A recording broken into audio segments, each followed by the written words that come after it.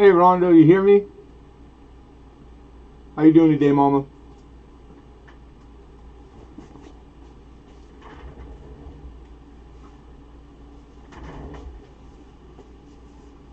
How you doing, Silver Stallion? Cool, thank you. Appreciate that. Moose Socks, what's going on, buddy?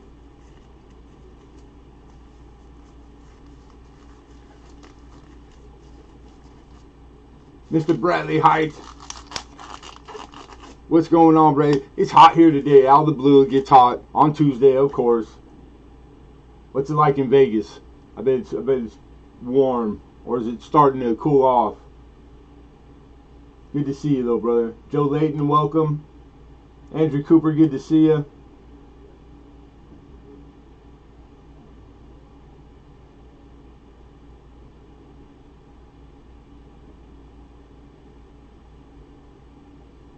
Hey, BK Gold.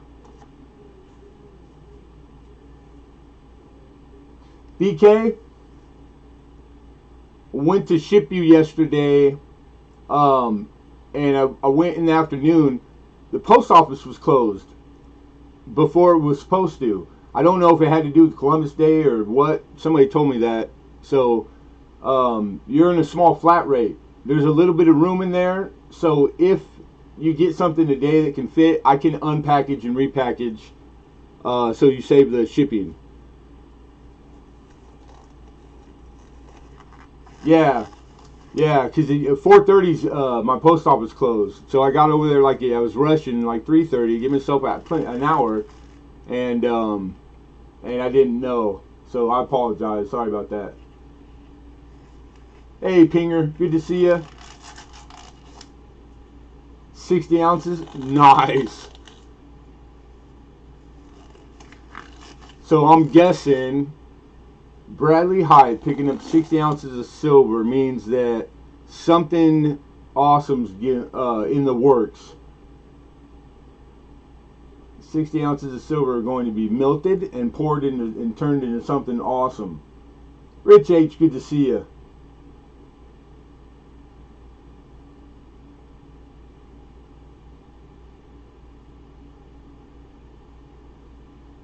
Cool, cool. Our stream health is perfect. Awesome. All right. Everything looks good. I got my gloves on. Tested the cameras. We're ready to go. We're just going to give it a few minutes and let a few people pop in. All the notifications go out. 30 pieces I need to get poured by next Wednesday. Yeah, that's some work right there.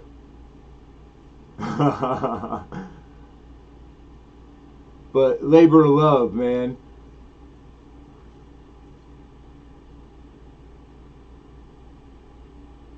I don't know how it is for you, but all through the years, it's just the way I'm set up.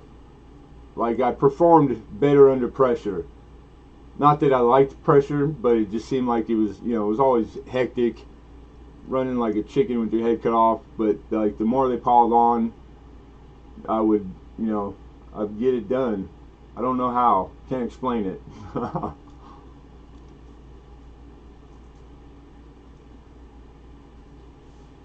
Yeah, 60 ounces at one time. Well, Bradley Height, and I'll encourage all you guys to make sure you check each other out and support each other, is a silver pourer. So Bradley's an artist, man. So the grabbing 60 ounces is it's probably pretty normal, I would assume. How you doing, Dragonfly Lady? Good to see you.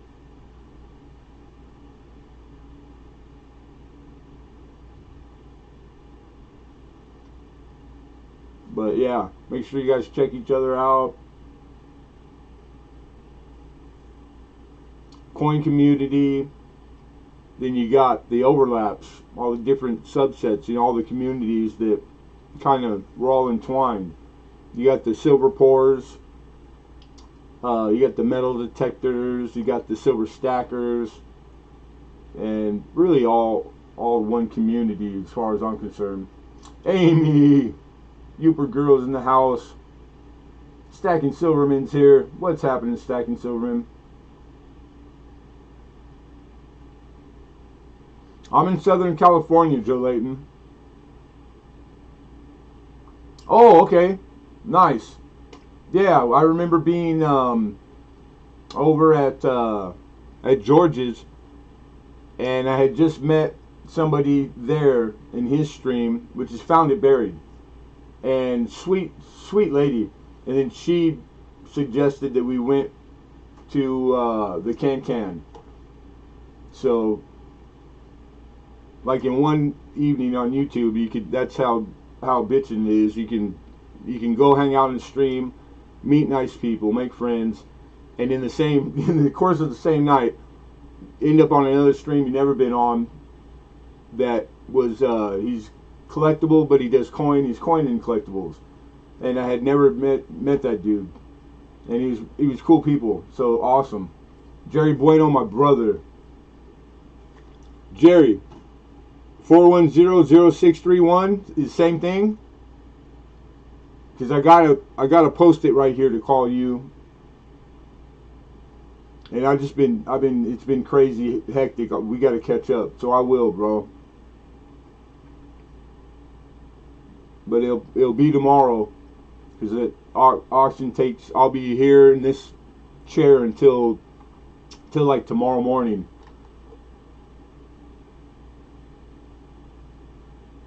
And I hope you're good.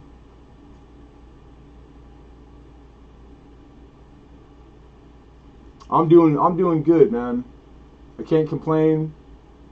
Stacking Silverman, and one day at a time, man. Everything's slow and steady. Alden Davis is in the house at work. He's newly retired, and they won't leave him alone. Don't work too hard, Alden.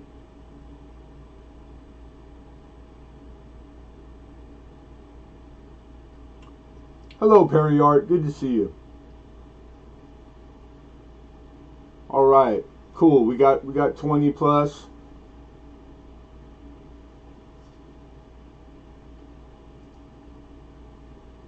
Nice. Right on. Ha ha, your mom. Good to see you, brother. Okay, good, Jerry. I got it. Hey, man. Last week, one of those days, somebody's at the door. I go walk at the door, and guess who's standing there? Friggin' David Logan, man. He's been away for 14 years, and it was it was a good day, man. We had lost contact, so he's local.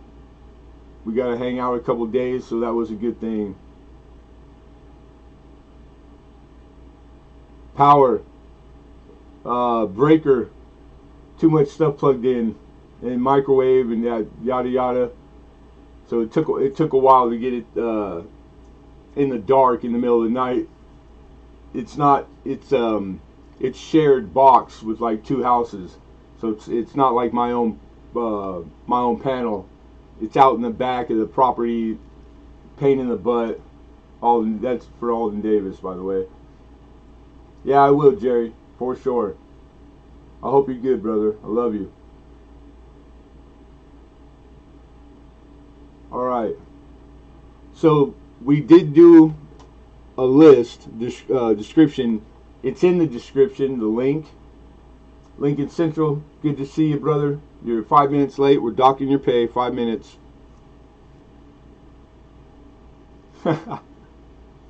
So you guys can check the link, all the rules, etc. If you're new and you're first time bidders, all we need from you is an email. So that way I have your email. I have contact. That's all we ask. That's the only prerequisite. Alright?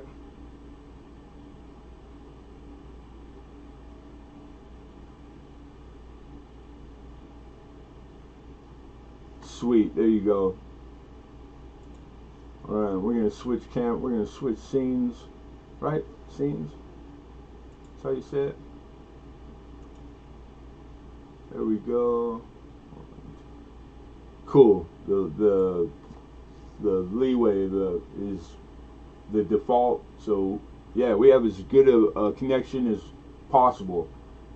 Speaking to connection, you're gonna want to, on your YouTube page or the watch page, you guys want to refresh often. When you do that, by default, it puts the chat on top, not live. You want to reselect live every time you do that, and then that's the closest to me that you can possibly be. And that's the only tricks that we know here. But my chat, which is right directly in front of me, takes precedent. And so when I say sold, the highest bidder on my screen, that's who gets it. Because all of you see it slightly different. Some of you are on your phone, some on a desktop, some on a tablet, PlayStation Network. There's a lot of ways to be online. So that's how that's done. Hi ho Silver, good to see you. Mr. Doughboy 356, how are you, man? Good to see you, dude. And if I miss anybody, not purposely, Miss Penny Queen, good to see you, mama. Hey, thank you, Bradley Height. Yeah, you got lots of work, dude. Don't work too hard, too. And thank you for stopping by. Appreciate that. Alright, so we're going to go over the whats and the whatnots, etc. Bidding increments are $1 all the way up to 100. If anything ever eclipses 100, then the increments are 5. And I don't think I have too many things tonight. There maybe one thing that is 2 potentially that will eclipse 100 possibly. So that's the increments. We use old school gavel. You'll hear fair warning, a few different ways, be warned, etc. Oops. Going once, going twice, and sold. You'll hear that. Pretty easy. Johnny Ray Highway, what's going on? Good to see you, brother. Boom! Bradley Height, man. Good looking out, Bradley. Appreciate you, man. Sweet. Very sweet. Donations are always much, much appreciated, you guys. 1,000 thank yous, man. Good looking out. Yeah, there you go. There's the email. Thank you, Lincoln. So first time bidders, that's all you got to do. The PayPal payments, that's all we take is PayPal. Goods and services, that email that's on the screen in front of you, the TDAC1 Martin 1, and that's a number 1, not an L. That is also my personal email. So you folks can email me anytime for anything. But that's where you're going to, you first time bidders, that's where you want to send the email. And just put in the description, hey Lemon, this is my, so I can bid. That's it. Payments, when you do pay it with PayPal, if you hadn't paid before or been here, you want to make sure that your shipping info is linked with your PayPal, because I know a lot of people for the first time, they don't have it like that. So there's a place in there when you're at the PayPal that you can put your address or it's notes or something. I forget exactly what it is, but it's pretty self-explanatory. You want to link your shipping.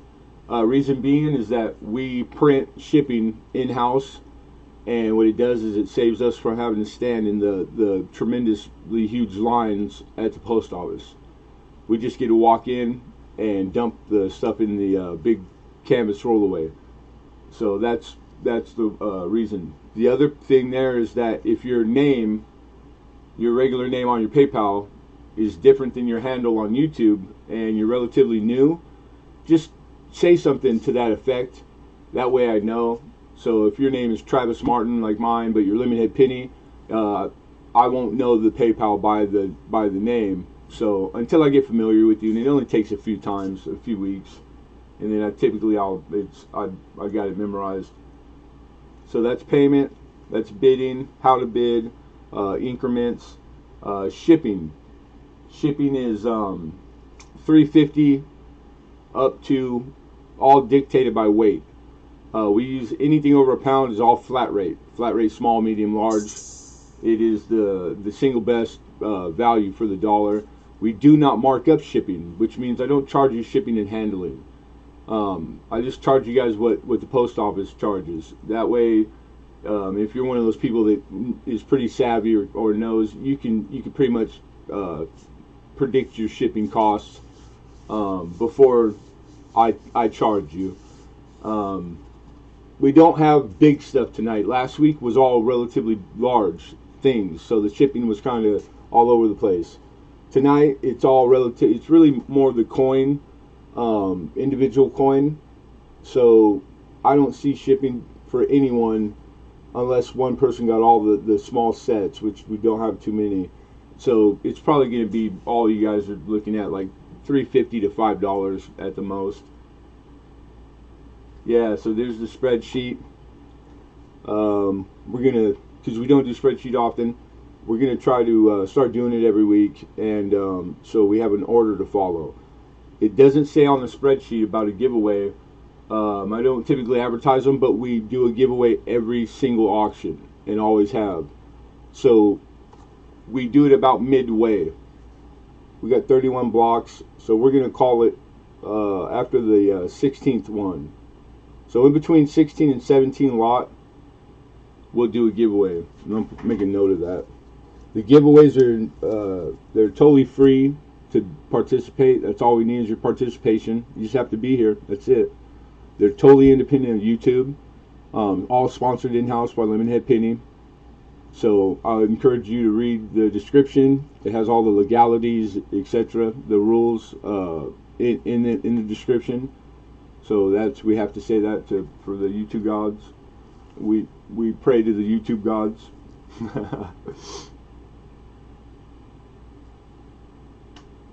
I went to bed last night, didn't stay up, which is hard to get away from the YouTube. So I didn't get up till this afternoon. So I missed that. I'll have to catch that video for Amy. Frank P, welcome. Happy Tuesday, everybody. Alexander Smith is in the house. What's happening? Yeah, 20 centavos, 1907. Awesome coin. Affordable, lower grade, 80% silver. It's the first block that we'll be starting with here shortly. So we do have some foreign, probably the focal coins. Although we have a lot of good stuff tonight. Would be the Philippines coins towards like the 20th block. A lot harder to find, and so really cool stuff that I was able to come across. And large copper. We love large and copper and cent, American cent. I know we're Lemonhead penny, but really it's the United States. We have the cent. You don't see penny on our coin. That's different countries. And I'm not going to finish the rest of this English muffin. I don't want to get butter on my hands. Alright, our gloves are good. Alright, we're going to start here right now shortly. And I said the giveaway will be in between these two. Right here.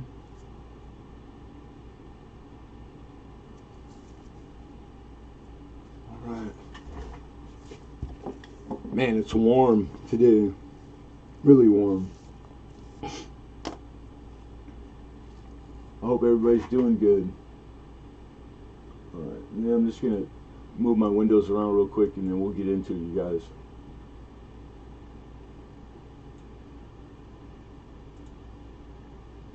You gotta size them just a little different.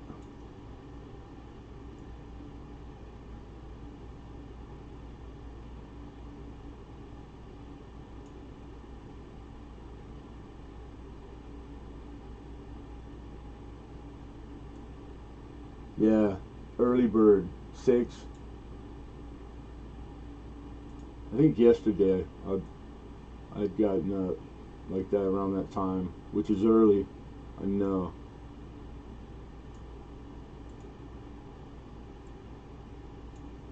Alright, there we go. Now I can see what I'm doing better. I can see the chat well. 28 minutes late.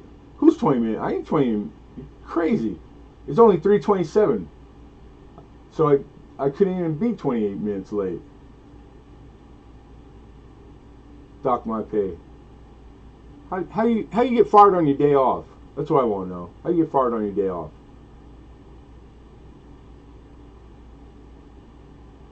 But that's a good example of now would be the time. We're never in a rush here. I encourage everybody to chat, shoot the breeze, mingle, have a good time, because that's what this is for. We could put up twice the items every week, but we don't by choice.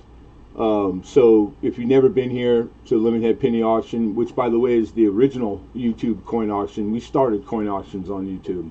So 3 years later, here we are.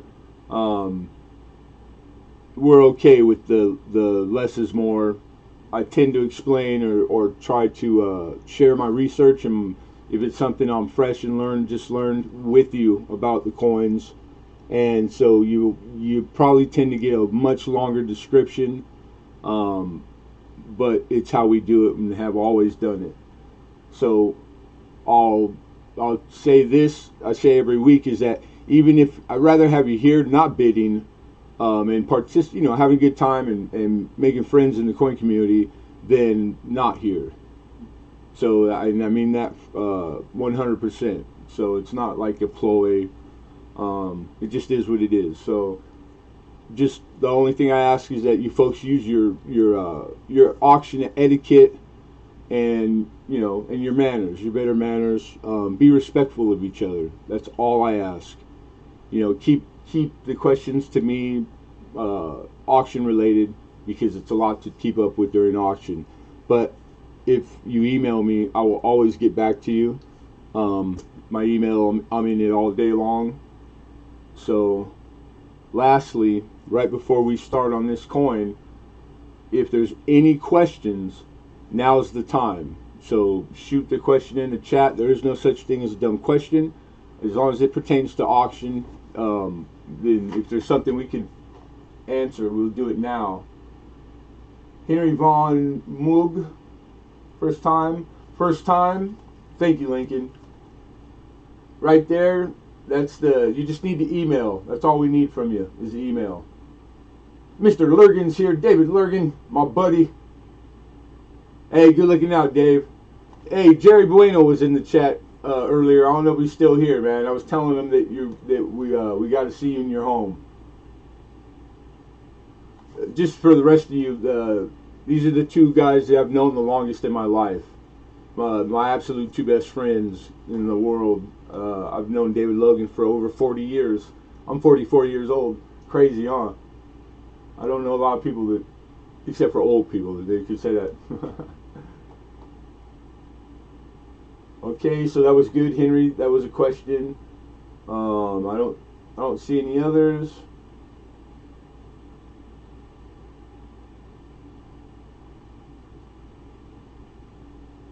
All right, and auction etiquette. What's auction etiquette, right? When you're bidding, and it comes to a point where you're not, the person or whoever outbids, or you don't want to go any higher, it's customary just to type in the word out. Let us know. What it does is it expedites. It saves a lot of time. It makes the auction go quicker. So it is one place where we shave time off the length of the auction. So that's the good etiquette.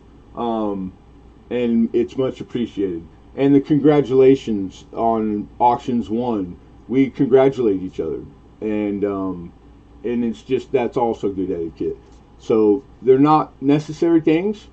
They're all at your discretion, but we encourage them. Bigfoot, good to see you, brother. Tony Atkins, welcome. That's a new name, I believe. All right, cool. And then again, I don't see any more questions, so I think we're good. All right, you guys, so here we go. We're going to get into it. We're going to start. So you want to make sure you refresh your page and that you select live at the top of your chat box. You want to click live chat. Okay, Tony's a good bidder. All right, Tony Atkins. Still, I'll need the email, but feel free. You've been vouched for by one of my mods, so you're good. Bill Betts is in the house. What's up, Bill?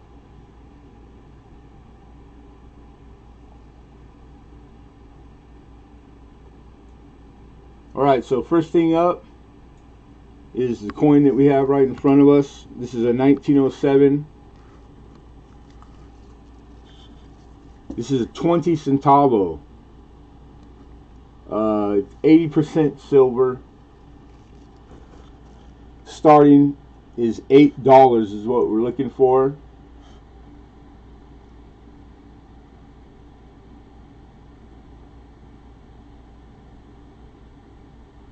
G-Dub, welcome, welcome. Let me give you the reverse of the coin.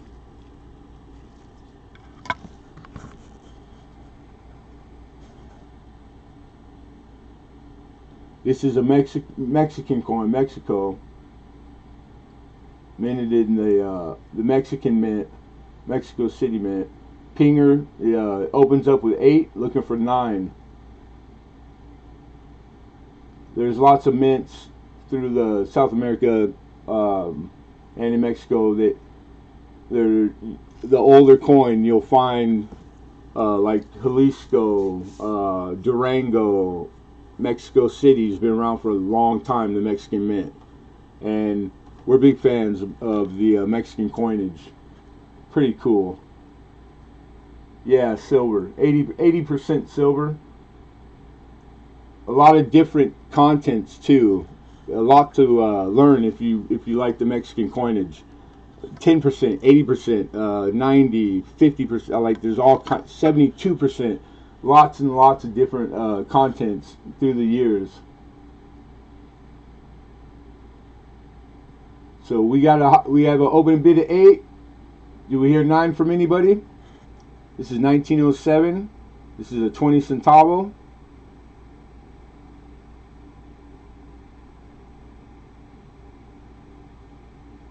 Alright, we're going to run it. Alright, fair warning. Last chance to bid. Going once. Going twice. And sold. Congratulations, Pinger. Yep, Pinger Prospecting for 8. Nice.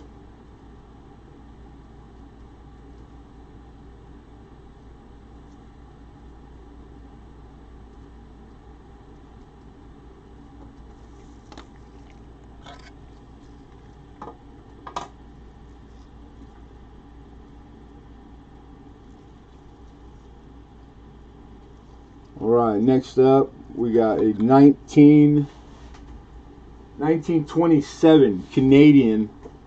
This is a small cent, Canadian small cent, and he's in AU, about uncirculated, which is a nice grade, especially for the earlier small cents. And like one of the pickup points on this, or like the main grading points, when you look at his crown, you can see the jewels, they go horizontal, and you see the crosses that are in the above the horizontal band with the jewels. That center cross, that's the highest part of the relief, so the coin will wear right at those places first.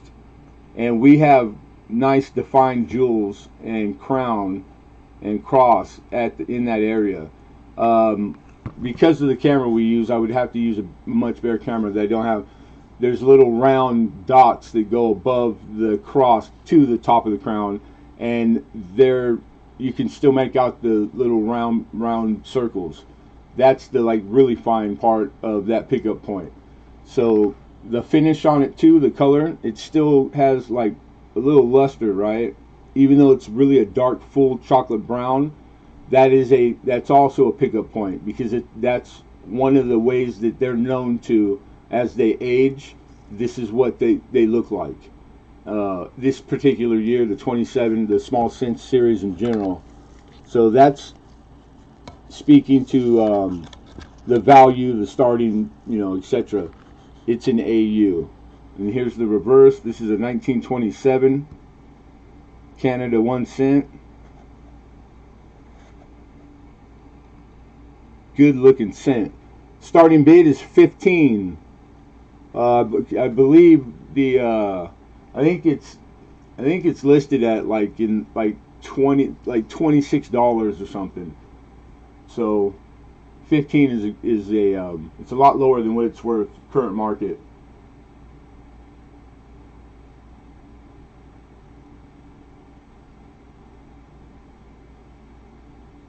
So anybody for 15 on the 1927, which is, I believe it's a semi-key. Amy Uper might know. I know the key is 1925.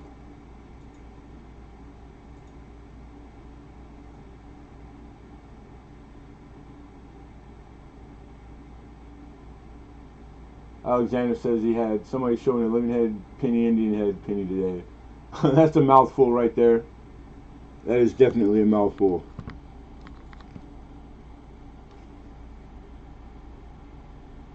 But yeah, Canadian coin, just like the Mexican coin, for me it was a natural North American continent. The access to both is pretty abundant, being in the States. And if you're not there yet, where you're at as a collector, you'll get there. Collecting other countries' coins outside of the States comes pretty quick, and everybody else has been making their coin much longer than us because of the age of the countries. We've only been doing it for a very small time. Coin collecting's been around for thousands of years, and there's all the coins from every year are still out there in different amounts. And so if you like coin collecting, you're new to it, you're collecting modern American, even older American, once you get to the world coin and the foreign, it opens up a humongous door. I mean, but the collecting part of it is identical. It's the same. Just a few things different that it's a pretty easy grading curve. Majestic Coins, what's happening, brother? Good to see you, man. Yeah, Pinger, I do send invoices, so that's why the emails are so important. So yeah, a lot of people keep track themselves because it's kind of the way it's always been the first few years. But you're all expected to, if you do want an invoice, like you have to have it, just send me an email, and then that way I'll know, and it'll be I'll make a mental note or write it down that I have a handful of people that they really need the invoice for different reasons. And but yeah, invoices are fine. I can do that. All right, we have Frank P. Opens up with 15. We're looking for 16. And again, that's on the 1927 small Canadian cent. Frank P. Sounds like a new name. So Frank P., if you're a first-time bidder, we just need an email from you, sir.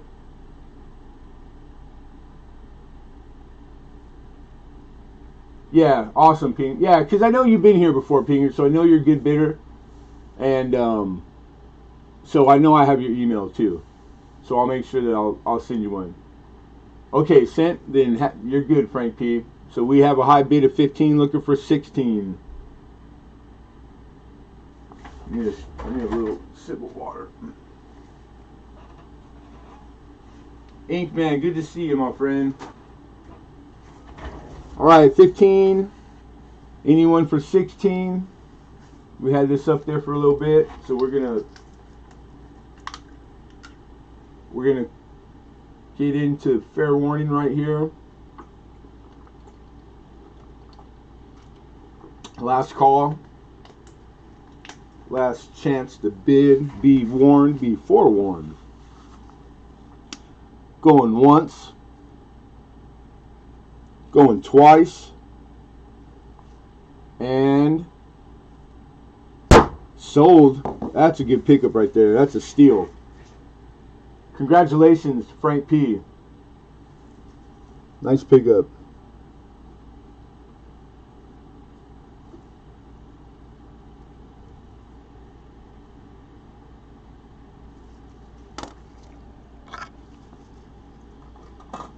It's almost too hot in here.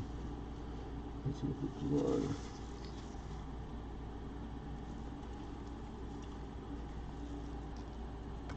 Here's an old. This is a pretty nice coin. I'm speaking to the age. So 1851.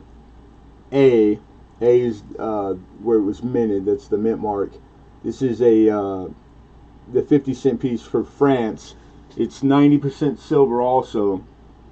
And the mintage on this coin, they only minted under $1 million. It's 850,000 when they made them. I didn't have a chance to find it's not wasn't as easy as it is like the expected the existence of like how many are known to exist or thought to exist, but I know it's less than the mintage and at the age. Not really the number, I'm not positive, but Bitchin coin opener is 1851. All the opening and value and bids, etc., all of them are current market. I do quite a bit of research. I'm an independent coin dealer for the folks that don't know me. So this is what we do on every day. This isn't a side gig. This is a full time for me. So all the values are minimum either current market, typically like wholesale list price is my starting points, if not less. So just so you know, if you've never been here before, because it's no coin collector is expected to know all the current markets on all the different coin. It's a lot of work just for me to keep up. And the grades, we're pretty good grader, and of course the values are based on grade. Here's your reverse.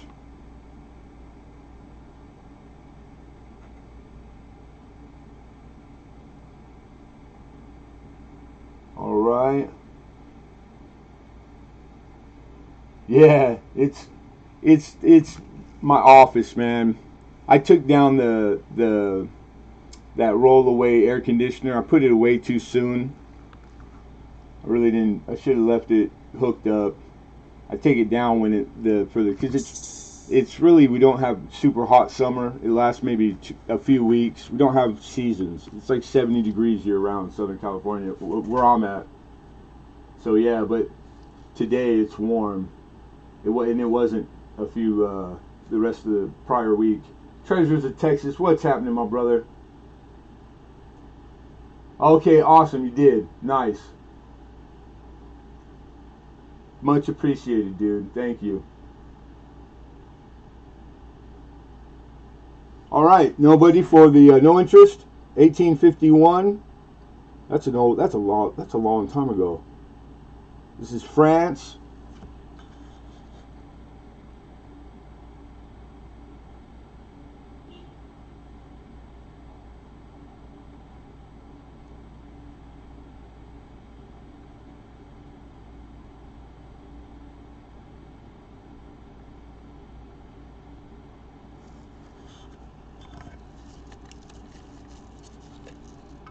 $850,000 mintage back then. It's a very expensive coin in high grade. Yeah, it wasn't even a squirt yet. I hear you.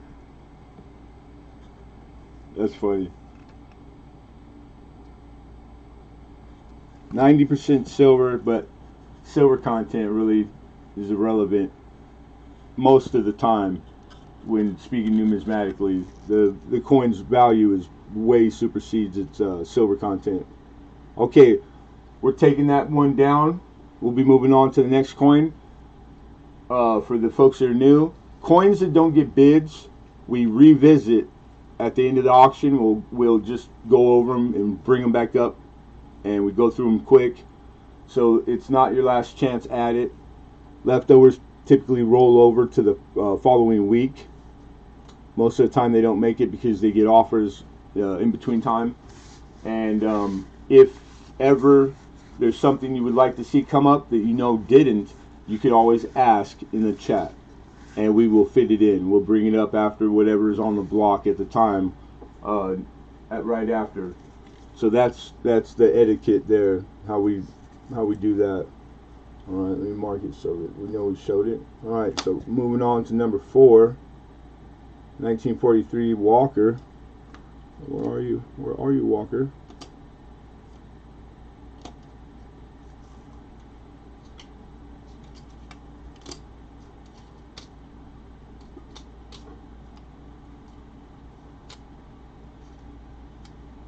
There she is. You found her. This is a pretty coin.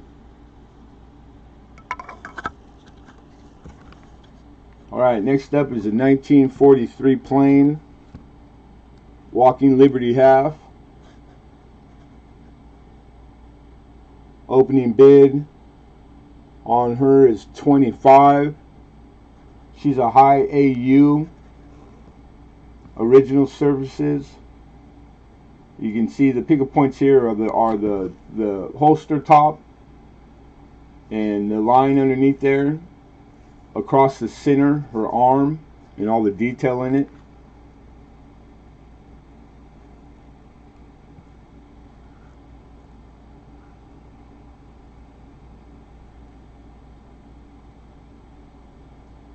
King of Prospecting opens up with 25, looking for 26. And here's the reverse.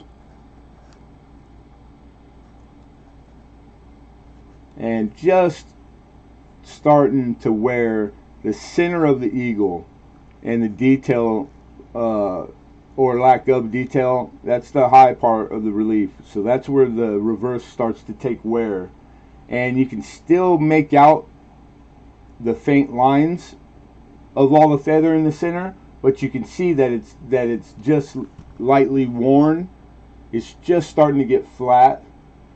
So this coin made it into circulation for maybe a week. You know, like it obviously it has some wear. It could even be heavy wear, like through its life. It's been in and out of an album, in and out of flips and etc. Because that does the same thing. But the luster on the coin, it still has some mint luster, but it's not super lustrous. So that between those two things, it helps the grade. They're grading pickup points.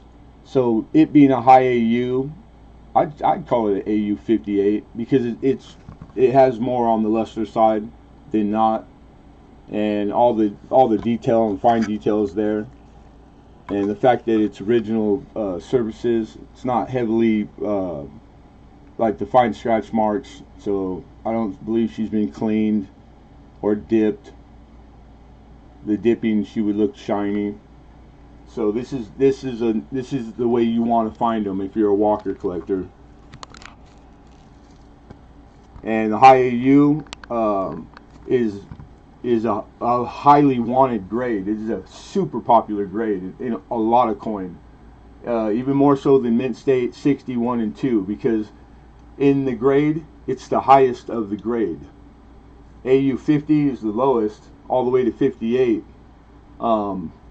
Typically you want the highest for the grade. If you're in XF, you want whatever the highest is in XF, 45, etc.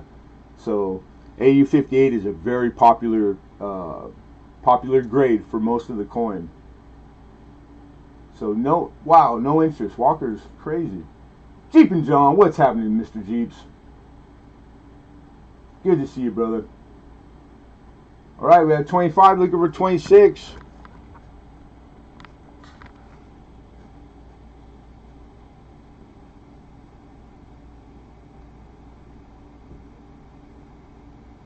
Rocky Mountain Bear, what's going on, my friend? Good to see you, dude. Again, if I miss anybody that pops in here, it's not on purpose. Henry Vaughn must send email. To bid, I need the email first, so that's all you have to do. It's really the trust system around here. If you tell me you did it, I believe you. I don't stop and check. It's really easy. We don't ship until payment, so it's so if you don't do it and you say you did, it'll only take one auction for me to find out, and it's really never been a problem. It's the coin community here. I can say better things about it, but final warning, everybody. Last chance to bid on the 43 Walker in half. Lady Liberty walking over here. Alright, be fair warned. Last chance to bid.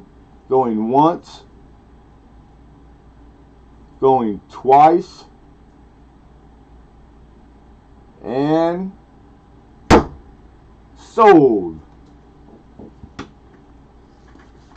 Pinger. Henry, the vouching isn't a necessary thing. I mean, it's great to as an extra. It's the email is the only thing that we need.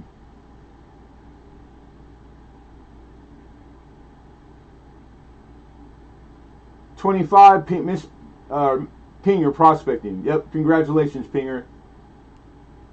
Yeah, the name's familiar, Rhonda. I think I have too. Burning Coin Collector, what's happening? VC Coins is in the house. My buddy VC, what's going on? But Pinger, congrats, Pinger.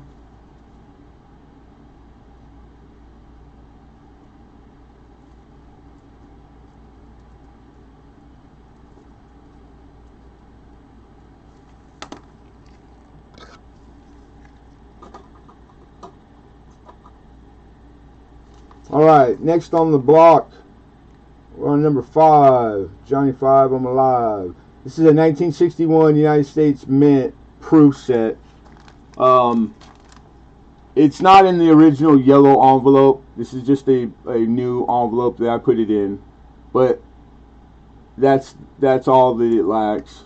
Envelope, not really by dealers, it's not a price point. But for some people, they like the packaging also. But it's all in original CeeLo. So this is the way that it comes. This is 1961. This is proof. Beautiful looking coin. Coin is still gorgeous. All your standard issue quarter, cent, nickel, dime, quarter, half. Rosie. Mr. Roosevelt. Copper and proof. We love. 1961. Opening is 26. We're looking for 26. Silver Nitrate, my buddy. What's happening, Silver Nitrate? Is Chef in here? Good to see you, Chef.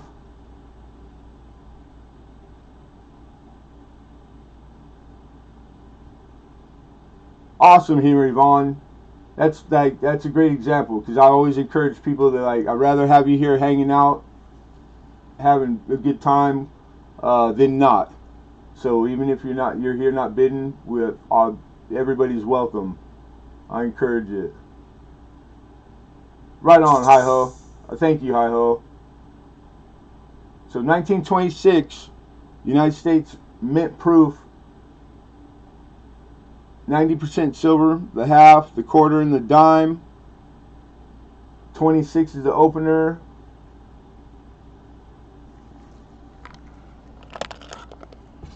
I don't think I missed anybody.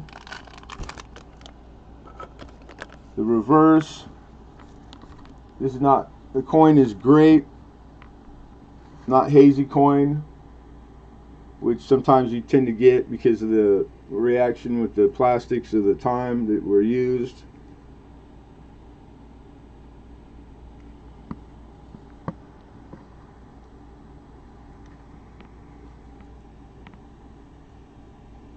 Big and Bama, my buddy. What? How are you, sir?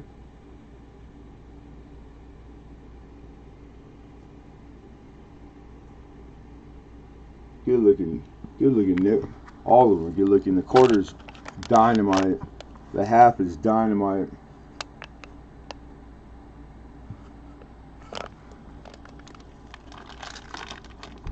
Is everybody filled up? Because I know all the 60 proof years have been pretty popular. I mean, they've been demolishing averages like for the last few months. Probably corresponds with like the hike in silver, even though it hasn't superseded the numismatic. Kind of close, but not. But lots of reasons for popularity. Alright, so we're going to take it down. Like I said, we revisit things at the end.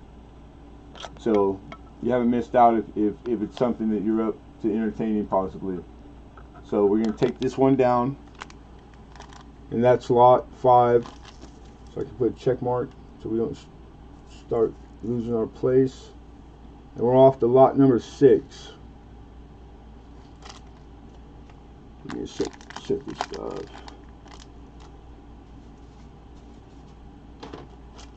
There. And lot number 6 is this. Oh yeah, this is one of my favorites. Where are you?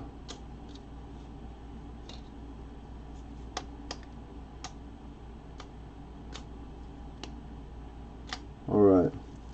So we have a Civil War token, a hard time token. This is an Army Navy. They did Army Navy in a lot of ways. This is die 312. That's one of the things you need to be able to differentiate the Army Navy tokens. Okay, so I see Tony Atkins with 26. So Tony, I'm assuming that that's for the proof set. So we do have an opening bid. So we'll jump back. So folks, we have an opening bid for the lot 5, which is the 61 proof. So Tony Atkins is highs at 26 on the 61 1961 United States Mint proof set. Right on, Tony. Thank you, sir. And looking for 27. Alright. And it was up for a while, so fair warning. We're going to give you guys all fair warning. Last chance to bid.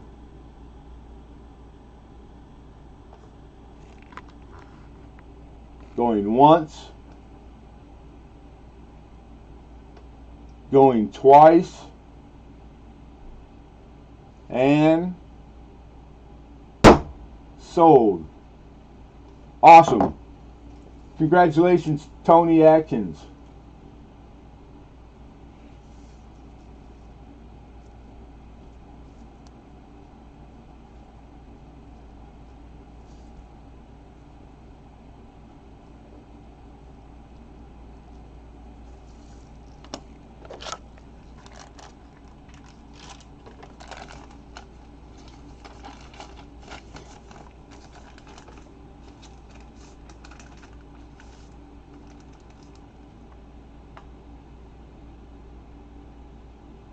Hey, right on, Hi-Ho and Silver Nitrate. I appreciate that, you guys. Thank you.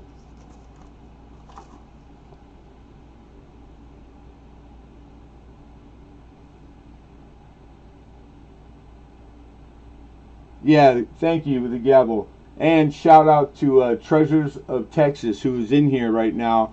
This was sent by him, and this was made. He made this. Isn't that wonderful? It's all carved and stained, two-tone, and it's got LHP custom. I mean, this thing is gorgeous, it's one of my favorite things. I have a lot of trinket and collectible out here. There's not very many things that top this, as far as I'm concerned. But yeah, shout out to him. But yeah, gavel.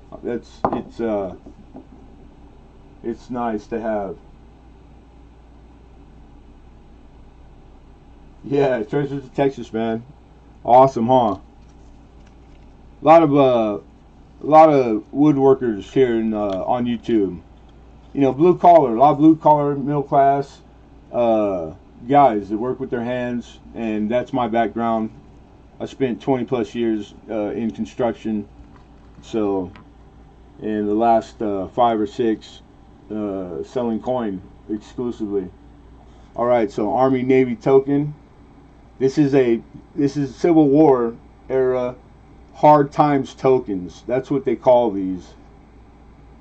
This is from that category. So 1860s. Let me give you the other side. And this one, the die is the 312. It's the number 312 die. And then Union. That's the high part of the relief. Opening bid on this is 35. The hard time tokens are super sought after and collected. They made quite a bit of them also. Bull from Night Court. You got jokes today, Jeep and John. I'm as tall as Bull. That's it. Hey, that was like one of my favorite TV shows. Yeah, heck yeah. Night Court was one of the funniest TV shows, and I was young. I was little too. But I remember that. That was like one of the best shows ever, man. Joe Layton Wood Cars 2, sweet. Hidden, my brother from another mother. What's up, Mr. Hidden?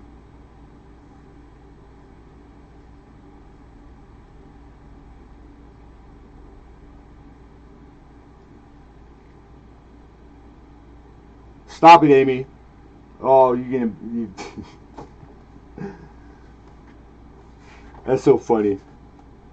All right, so Civil War hard times token.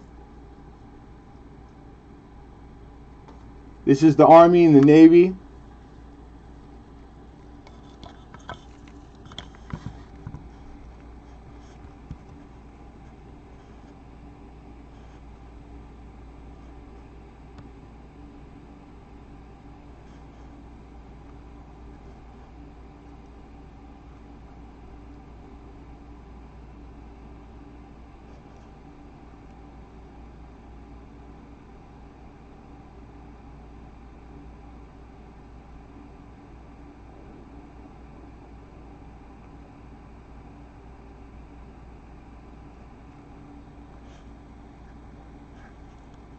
You don't have that one? It's the number, it's 312. The die is 312 hidden.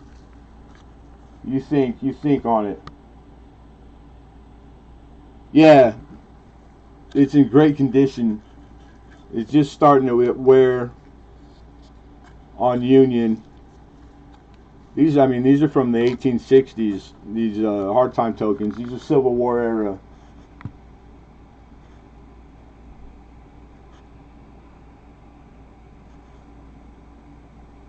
I might be too far back with the camera with my light. I'm losing my light. But you can make out Union completely, but it just starting to wear dead center. So just starting to beat up on Union. The word Union in the shield. Beautiful rim. You know, it's like I can't ask for more. They get really expensive in the grades just after the grade this condition. They start to get pricey. So knowing the people who buy and come here and frequent here, the price point is this is the coins that I'll entertain when I'm outsourcing. Miss Monica Tia, I hope you're having a good day. Alright, so we're going to take it down. We'll revisit it. End of auction. It could always be brought back up. We went over that so you guys know how that works. Let me put a check mark. And shout out to Miss Monica. Miss Monica was the one that made it possible that we have the list and the link today. She spent her time putting up with me and helped me do this list because it's one of the things that I usually never have the time. It's a lot of work. So thank you again, 1,000 thank yous.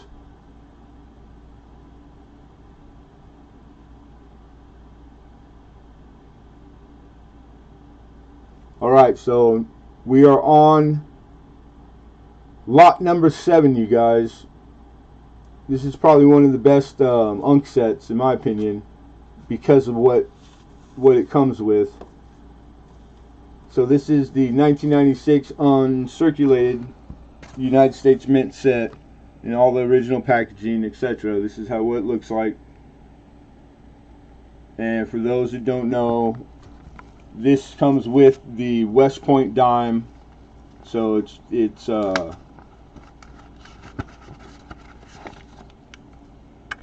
supposed to look like that. That's how these are packaged from the Mint. The West Point dime is the key date. There's only one key date. That's why, thus the word key. This is the key date because it's dictated by, it's the lowest mintage. So this is the lowest minted dime. West Point Mint is in New York City. It's not West Point like Military Academy West Point, which I thought at one time before I knew, but you learn it as you go. So that's what makes this dime somewhat of an anomaly. It's the key date for the Rosies, business class, and it's at the West Point Mint where they made them, and which is not the Denver and Philly and San Francisco that is typical. So a little more special. The dime itself is like $15 dime, and the set itself that dime comes in, we're gonna start it at 15. All right, so this is the 96 uncirculated set with a $15 dime in it, and then you have what it is. You have the rest of the coin in Denver and Philadelphia, and this is what it looks like. Your standard issue nickel, dime, quarter, etc. We have an opener at 15. We have Jeep and John for 16. We're looking for 17. Do you get the envelope? Yes, you do, sir. BK Gold says make it 16. Also, Jeep and John already had the 16. I appreciate the bid, BK. Tony Atkins says 17. Pinger comes back with 18. BK Gold says round it off at 20. Then the other half, denoted by the red and the blue bands on them, on the CeeLo, on the cellophane. And this set's in immaculate condition. Immaculate. BK Jeep and John says 21. I'm sorry, Pinger came in with 25 just prior, John. BK Gold says make it 26. Jeep and John comes over the top with 27. And Pinger Prospecting weighs in with 28. BK Gold is out. Thank you, BK Gold. We appreciate it. Thank you for letting us know.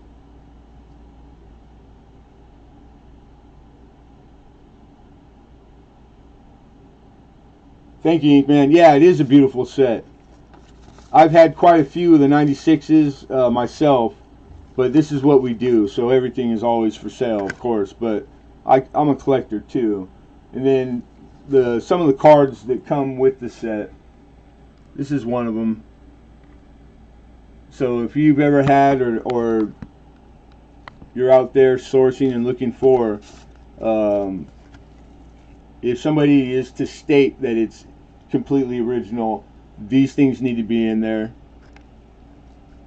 But the advice from us is that you want to buy the coin, not the packaging, if that's the way you're into it, or if that's your aspirations, is to know those types of things.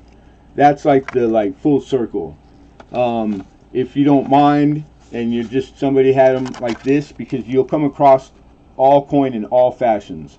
I get the sets like this without envelope in bulk quite often, and because some dealers like to make rolls out of these and take the halves out, and then they're left over with all the other coin. Like, there's lots of ways you'll come across stuff.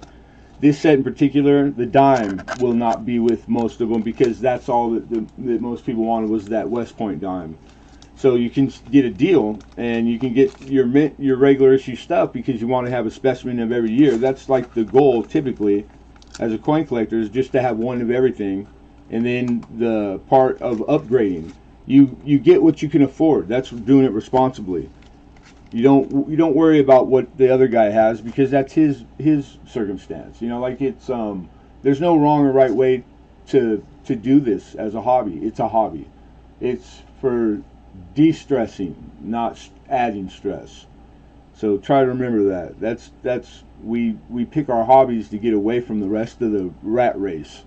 You know, so like this one, man, I've had a lot of hobbies in my life, and some of them close, but this is a pretty cool hobby, and I enjoy it thoroughly, and it's what I use to get away from my stresses.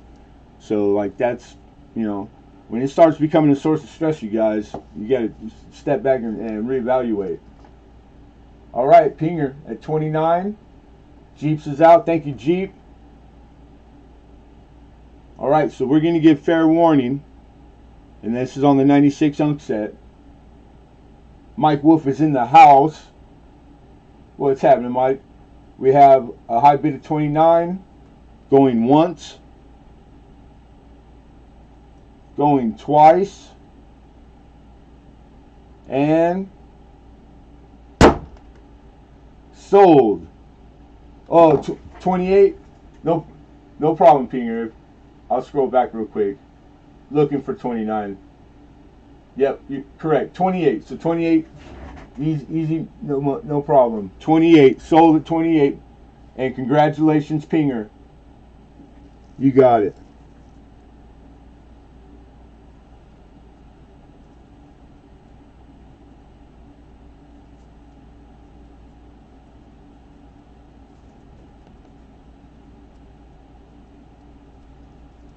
Yeah, and like so, current market values, prices, etc.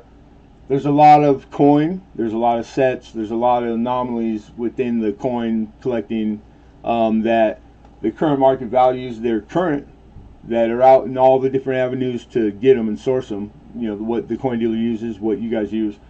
This is one of those ones that it's known, it's unsaid said that they typically sell for more than list. You know, so like if you go price quotes all over, they're correct by the methods they use to come about that number, but it's kind of like an unsaid said. It's known that they sell for more. There's coins that they key dates, semi-key date, they'll list for one price, and it'll be correct by what the formula is to come up and arrive at that price. And just as dealers, we know what we stand to pay or have to pay or what we sell and ask for. There's a lot of coin that it always realizes at auction more than what its current market value is or what it lists for. This is one of those sets. So that's the explanation of the that tells me a lot. How many people are like a little bit more advanced because they're willing to go for it. The key date was in that set for the whole Roosevelt dime series, which is a pretty extensive series, been around a long time. So that's and they didn't make a lot of them. The lowest mintage, so that's cool. It commands that. It's normal. That's what I'm getting at. Sweet. We're off to number 8. Oh, number 8. Where you been all my life? This is now we get into like some of the things that I am a big fan of too myself. Like if you're speaking to favorites, and it's large and it's copper, old copper. Where you at? 1820 large date.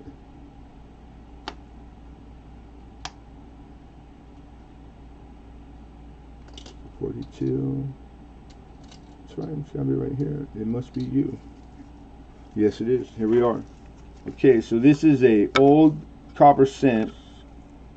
There is, for the year, this is 1820, you guys. There is a large and small date. And this is the large date. She's in a good 4. That's the condition. Let's get farther in and see if we can get some more light for the camera. Come on, camera. There we go. Alright, so we got solid rim all the way around, identical. full Liberty, detail in the hair still. Plain date, nice clean plain date. A lot of details. She actually has more on to closer to fine in detail to speak to details. Here's the reverse. Starting bid on the 1820 is $26 is what we need to open her up. And I put her upside down. Sorry about that. Here we go. Again, we got separation from the devices and the rim. That's the lettering. Hidden says 26. Looking for 27. You even have some fine detail in the lines, remnants of lines in the leaves, which is more than better for the grade. Just the separation, you can see goods, and it's allowable to have the tops of the words just starting to fuse and be worn into the rim. That would still be considered a good. So this original services not cleaned, like it has more points to the grade. Why is that Lemonhead? It's because Lemonhead penny is a conservative grader. It means that if I think it's on the fence, I will always take the lower side, not the higher side, which pertains to value. Reason being is I don't get returns. I don't have hassles and stresses because I was trying to push it and I let the money. It's never that. It's always the latter. All right, I see 28. Jeeping with 27, hidden with 28, BK Gold 29, hidden comes back 30. BK Gold, thank you. BK is they're out. Jeeping John also conceded his bid. He's out. Thank you, John. So we got hidden right now as it stands high at 30. Hector's interest in coins. What's happening, Hector? Good to see you, brother. All right, so we're high at 30, looking for 31. Fair warning.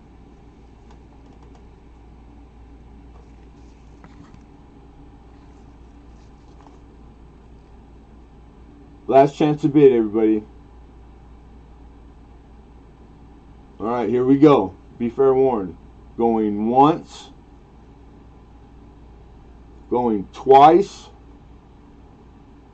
And sold. Gone. I think that's my baby brother. Did my baby brother get that? The coin collector? He did. Why, yes, he did. Congratulations, Mr. Hidden. Yeah, not large copper, early 20s, 1820, 30 bucks all day long. It's $30 bill. That's a great buy. Good pickup. Congratulations, Hidden.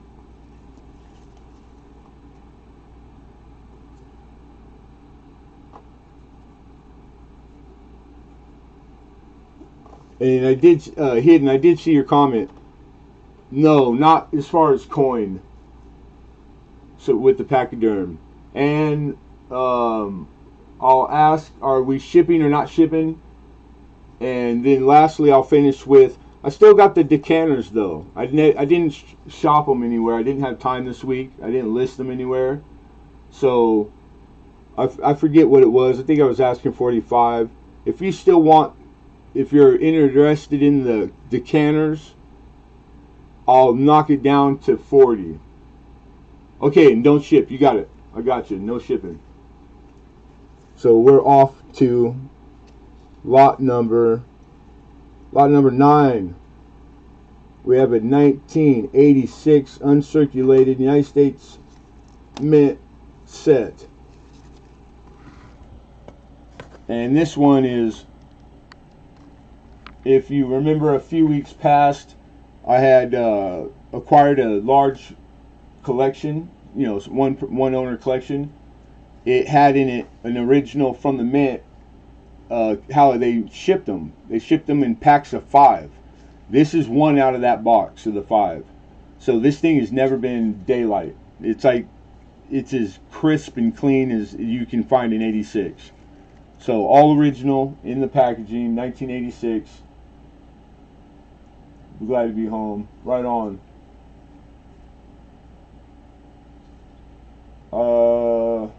Yep, hidden stole another. I agree. So starting price on the 86, we're looking for 7, and I believe that's like, it's hard when you get to these price ranges, especially with just something like this, a set. I believe I purposely put it $2 under wholesale. So if you check market, I'm pretty sure these are going for like 9-10. So it being that kind of original and clean, you can tell that, because the handling, these envelopes do not take handling well. So they can't hide the fact that they've been in and out of. They take a beating easy, and they show it. I see a 10 from BK Gold. And Bigfoot, they just beat you in there. I appreciate your bid, though. Alexander says 11. BK Gold comes back with 15. Thank you, Alex. Alex is out. So as far as contents, you get your specifications card. You get your COA, which I think it mimics the envelope. And then with all the COA words, it's got like lots of words and periods and commas and stuff in there. And then these are, yeah, these like they're still like wonderfully stiff. The plastic, the coin is immaculate. So as good of uncirculated specimens as you probably can get, you know, without the marks that made it through the packaging in the envelope, the rubs, because it was with its other 4 brothers and sisters inside of a very thick shipping box. They came in like that, packaged in 5s, and then they would be in a case. There would be those boxes inside of like a big regular box if you were to get a case. So I love when I come across them like that. It doesn't make it more valuable, although they tend to, like, if they're original, not open, those boxes, you can get a little more for it.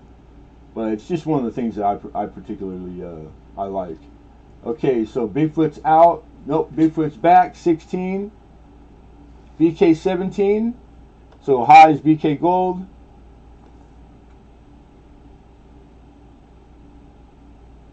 Right on Bigfoot. All right, this time Bigfoot says, "Okay, BK, I'm really out." I appreciate you, Bigfoot. Okay, so we're high with 17. Everybody be warned. Oh, 86. My brother. You're the same age as my brother. My brother graduated in 86. Right on. Okay, so we're going to give fair warning. We have a high bid of $17, and this is on the 1986 United States uncirculated mint set. This is Denver and Philadelphia mint mark. And going once. Going twice. And sold. BK Gold, congratulations.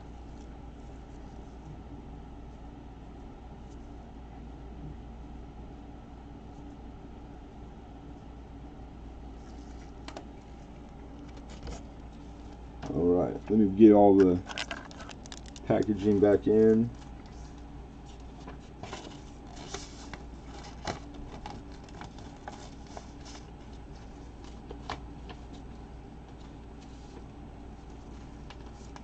Alright.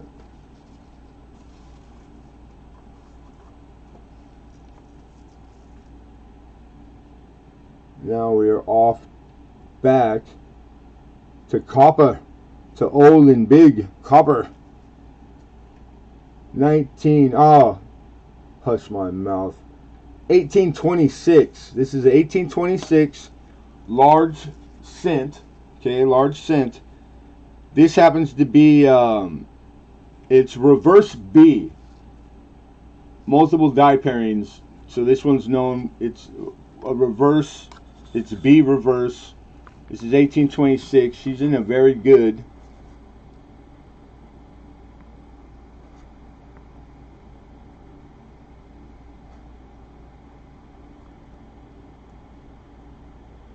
And then it's a Nukem 9.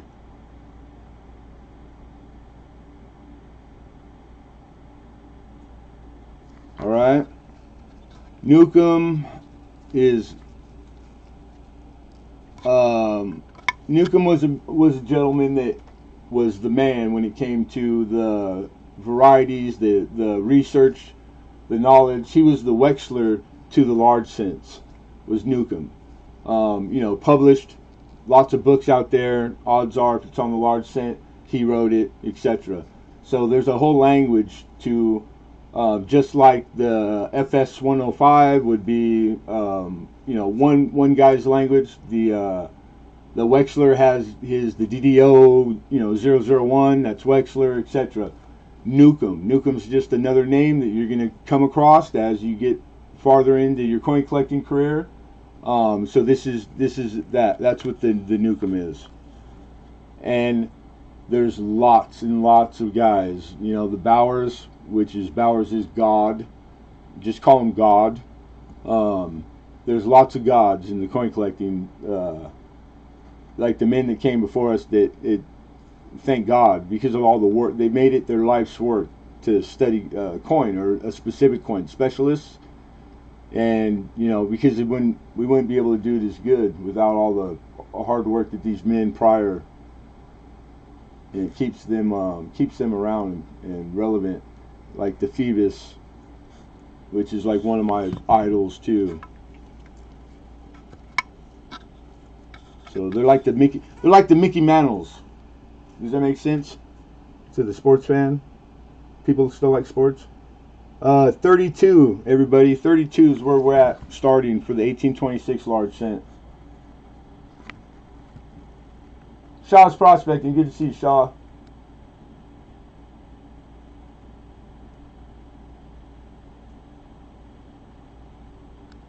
And Hidden opens up with 32.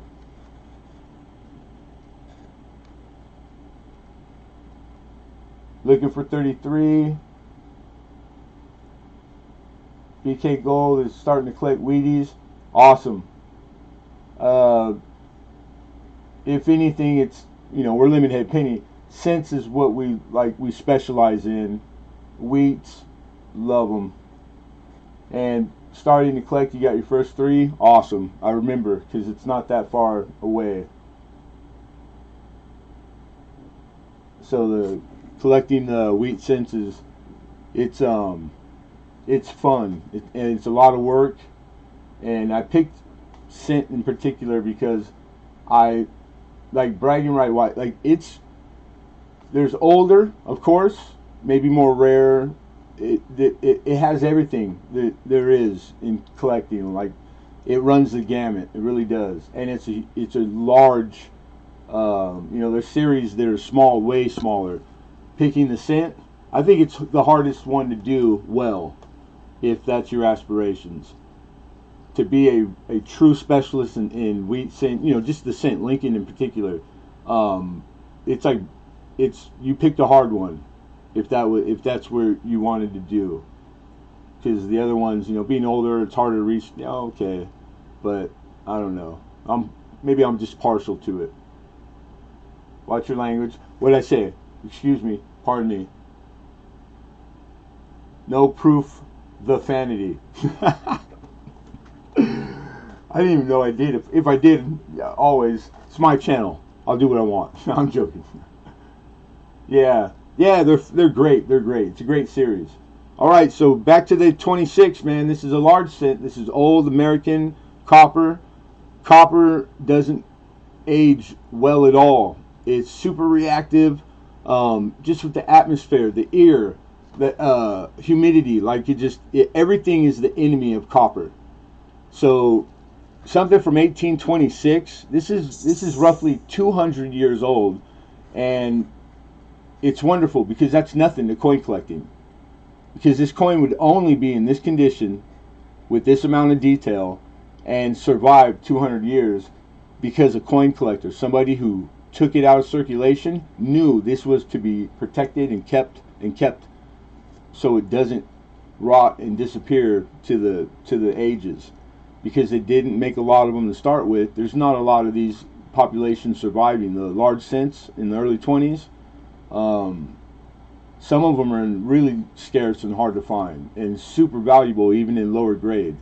So this is American history. This is like one way it's done. coin collecting. It's always been that way. So it's really once you decide to be a coin collector, you kind of, without knowing or knowing, you're adopting a responsibility to be the keeper of history. Like, we're the protector of these things, because these are things that they use to research, and they find out things about and prove or not prove, like literally our American history, with like through the coin, and you can tie it to directly to events in history. Like, it's wonderful. I was a big history fan before coin, and it's what helped me make the trend. You know, like, once I discovered coin, I was all in. So if you like history, man, you found your home. That's for sure. Short of just literally studying history, you know what I mean? Talking me into it. That's what we do, man. That's why we could sell twice as much coin. Probably would it wouldn't be a bad idea to make more money, you know, like, because it's a tough business. But I can't help myself. So it's as long as we just, you know, as long as I make enough to come back next week is it's the goal. That's the only goal. Everything else is all good, man. It's all gravy. I enjoy it that much, and everybody knows it. Like, you're gonna learn what I learn as I learn it. It's wonderful. You know, I've got to grow as a coin dealer with a lot of you guys that have been with me and faithful. God bless you. And we learn together a lot of stuff, because there's a lot to it. A lot. You couldn't learn everything coin has to give in 10 lifetimes. Another reason why I picked to do coin. I can do this till I am no more, you know what I mean, to the rest of my days, because I can't do what I spent the first half of my life doing, which is hard. Alright, fair warning, it's been up there long enough. I believe we have a high bid of, yay, I love, and it's kind of fun making hidden sweat.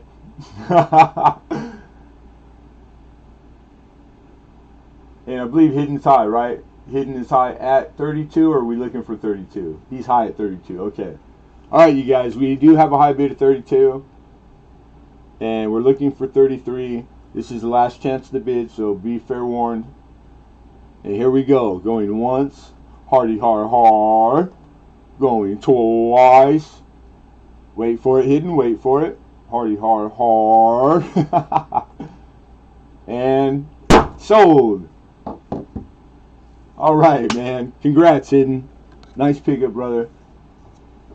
32.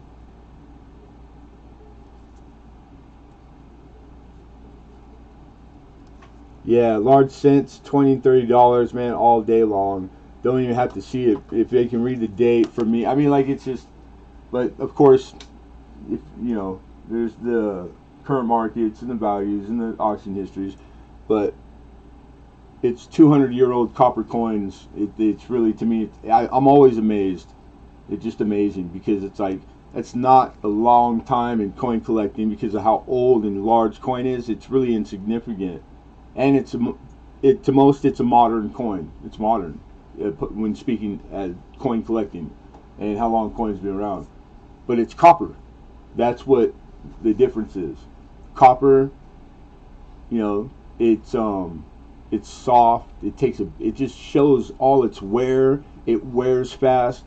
It instantly, from the day it's made, it starts to patina. Everything takes its toll on it. You know, you put it next to paper. The chemicals in paper, the acid in paper, some papers are more acidic. I mean, everything that comes close to copper affects it and changes it. So it just makes it a really harder than clad coinage or silver or any other metal or alloy. I think because of that, that's one of the single reasons I think it's superior. If you're speaking to how hard it is to be a specialist in something, copper to me is it's harder. It's harder than everything else. More to know, more to learn, etc. And again, just my opinion. That's my opinion. It's not a fact. Could be. Any luck on the rest?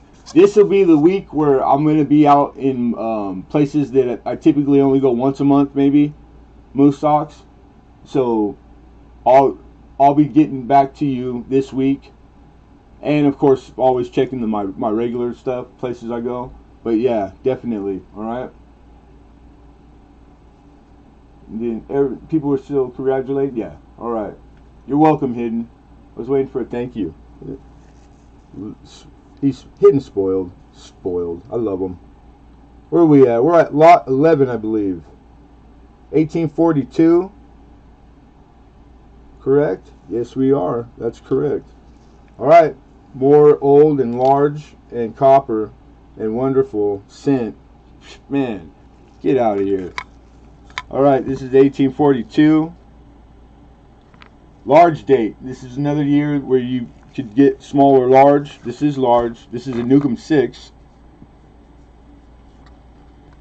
Very good find. So, as example, from last coin to this coin, this one obviously right away, instantly, much more detail, much more pronounced, except that the counterbalance is it does have a strike on the rim. So just so you see.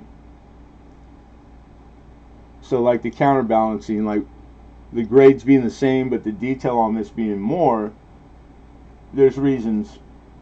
So the way that these are graded and the way you grade them. So that'll answer any ahead of time question. The reverse, better grade than the obverse. Textbook fine. Not really a modern way to grade, or that you will see it when they speak to like XF/AU. It's more of an older style of labeling. Nowadays, the only time I ever see it is they still will grade if it's a difference in grade and label it and let you know that the obverse is a different grade than the reverse.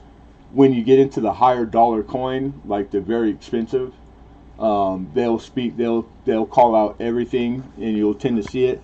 It's been in this flip for a long time. So this is it was in stocks that me asking got it to come out. So it might have still been there. It would be there still. I just happen to be a copper guy who begs to look through everything to the poor people that I get my coin from.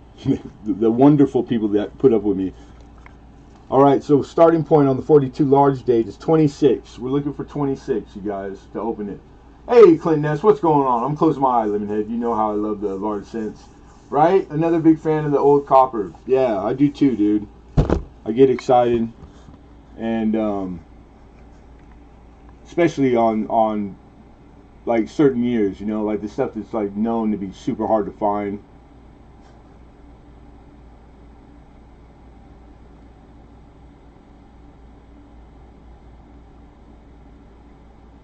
Clint Ness jumps in and says, make it 26. We got an opener looking for 27.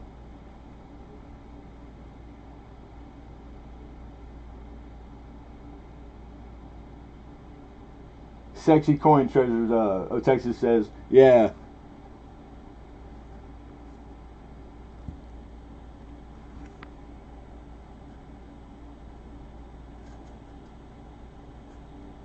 It's like 1842, man. Everything was probably relatively quiet, pre-Civil War. They, like in 42, they had no idea what was right around the corner and how bad everybody's day was about to get. And then for 5 years it was going to stay.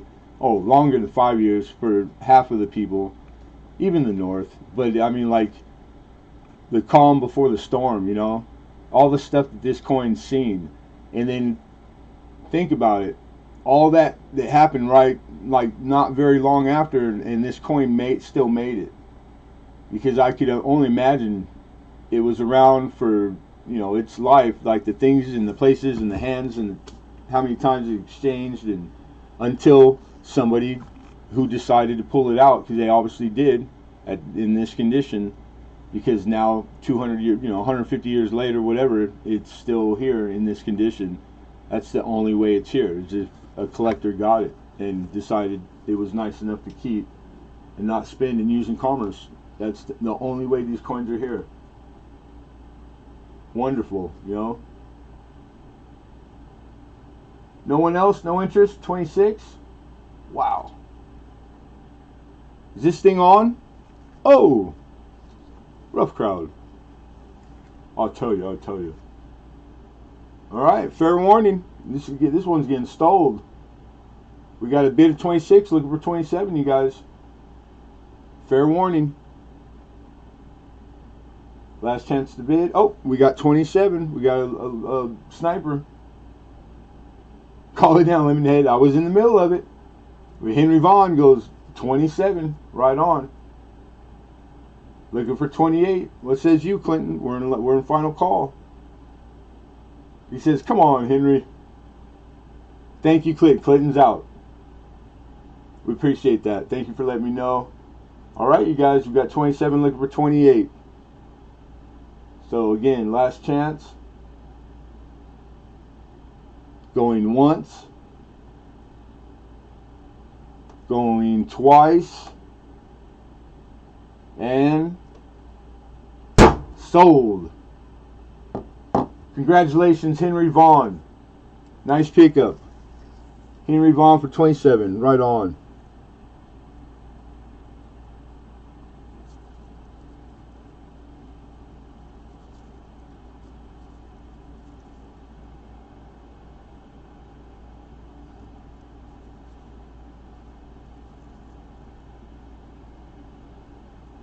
GGE.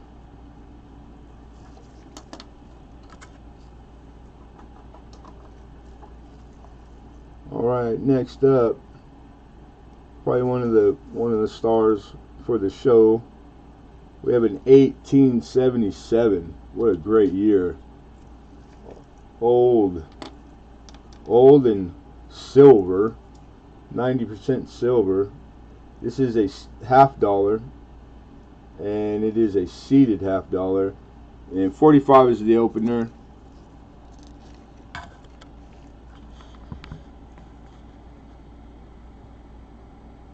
$1877. You got solid rim, clear separation, clear solid date. All the devices are prominent, and even some detail in the on the obverse.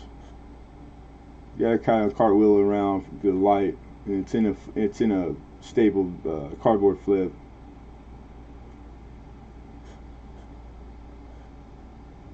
Denticles. You love to see denticle on these.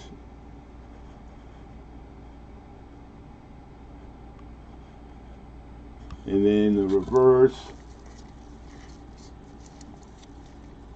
First night back to work, right on. But don't work too hard, man.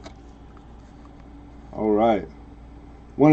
This is one of my favorite reverses.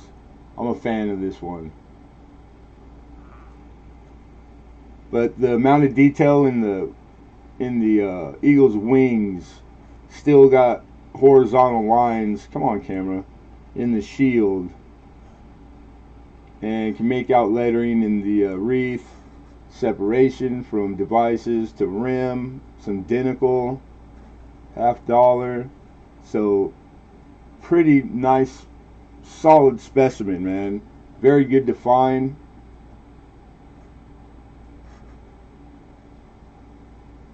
And seeded, super popular type, highly sought after and collected. It's, I mean, like in just a few grades higher, these things start to skyrocket. They get super expensive. The seeded dollars are expensive in every grade. You know, like for me they are. I mean, it's different for everybody. Everybody has different budgets that they can play with, you know. But just overall, they're getting harder to get, harder to find. People they're not coming back out in the market. Hopefully, a lot of coins coming sooner or later. That I don't know how long it'll take to trickle down, like stuff in this kind of grade. But yeah.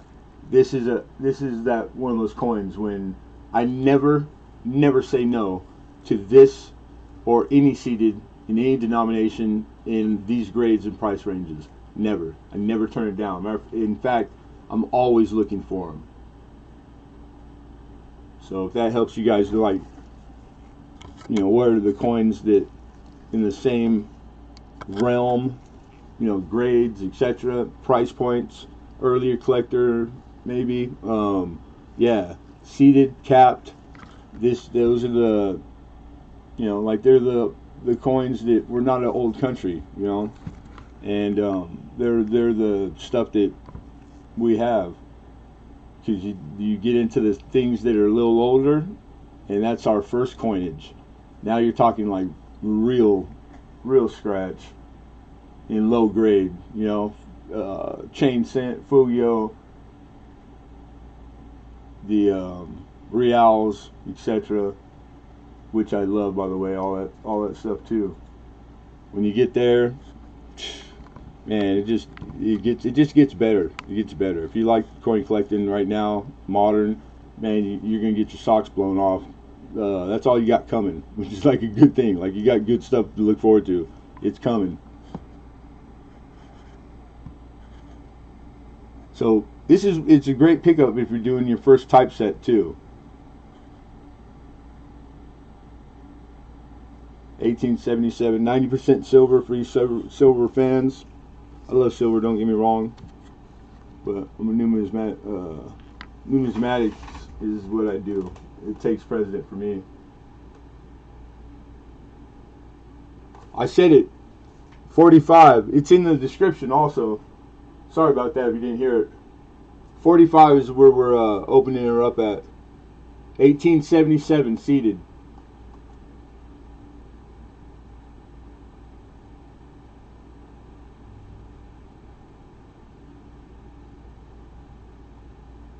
No, when I'm talking, no one can breathe. No one can breathe while they talk. I've never met anybody that can do that. Can you do that? That's awesome, dude.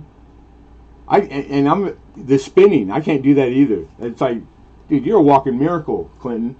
Syracuse Dave, my buddy, what's happening? We have an opener of 45. Looking for 46. It's not working in the. Damn it! I'm not like I don't do it often, so thank you for letting me know. I hadn't seen that anybody else said that. So the one in the description, Clinton, so I know next time. I need to find out what I did wrong, because I sent some out in emails. How about the ones that the mods are putting up? Are those working for you folks?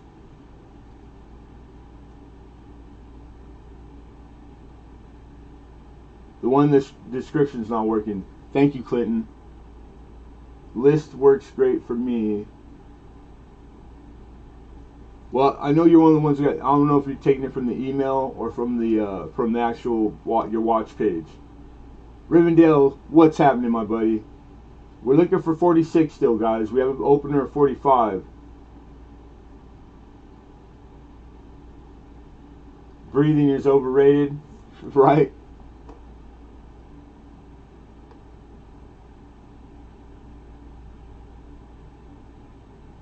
I can't see, spin, and talk.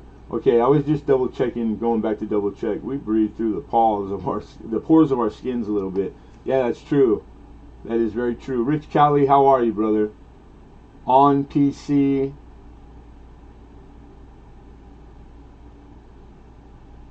Always good to see Rich Cali, my buddy. On PC, I'm assuming that your aunt Rich is listening, so he's answering me. On the window, the watch page one isn't working. Okay, so then I would encourage my mods, like, if you could, like, maybe just a little more randomly as you see people pop in. Like, if somebody that wasn't here, let that be the trigger for put the link.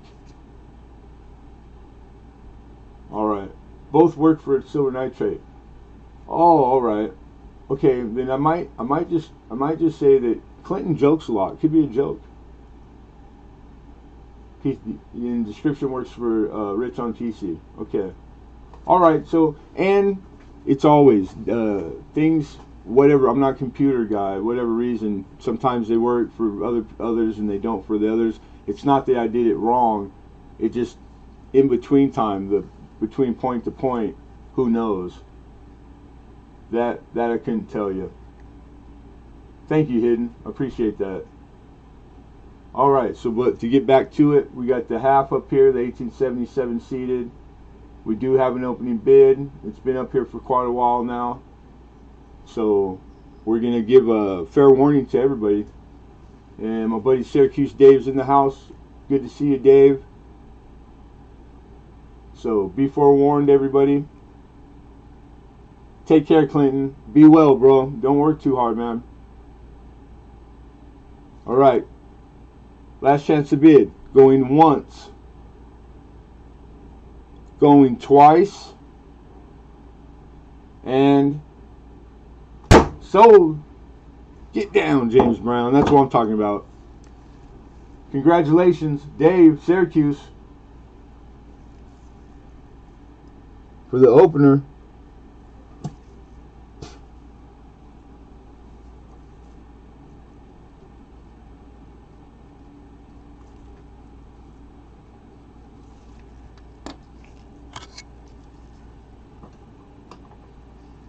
What we got next? Man, 1842. We got a lot of stuff from the 1800s. What's going on? Is that possible? Heck yeah. 1842. Oh, New Orleans Mint. Yeah, no problem, treasures. That was a cool video.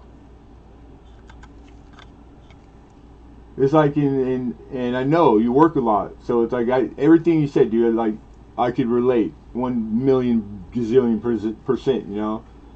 And I'm just gonna like the first part of the video was the best for me, the funniest. You know what I'm saying? Because I just all the flashbacks, they just started hit me like a ton of bricks. I'm like I've been there, I've been there. So funny, man. But yeah, it was cool. It was cool. It looked like you guys had a great day, man. I'm jealous. I'm jealous. Yeah, the hurry up and wait game. I know, man. Or the setup. Like you're damned if you do, you're damned if you don't. So you just gotta eat. You know how it is being a husband. You gotta eat crow a lot of the time. But if you're able to pull it off, the reward is always the best, man. So we got an 1842. Oh, this is a seated dime. This is a 90% silver. 28 is what we're looking for as an opener. Let me get close and try to show her as well as we can. These dimes they're petite, they're small, but lots of detail. Identical. Solid rim, separation from device, plain, strong date, remnants of liberty on the shield. You can make out most of the letters. And then through like the midsection of her, from like the head down, you can see how it's flat. Like where her ears should be is flat. The belly, the three little high points that look like highlights, those are the high parts of the relief also. So grade, that's for grade. And then the reverse.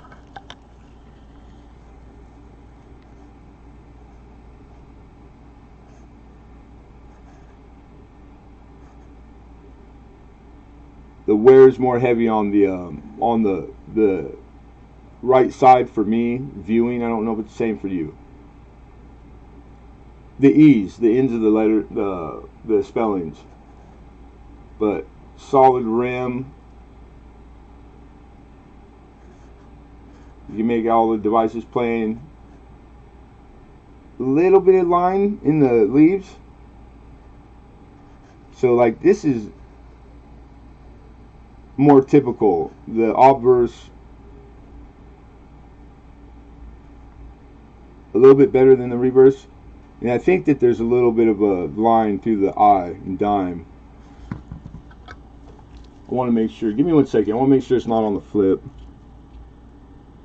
No, okay, so it's on the dime. So it's just so you've heard it, and we do have the 28 opener. That that line there, right there, you can see it better. It's hard to show this little thing, man. That's a scratch right there. So just be warned. I'm gonna have to go. Miss Uper, girl, Amy Smith, my friend, my sister. You be well. Thank you for all the help. I appreciate you, and get well, girl.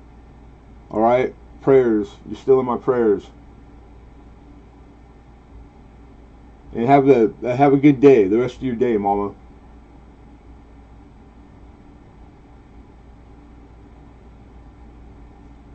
Yeah, Richard. A few of them. So like at this grade and price point, literally grading. A lot of coins aren't graded by the reverse. The reverse isn't even taken into consideration. A lot of people don't know that. Um, the coin's gone through quickly, and when you're speaking to good for dealers and like in bulk and volume, etc., there's like a few points that are necessary, and like in Barber series and down, it's to make it good, just the plain good, the commercial good, to make rolls of buffaloes or anything. It's rim, solid rim. You can make out plain as day devices and the date, and that's it. That's a prerequisite to make it good for. Which like if it was a roll of V nickels, those are called commercial. It's commercial. It's a commercial grade. It's a commercial. So the reverses, they don't even. I know there's some guys that process coin that they never even flip them over. They don't even take the reverse into consideration, because I think a lot of it was because of the pressing books, opposed to like the more modern that it's even the lower money collecting tier. It involves double-sided album, like windowed. You could see reverse and obverse. It wasn't really necessary. It wasn't like a deal breaker because of the price point. Farther back goods, these coins, to us, it didn't.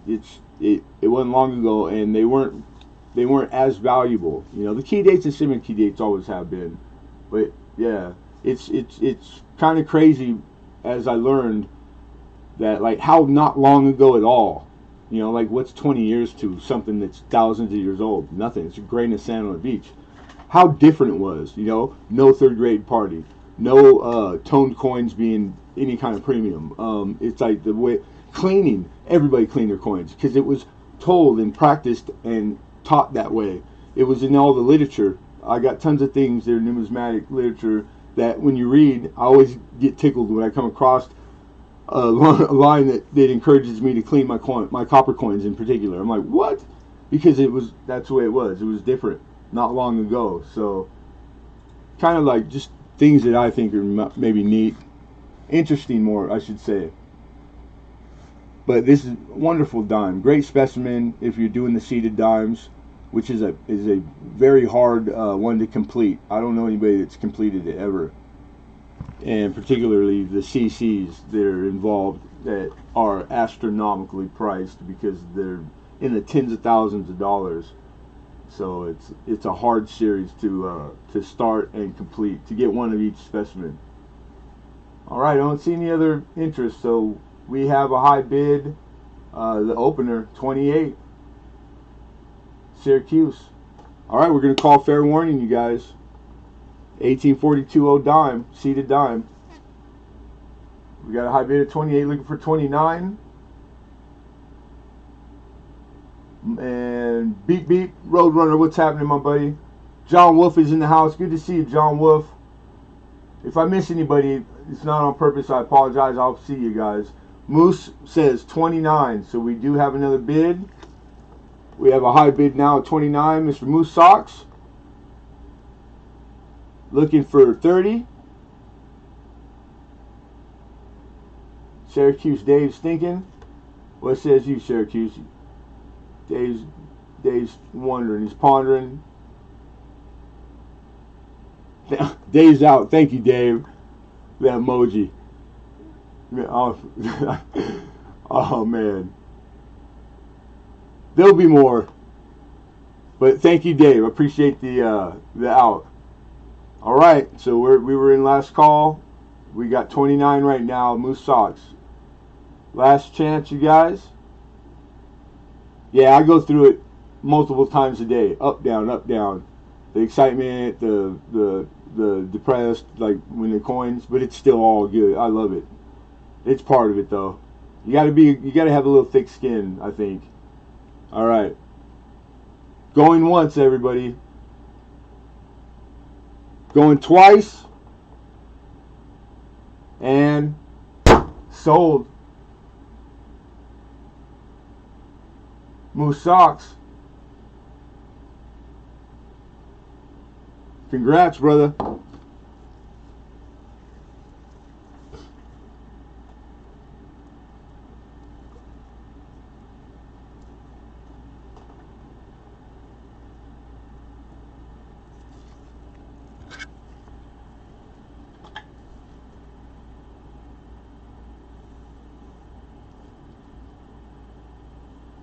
Okay, so next up is block, or lot, I should say.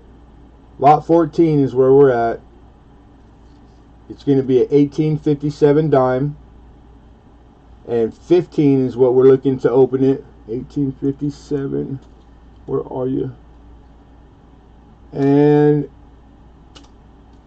just to let you know, we're only 2 more lots away.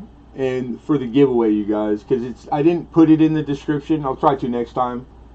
But we typically would do it like halfway. So that's roughly halfway.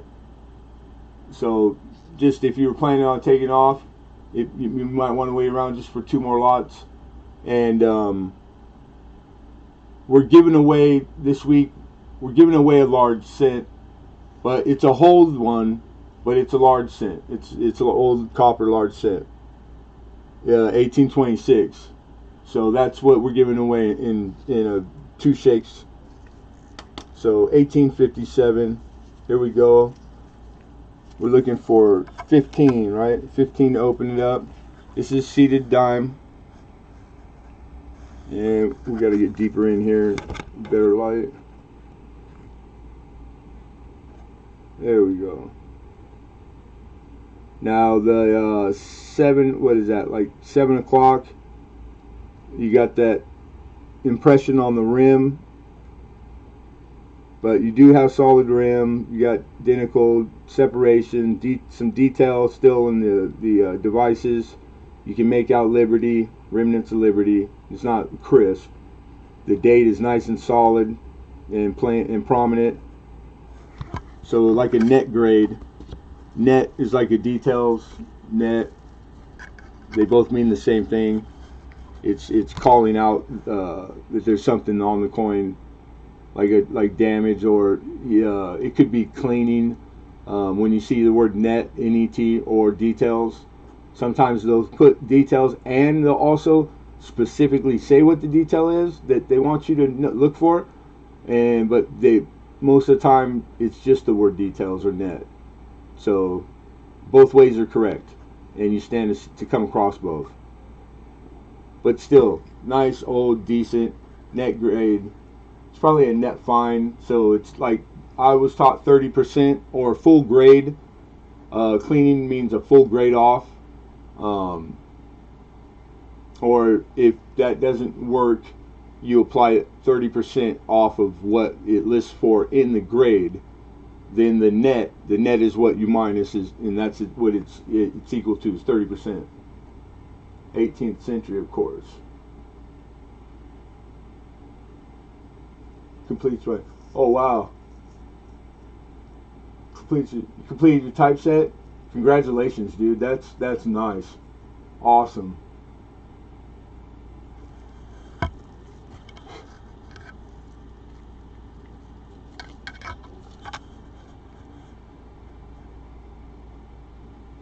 Yeah, very nice reverse. I agree. Seated dimes, man.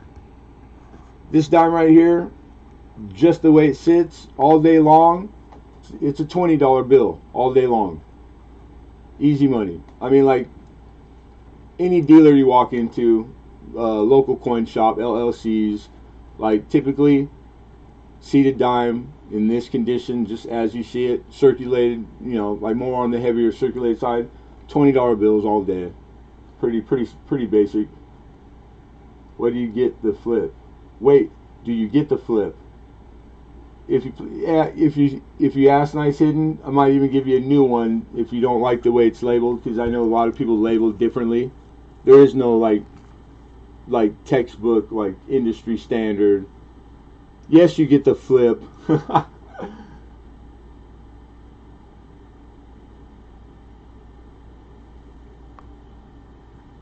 All right, no interest.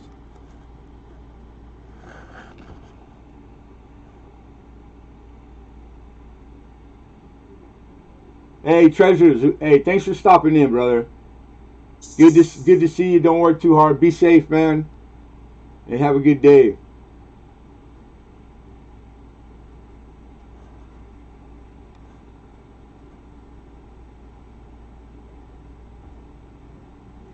Yeah, right on, man. We'll be here. Okay, we're taking this lot down, you guys. And again, we revisit the coins that don't get bids at the end. And you can always ask in between time, anytime, to if you'd like to see it come up. You just got to say in chat. Let me put a check mark, make sure I know that we did it already. Okay, now next up. Ooh, this is a pretty looking coin. Yeah, right. We come in. Yeah. Now, I just had the bronze, because they did this in silver bronze. They did this exact same one in like a 5-ounce big old sucker. These are beautiful, and I'm a Californian, so. But this is the bicentennial. This is a medal, and it's to commemorate California 1769 to 1969. 38 millimeter. This is 1 troy ounce 999 fines, and it comes just like you see it. It's in a really nice holder, like that's a snap tight.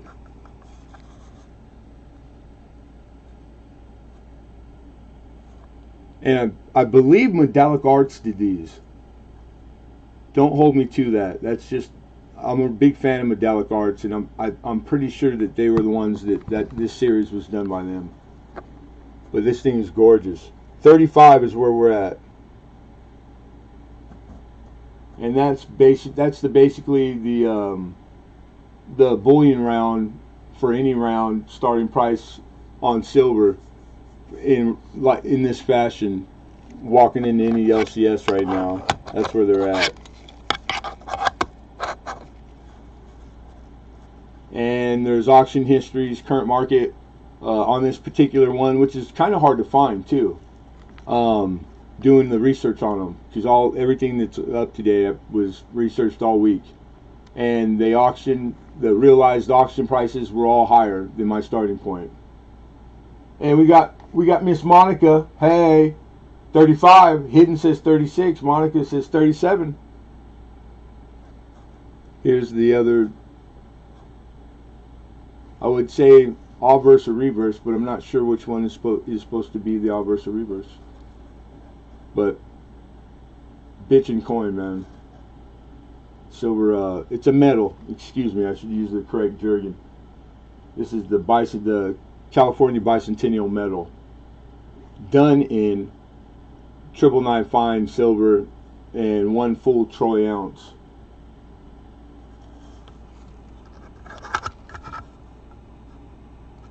And like, not a common holder. You don't come across those very often at all. That style. I like it. It's a nice holder. I think these were, they did them in like sets with 3 in all the different metals, like silver, bronze, copper. Odds are it came from one of the 3 sets.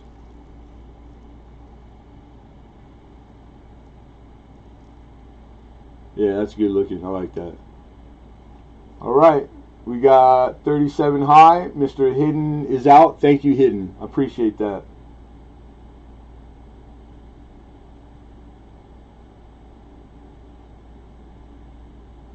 BK Gold. I was gonna laugh, but I'm trying not to encourage him. But I know what you're laughing at.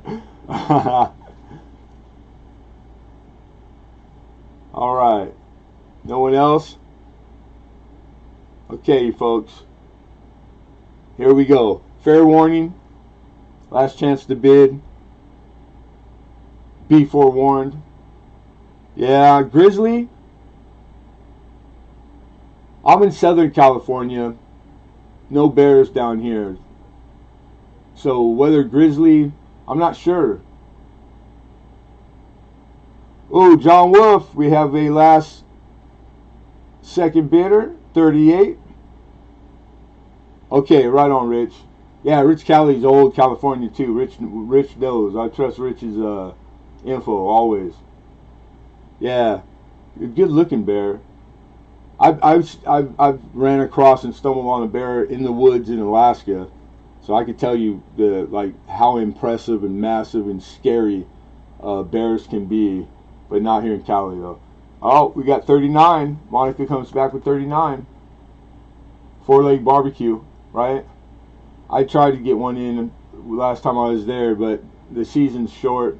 They're super protected, man. Like 2-week season, and then they changed the law that for bait hunting, so you had to take an 8-hour course on Saturday, and I didn't have one whole day out of my short time up there, so I wanted the skin bad.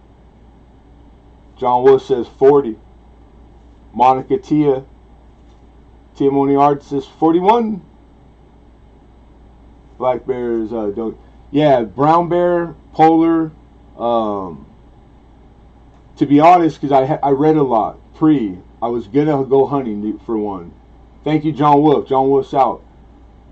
It's actually there is no one bear over the other is bigger. They in the record keeping, because they actually keep record of all the bear by the width of the skull. They measure the width of the skull, and then when they're on all four, from the top of the shoulder to the ground where the paw is, that measurement right there will kind of tell you almost precisely how tall the bear will be when it stands on its hinds. So the records are like the widest skull, the biggest bear on record that was hunted and kept record of, 36 inches, I think it is close to it, maybe 40 inches. 40 inches is from ear to ear. That's how wide the skull is, bigger than my waist. That's insane. That bear has over 5 feet. 5 feet from its shoulder when it's down on all fours. When that 5 feet, that distance on its arm, when that bear stands up, he's 14 feet tall. That's over a story. 1 story, 1 story, 2 story, heights of buildings. It's massive. Unless you've seen a bear that big, you couldn't even guess or imagine. You'd be so far off. Imagine stumbling on one on accident. That's what I did. Actually, he came walking across in front of me out of the brushes on a trail, trailing into a cabin. And I froze. It was in between me and somebody else. He just looked at me, looked over at the other guy, and just the expression on this bear's face was yeah, it's your lucky day. I'm full, whatever. And just kept on going, and then kept on going through the trail. And they're more scared of us than we are of them. Just the human scent is typically enough to keep them away, and they can smell us way farther. But if you stumble onto a female with cub, she's gonna bull rush you every time. So you don't freak out and panic. Make sure and don't be out there without firearm. All right, you guys, here we go. I don't see any more action on the coin, so we're going to call last call. Fair warning. When you stumble onto her, she'll turn around. She will run from you 20 yards. That's when you need to breathe and be calm, because she's gonna turn around and stand up to see what spooked her. The second she does that, she's going to see you and not be scared, and then she's going to come running at 35 miles an hour at you. That's when you shoot. When she stands up is when you shoot everything you have, and then you run. You don't wait to see. That's the only chance you have. Only chance. All right, you guys. Who's high? 41 Monica. Thank you, Lincoln. Read my mind. Going once. Going twice. And sold. I could barely bear that joke. No pun intended. LOL, just barely. Congratulations, Monica. Congrats. We shake them out of the trees when we hunt bear. I've never been. My old man's in Alaska, and he's got cabins out in the woods, you know. So like, and he's on an old bear. It's an old train track that he stumbled onto. It's all overgrown. It's like old, and my father found out the bears use it. It's their trail every year. And when you stumble onto that, like he can guarantee you one. Plus, bait hunting, and he saves bacon grease. That's it. So you bait hunt. Everybody's got their stuff, you know, like the gummy bears and old donuts and like anything sugary, and like you sit on it, you know. You can do tree stand or whatever. My old man just takes little coffee cans with bacon grease, and that's what he baits them with, and he guarantees you a bear. They can smell that. They'll smell that bacon grease from farther, and they want it more too. But yeah, I don't go no more. I used to go a couple times a year up to Alaska. I loved it. Absolutely loved it. Congratulations, Monica. Nice pickup. The pretty coin.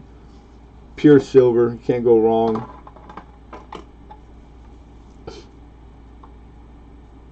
And thank you again for the help. Because you know what? It's I think it is a little more convenient and quicker. I like it. I like it a lot. All right, one more, then we have the giveaway, you guys. So next up is a silver bar, 1 ounce Apmex, 999 fine silver. Now it's in its original seal. This is sealed. These came in sheets, so that packaging is like vacuum sealed. It would have came on like a sheet of I'm not positive like how many across. Like let's example like 5 by 5, you know, 25 bar sheet. Don't hold me to it, but so it's airtight right now. So it's normal to see them like this or out, but this particular one is sealed, and it is an Apmex bar. What you call my mama? What you say about my mama? So here's the obverse. And you can see how the like proof finish. You got the mirror in the fields, like super mirror. Frosty on the devices. 999s, 1 troy ounce.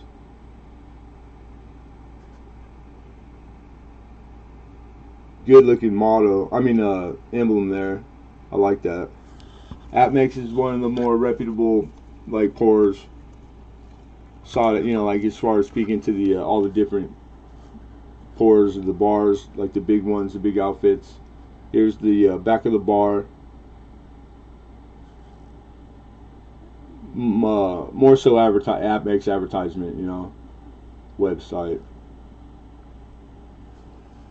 But condition wise, beautiful, original package, airtight. So I would suggest you leave it in it like that if you're a bar collector. It's better the way it sits. But if need be, they do make, and we have an opener of 30. Yeah, Rich Cali with 30. They do make airtights, like individual snap together airtights, which I'm kind of a fan of. I like seeing the bars in those. It just, I don't know. I think it's slick. But this, I would keep this if it was mine. I would keep it just like this. So 31 from BK Gold. Looking for 32, you guys. Yeah, bar 999's fine silver. Aaron Autry, welcome. Good to see you. Hey, thank you. Thank you very much. Thank you very much. Thank you, Monica. And you're very welcome.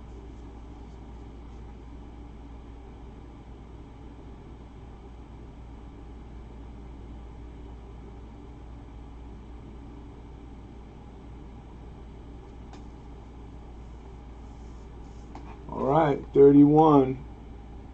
Rich Callie's stinking. He's stinking.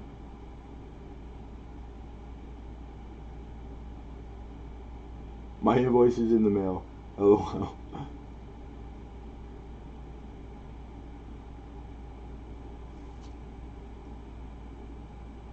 Rich Callie says 32.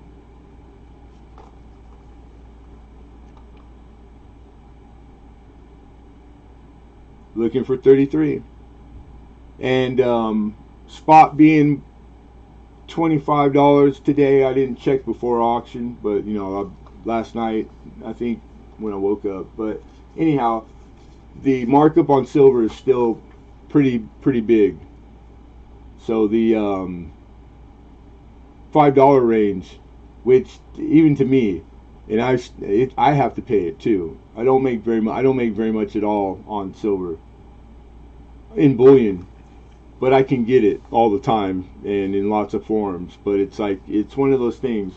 Dealers 20. Okay, so it's down a little bit, 24, 26. But the premium, it's still holding since everything went crazy. And my source is like, they deal in quite a bit of it too, like, you know, hundreds of thousands of dollars range, like orders, like tremendous amounts. Mr. Ozart, what's happening? All right, here we go. Thank you, BK Gold. BK Gold is out. We got Rich Callie high with 32, and we're gonna call her down. Final warning.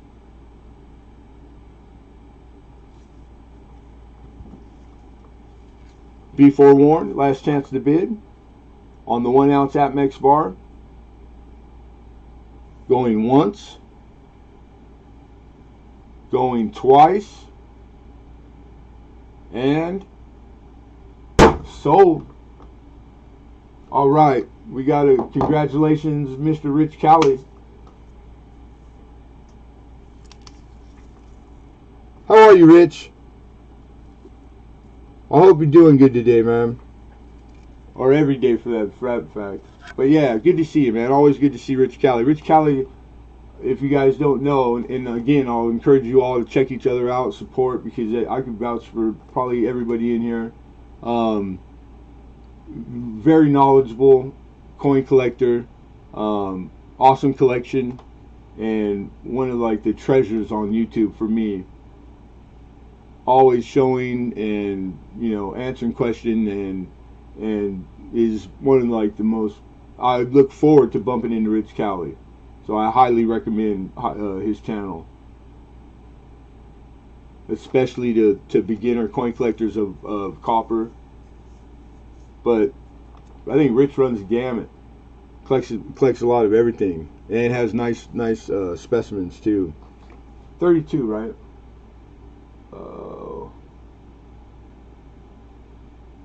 Yeah, okay, I got it.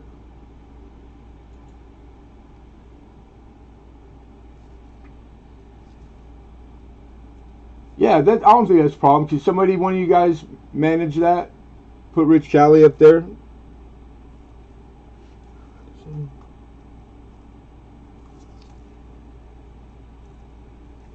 All right, then we're gonna do giveaway. I'm gonna mark it down right here so we know when we did it.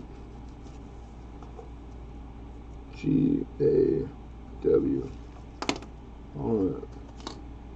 All right, we're giving away a large set with a hole. So she's holed, she's beat up, but you can still make out the date. Liberty device. A lot of people collect hold coin because it's so common to see.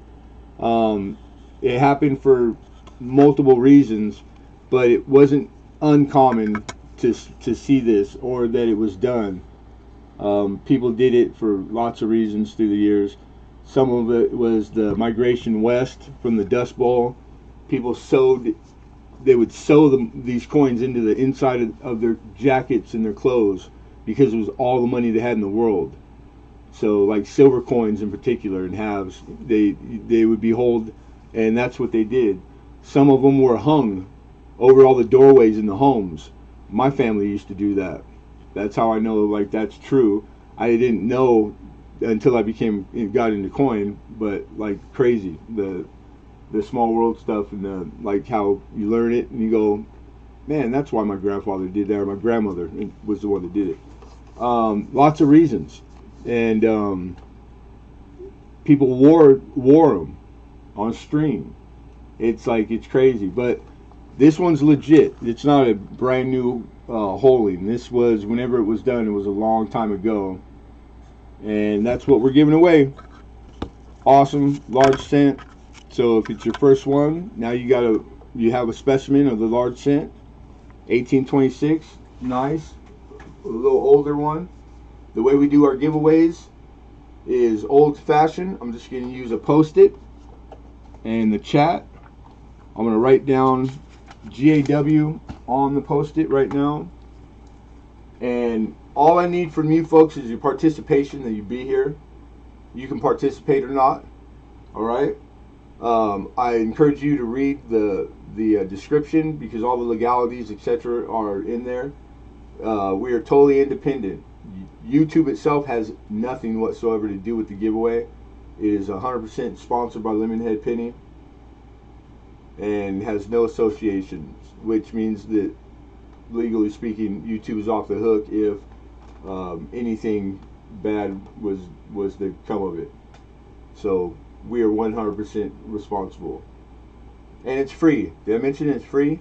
Okay, we'll end on that. That's always good to end on. So give away, GAW, and we're going to do let's do the alphabet. So what you're looking for is, you're going to guess just one letter in the alphabet, all right? And we're going to do it a little different than typical. Only one guess from everybody, okay? So when you see from me in the chat, and please don't guess until you see it, the word go from Lemonhead in the chat, then feel free to guess. When you see or hear from me to stop, please stop. There's always a chance to go too far, okay? So we use those benchmarks because we will take the camera together and we will find the winner, so that there's no funny business. So A through Z, this is what the range is. I'm going to get the word go ready. Roadrunner's like, G-A-W? Huh?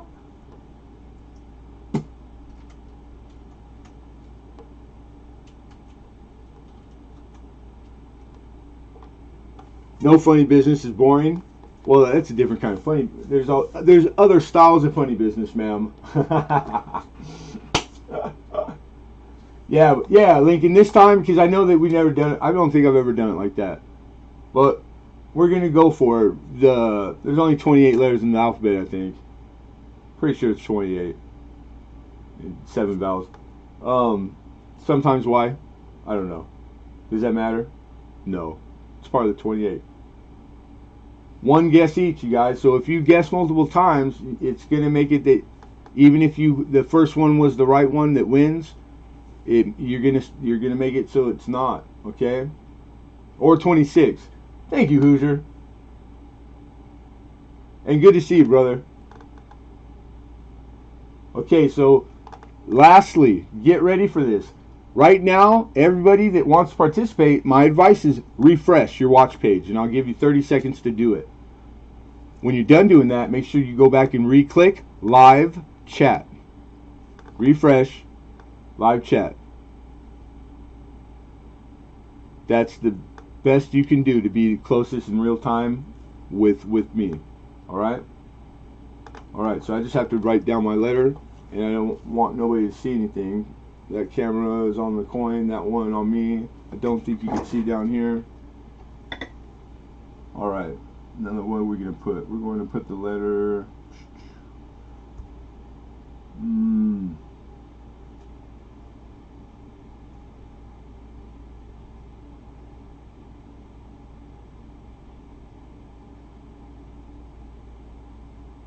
Alright, I got it.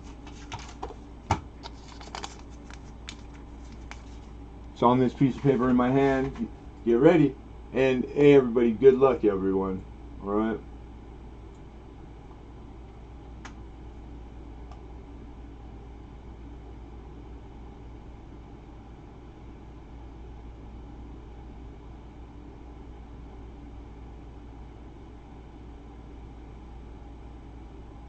Okay, I see it. So we do have a winner. So you guys can stop. All right, awesome. That's a little more manageable too. All right, cool. And then everybody that wanted to participate, I think, probably did. All right, nice. That's pretty harmless. All right, so this is how we do this. I'm gonna freehand with the camera. We're gonna find the winner.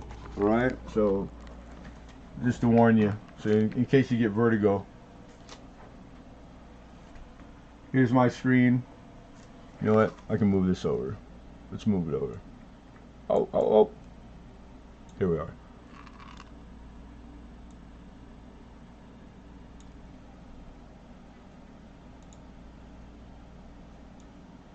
I gotta see what I'm doing though.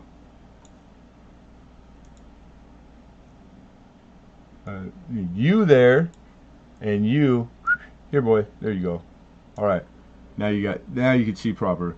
Now I'm gonna scroll up till the word go. All right, there we are. So that's our bench. That's how we know where to start. And then I'm gonna show you what we wrote down. We wrote down obviously a O. So we just scroll till we find the O. And right off the jump, like maybe 6 down, Penny Queen. I got Miss Penny Queen. And that's how you do that. That's how we do that. Congratulations, Penny Queen.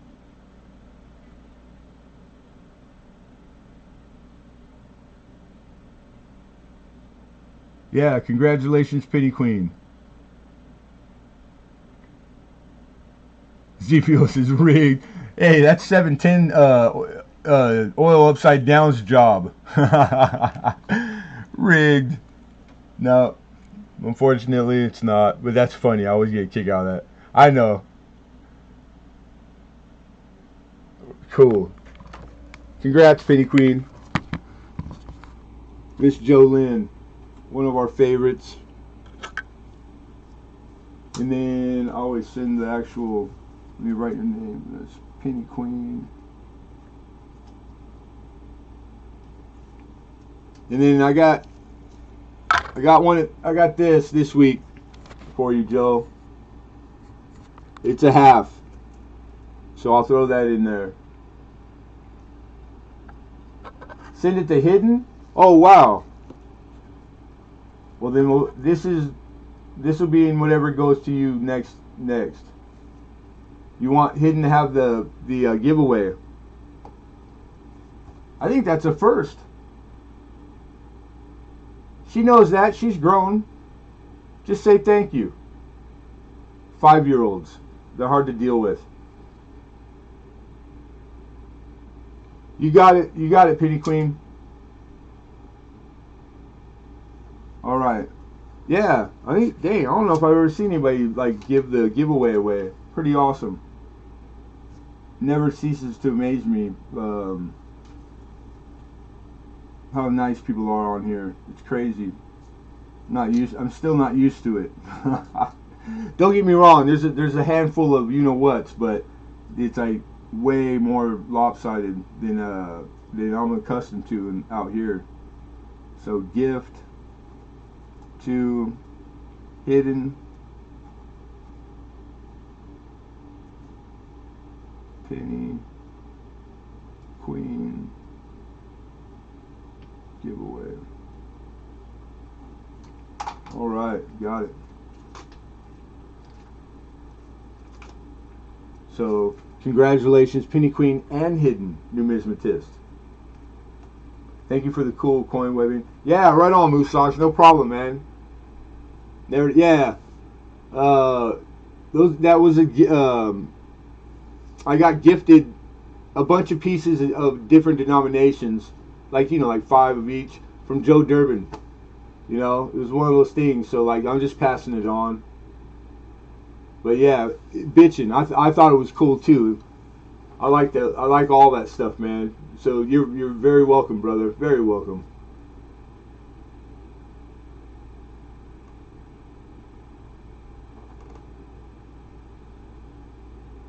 Hi Ho. I think Hi Ho is being a smart aleck, but it's funny too. I'm all choked up. Lovely. I like that. Lovely.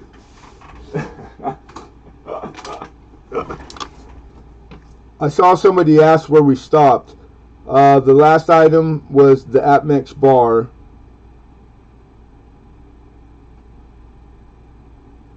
Oh, you know what I did? I'm glad you asked, because I wrote everything in the wrong box from something that didn't get a bid. What was the last thing that didn't get a bid? The 57. So, yep, I wrote Monaco in up there when it should be one up. So I gotta redo that. So move this up, because that would have screwed me up. Easy to find and fix what we did wrong, but I'm glad I caught it now. Monaco. Alright, fixed.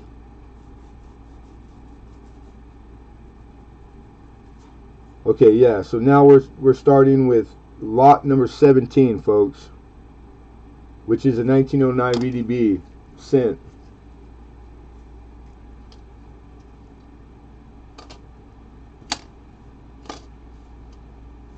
Alright, here we go. $8, 8 smaggers. Let me put my windows back really quick.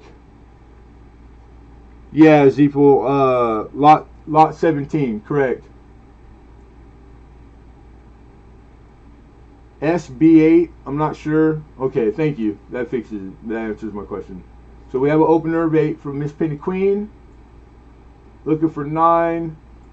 Florida, how are you? Good to see you. Good to see you, Mama. I hope you're not that man's not working you too hard. Alexander Smith says 9. And we have Penny Queen for 10. Alex for 11. I got my windows back. All right, I can see what's going on. Penny Queen 12. All right, here we go. Pretty nice looking. We got a high XF, maybe low AU, a few little spots, but what you're looking at on the obverse here is the ear to the chin, that jawline, all the detail or lack of, the cheek, because the cheek and that jaw, you can see how they're somewhat flat. That's where it starts to take the wear first, but all that detail, lots of detail. This is a good looking 1909 VDB, full brown. Give you the reverse real quick. You want to see full wheat lines, which we got. Nice prominent rim and device, and a little darker spots on the back. And we got 2 die cracks on this one. There's a die crack from the tip of the left wheat stalk to the E, and it's kind of hard to focus on this. Let me see if I can get deeper in, more light. But die crack, it's a nice prominent die crack, so that's kind of cool. And I believe there's one on the right wheat stalks to the rim. So I didn't get a chance, and the VDB is prominent. Just this darker coin and size, it's hard to show, and the camera's getting kind of warm. But I think you make it right there. You guys do. In hand, easily prominent. Yeah, you see it there. VDB. Alright, where are we at? I see Penny Queen 12. Then we have Pinger Prospecting 13. Florida says hi. Hello, hello. Alexander's out. Thank you, Alexander. Penny Queen 15. Pinger Prospecting comes back with a 15. So we're high with $15. Looking for 16. Yeah, great hair detail too. Correct. Penny Queen is out. Thank you, Penny Queen. I appreciate that, Mama. Penny Queen's back, which is totally auction etiquette. They're in big auctions online everywhere. It's okay to say you're out and to come back in. That is okay to do. So Penny Queen's high with 16. Pinger says OUT out. Thank you, Pinger. Appreciate it. So we have a high bid of 16 right now, and Penny Queen is the high bidder. Get back to the obverse.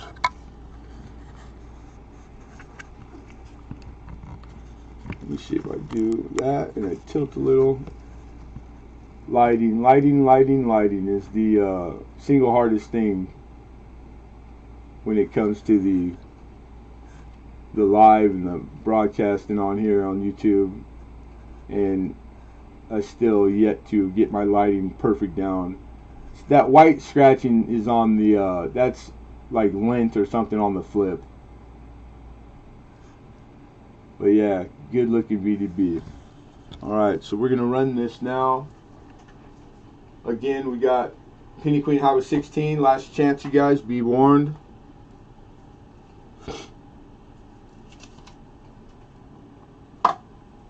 Fair warning. Going once. Going twice. And sold. Congratulations, Penny Queen.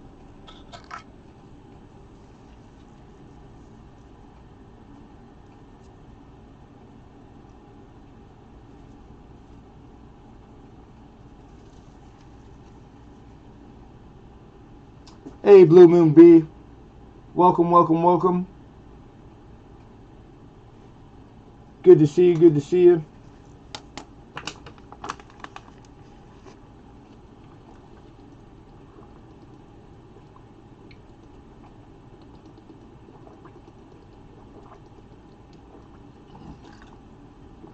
Man, it's on there.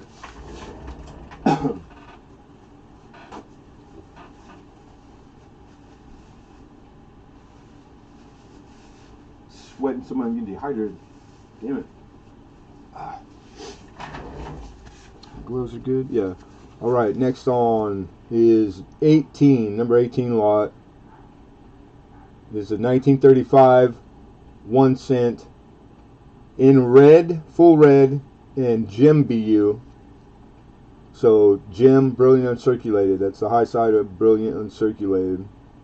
And 35. This is now you're getting into my like, oh yeah baby, early, nice date, wheat scent, beaming red, nice fields.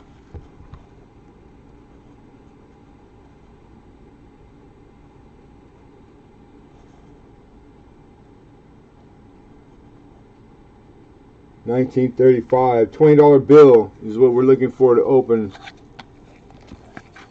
Give you the reverse.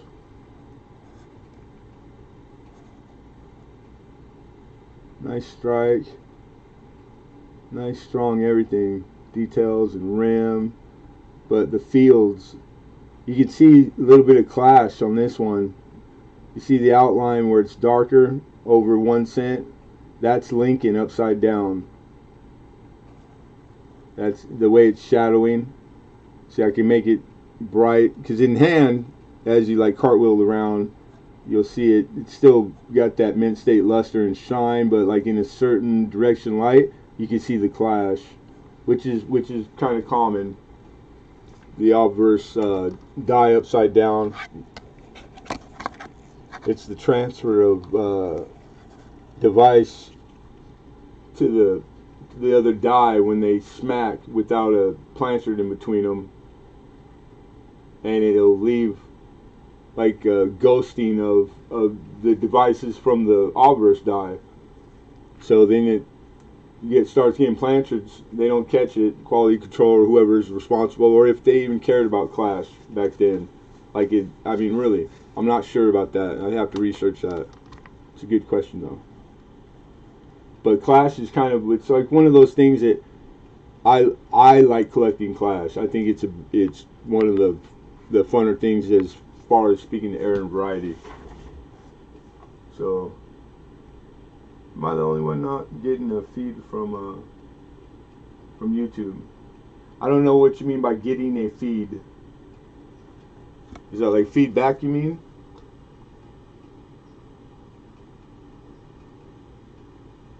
Yeah, wonderful condition. This is the day you were able to get them, you know, from the mint.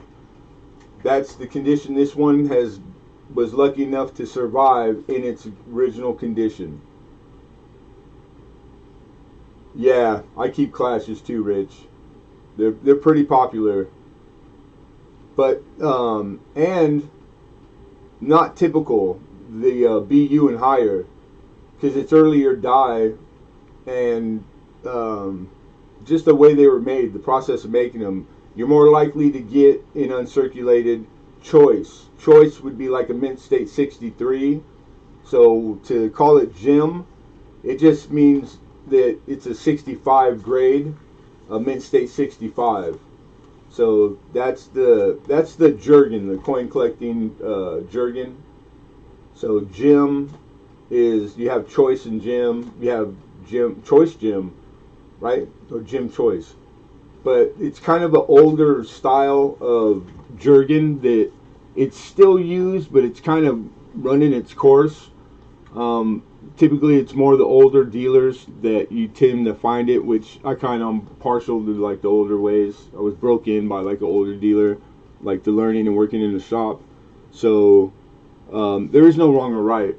There's always the etiquette is the etiquette. The language is the language. It's Jurgen. Jurgen is just it's the wording we use that's indigenous to coin collecting. That's what Jurgen is. Construction Jurgen is all the construction words that it only applies to construction, etc. That's what that means. But I don't see anybody, no openers, right? I didn't miss something. No. Okay. Yeah, so beautiful scent. And we're going to take it down, go to the next lot, but again, yeah, I'd say like half and half, but mainly it's because a lot of the stuff that was flipped 10 years ago, it's still an original flip with original labeling. You know, like some of these dealers don't always put it in the new. They'll like white out the prices if they ever that comes to where they gotta, you know, it demands that they put the current the value is. So it's kind of like that. Like they don't do it themselves now still, but they have enough stock that you stand to see it more than not on stuff you get from them. I think that's more I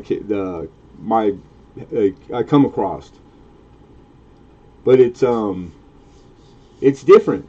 It is. It's dealer to dealer, dealer to dealer. You never know. But if you know what you're doing, it's not even talked about. It's really like the basic stuff in coin dealing, because you have to know how to grade first. Period.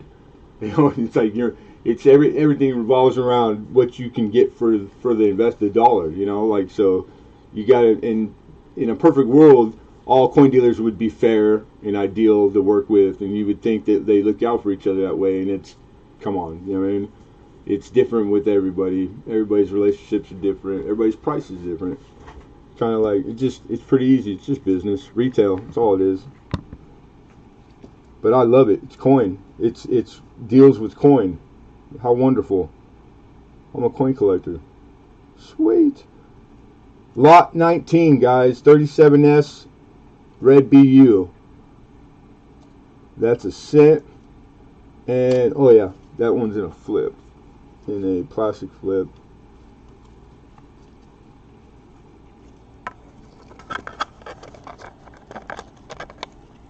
Nice earlier BU 37S.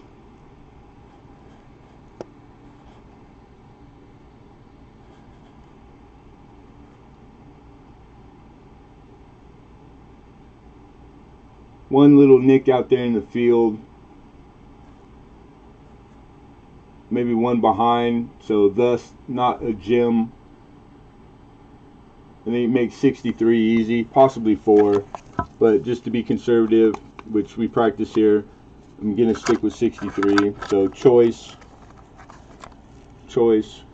unk, but definitely red. Nice looking 37S. You can see the rim, how smooth the rim is. 3 sides to a coin, so always scrutinize those rims when somebody's calling out uncirculated. The rim, it's hard to hide circulation with the rim. $13. We're looking for an opening bid at 13, guys. Johnny Ray Highway, what's going on, brother? What year is that? The one prior that you must have just popped in on was a 1935 plain and in Jim BU. So like a Mint State 65 in the raw, but 1935 Philly. This is a 37 San Francisco. Hard to believe it's that old. Yeah, then this isn't, like in the big picture, it's not really old, but as far as the wheat series in itself, starting in 1909, getting in the 30s are still kind of like good years. You know, like the 40s, not hard to find coin in red, or BU, or, I mean, it's even in these years, the dealers even knew then to hoard coin. I know dealers that have BU rolls of 31S, which is a semi-key date, or key date. Yeah, 31S, under a million. Yeah, 1909S and 31S, and then the rest is semi-key.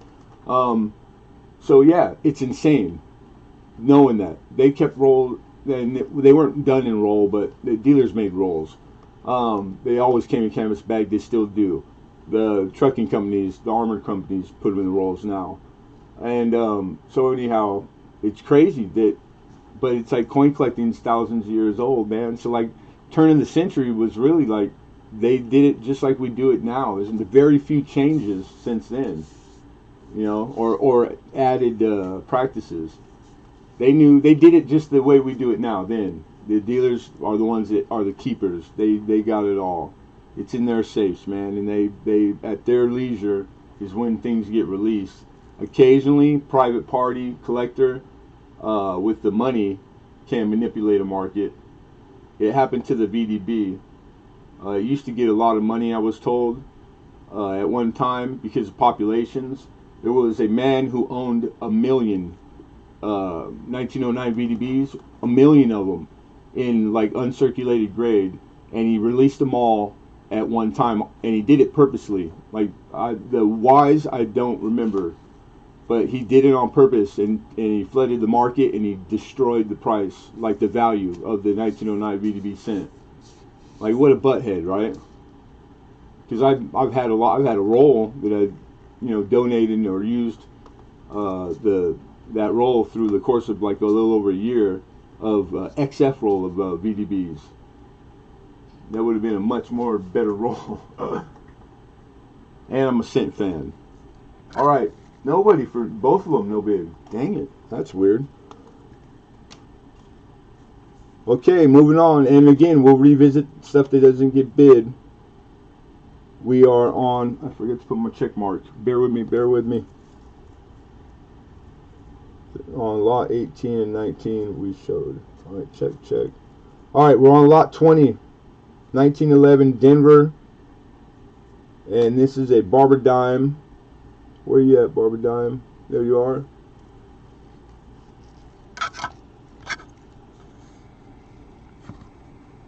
This is 1911 Denver. He's got a full Liberty all the way to the Y. Solid rim, device, strong date, all the detail in the wreath and the hair, his ear, etc. Thank you, Blue Moon. Yeah, you know what? I'm always trying to make, it's always every week. It's improvement, little by little, but we're always trying to do better, or minimum our best. So it's getting there, and I super appreciate that, that somebody that recognizes it and appreciates it. So thank you very much. If I had it all to do again, I would do nickels instead of high grade copper. Original bake rolls. Yeah, nickels are, I do a lot of nickel, Rich. I like nickel too, like equally as much.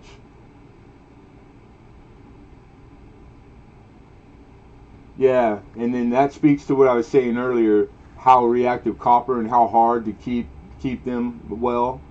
Yep. But I know the market, like, you have top population in everything, in red, brown, and brown. I know collectors that are high dollar collectors that they prefer full brown, and I think it's probably because of that. And they don't mind spending thousands of dollars for pennies that are full brown, because they're 1 of 10 population of top pop coins. So the trying to do it the best, purest, pure red, yeah, of course, but there's a lot of ways to do it. It's not always it's all about the strike. It's really strike. It's how early off that die that coin came from is how I'm learning it to be. That takes precedent over all. Of course, condition, but it's strike. Those early dies, the early strikes off of dies, the first 1,000, first 500, like that's where it gets insane. Reverse. Did I tell you guys? I'm sorry, I got sidetracked. It happens here quite often. $8 is what we're looking for. This is in fine. This is a fine plus. Nice reverse. The reverse is beautiful. Denver Mint mark. Barber dime. $8. Yeah, chocolate with luster. That was my first 31S. It was that deep purple. It looked like it was purple as could be. It looked like it was wet, like somebody lacquered it, but it wasn't lacquered.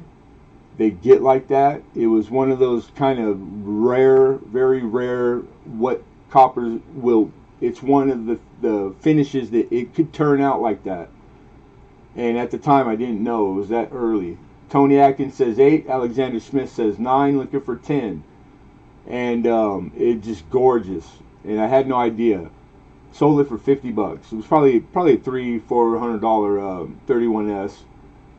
And I didn't care. I couldn't believe I was able to sell a penny that I coin roll hunted from my liquor store at the corner. Customer roll, right? A 31S. A key date Wheatie. I was hooked. That was it. That's a true story of how I came to making the decision to get into coin. From like the coin roll average collector to aspirations of being where I'm at now, like making a living, being an independent dealer. And it was because of that one 31S penny cent. Yeah, love it. Absolutely love it. Karen St. Scene, good to see you. Hidden says 10. We got a bid of 10 now, looking for 11, you guys.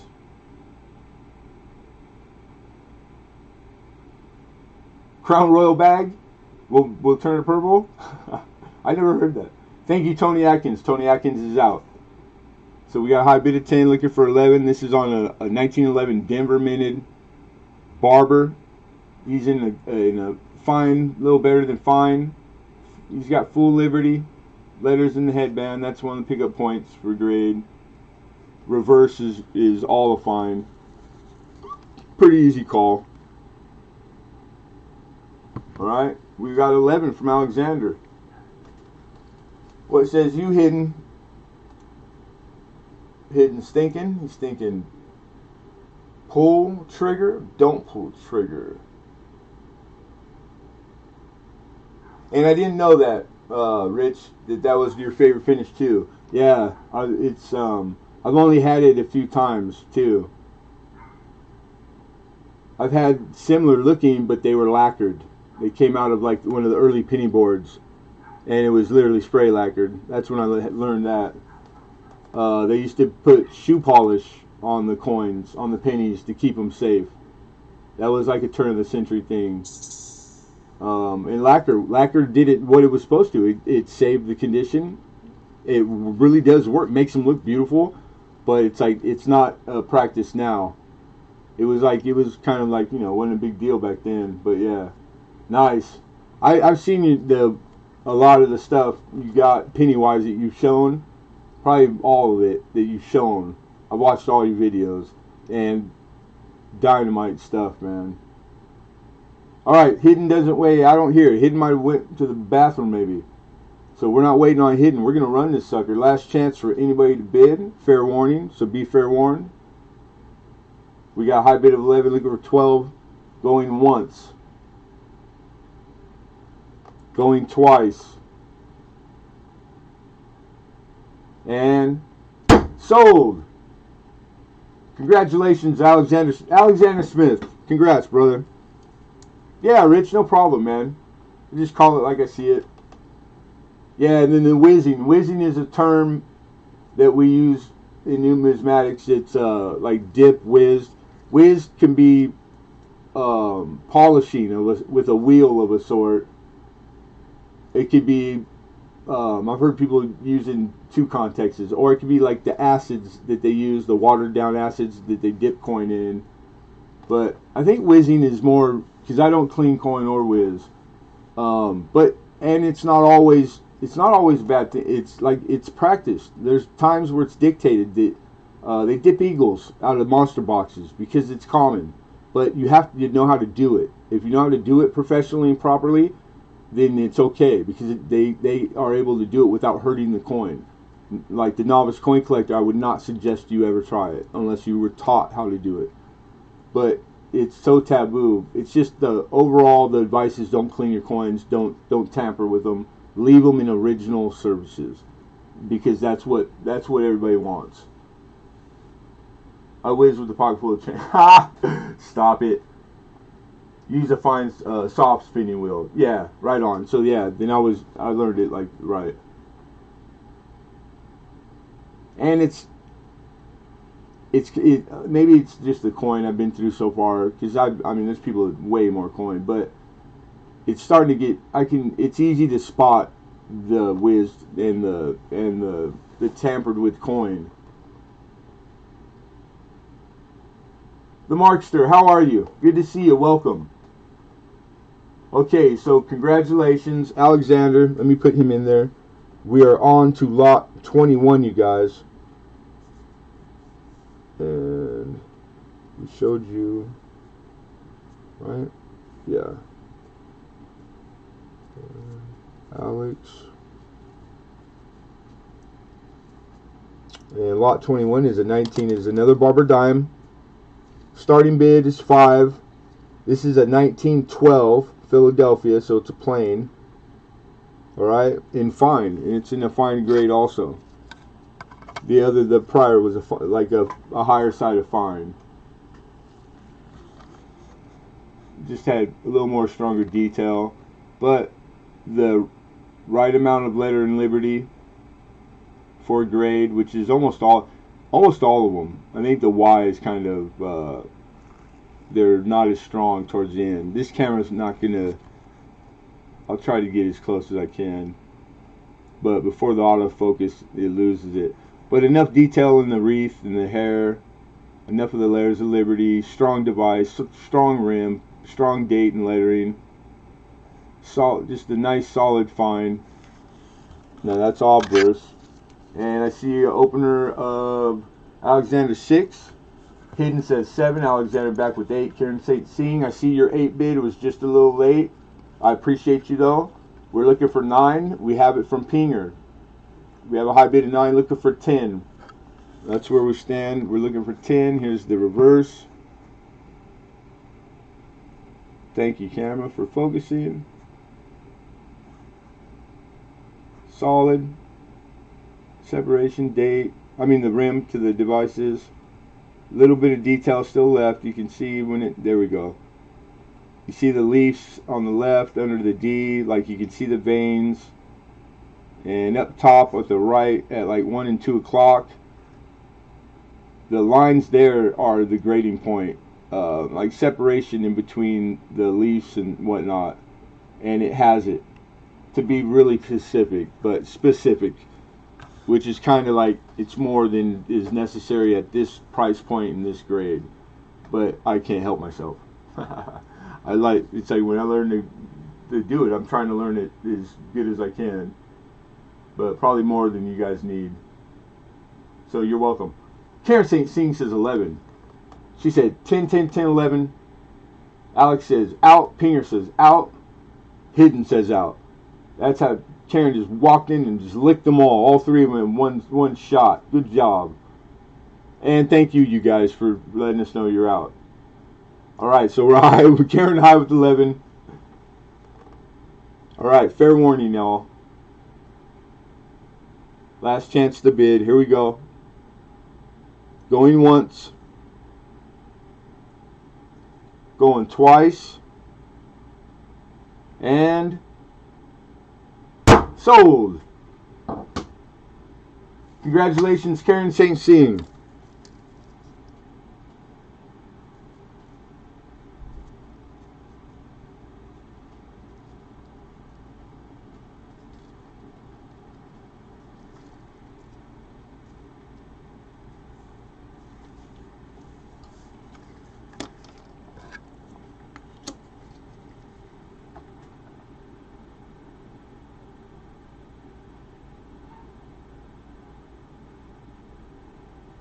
You're very welcome. Thank you. But yeah, no problem. You're very welcome. Boom! Bill Betts. Good looking out, Bill. That's what hey, I appreciate that, man. I don't get those things that often. I still get excited. Right on, man. Thank you, brother. All donations are like I've gotten some great donations from all of you at one time or another. You know, not in this fashion, but so always appreciated. All of it goes to the cause too. Every dime is reinvested right back into this. We're still up in upstart, so some weeks better than others. So it's like every dime, penny, literally, right? It all goes to the cause.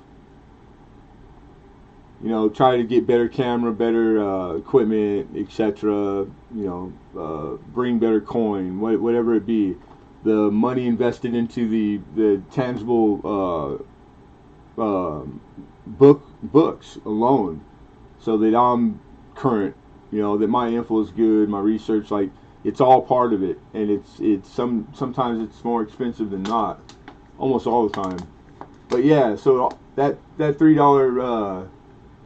That's awesome.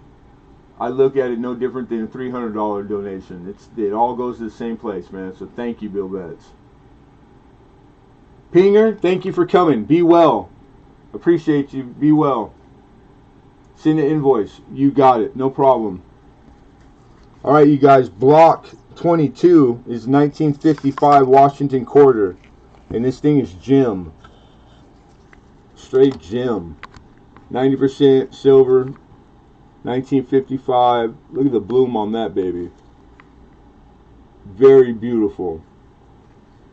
We need 16 on it to open it up. Invoice.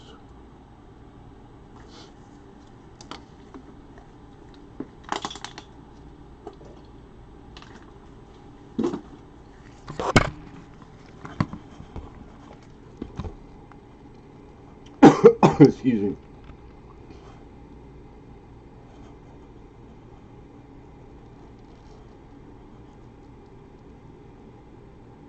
And Rich Kelly says 16. Looking for 17.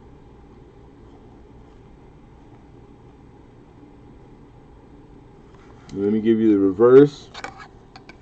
I like Washington Quarter too. I'm a big fan, especially like these earlier years. I like the Washington series. I think this reverse is probably one of my favorites. Very classic. That's a die crack.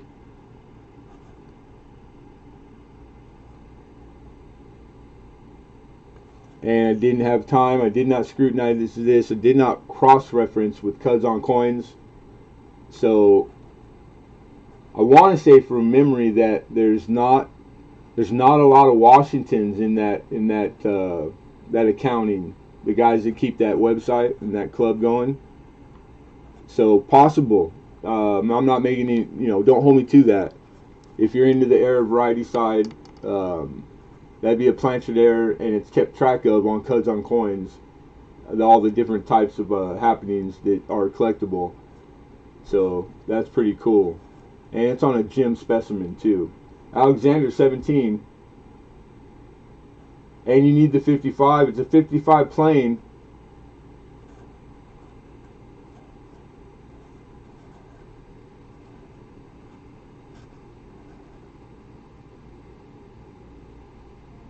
Oh yeah, you make me drool. Make me drool, Rich. A, you said capital. That's like, oh, I melt when I hear the word capital. I love capital holders. And yeah, mint sets and capital holders. There's one right now that I know where I can source, and it's got like 3 years of unk early, starting like 52 or something in a capital, and it's so impressive and bitchin', and the specimens in it they're outrageous, but it's like $1,200. A little bit outside of my no, Blue Moon, it is at Philadelphia.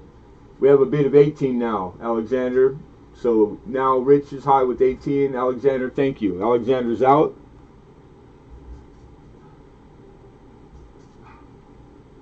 I don't think I missed anything else. Okay. Yeah, no Denver, Philadelphia. All right. Alden's back. Alden Davis, welcome back. Okay, I'm caught up. Here we go. And here's back to the Albers.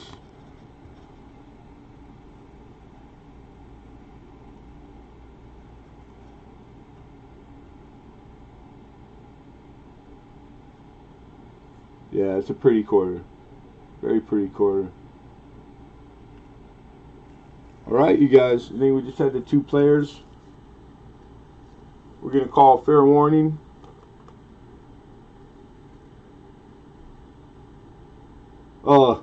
I still, the Lincoln cutout of the Lincoln profile, friggin' wonderful. I'm so jealous. And the tokens book. I've been getting more tokens, the bus tokens. But that album, that one you picked up from old boy, that nice album. All right, fair warning, everybody. Here we go. Rich Callie's high with 18, looking for 19. It's a 55 plain BU Washington 90% silver quarter. Going once. Going twice. And sold. Rich Callie, congrats. Yeah, 2. I just saw you. I was there the night you showed one. The other one was coming still, I believe, if I remember right. But I know you had said that you were getting 2. Pretty cool, man. And congratulations, Rich.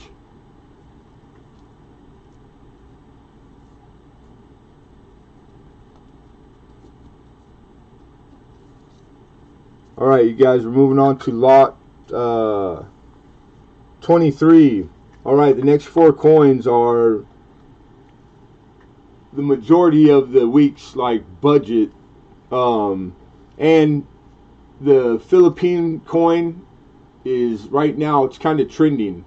It's coming into a like is graphing it. It's peaking right now. It's trending. It's popular. All the auctions for it it's bucking the all the averages. It's realizing higher than auction sold prices are higher than estimated and current market values. So they're outperforming what the professionals think they're worth. So it's not always like that, and it's harder to get stuff. So the Philippines, and I like Philippines, the series. I don't know as much as I would like to, so I get to learn as I get these coins to bring to you guys, which kind of like is exciting for me. It's not dull, never a dull moment, man. This is a 1908S, 50 centavos, Filipinas. All right, this is the coin's content silver is 75% on the 08S. Okay, and I'm looking for 25.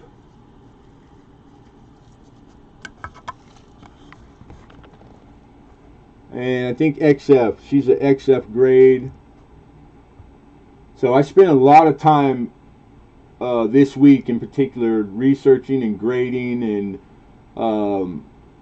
for the price points, because in the raw or not holdered, auction history, photos in said grades, there's a lot out there, but it's a lot of work because I don't have like the book for Philippines coinage. I wish I did, but I don't. So it was like it took a lot of work. Yeah, but I did it. So I think my price points are proper. They're fair, and we'll find out. But I don't know how many people are into that coin yet, or have you gotten there yet? Because you should, because it's really good stuff, man. They didn't make a lot of it. There's not a lot of it out there anymore, and it's really highly sought after from like maybe the more advanced coin collectors. So if you come across it, you want to be ready. But I would pick it up because there's a lot of diamonds in the rough out there where you could stumble onto like valuable coins, because not a lot of people are really savvy. But you see the mint mark is to the left of the date there under the dot. That's your S mint mark. 1908, United States of America.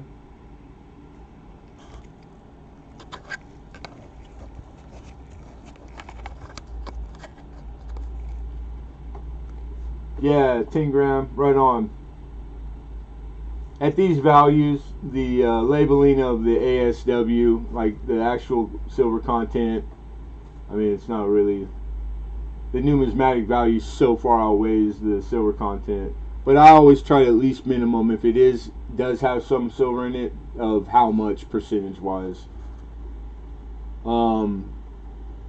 Size wise, this is in a half 2x2, so you can see the little extra. I like for you guys to be able to see the rims, so it's kind of there's no right or wrong way, but the three sides to the coin thing, I like having a little extra window to see the specimen when you put them in flips like this, the staples, cardboards. But this is a half, the exact size for a half, so bigger than a quarter, smaller than a half. 10 gram is its weight. The fineness is 75%. So the actual troy weight by ounces, it's almost a quarter of an ounce. 0.2411. Yeah, read it, Edge. Appreciate it. Right on. More of a bullion guy. Hey, the world needs you too. Everybody, there is no wrong, man. Whatever you like to do is what I suggest. That's the right way to do whatever you do. If you stack silver, then you're doing what you like to do. There is no wrong or right. You won't get the turning a nose or that what you do is wrong. You won't get that here. Not here. Not at all. I don't judge. I encourage. Try to encourage. Nobody?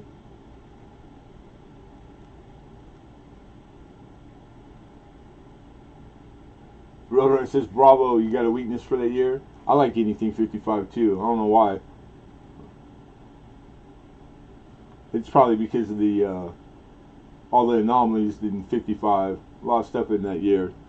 Alright, so we're going to take this block down, this lot down. And again, the coins without bid, and we have a pile of them. We'll revisit them at the auctions end, you guys. So we're going to move on to lot 24.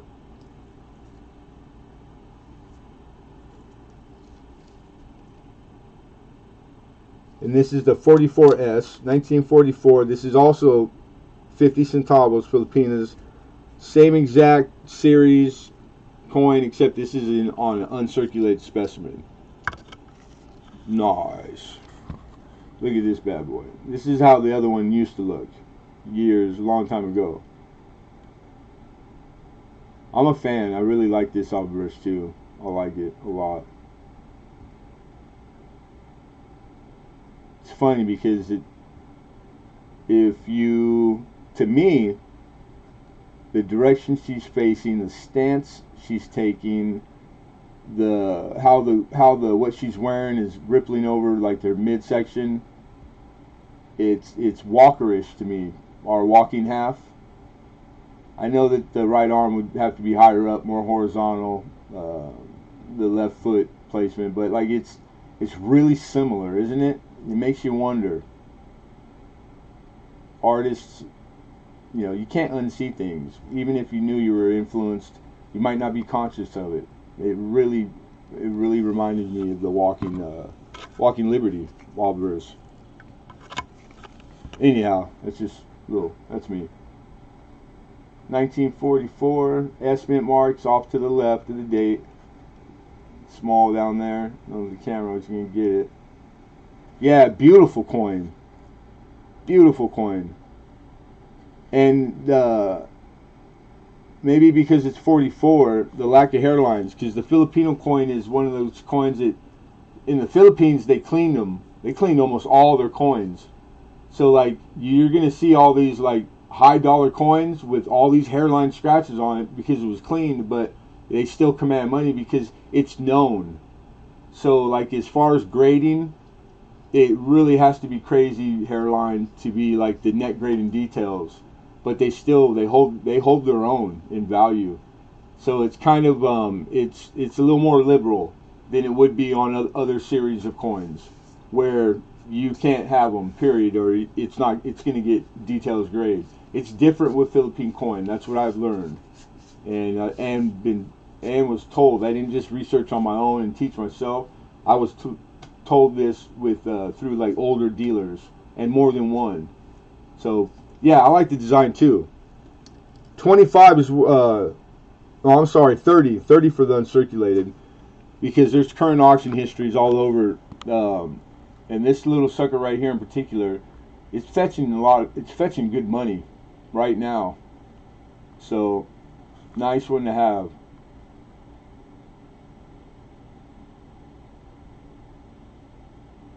Yeah, I hear you.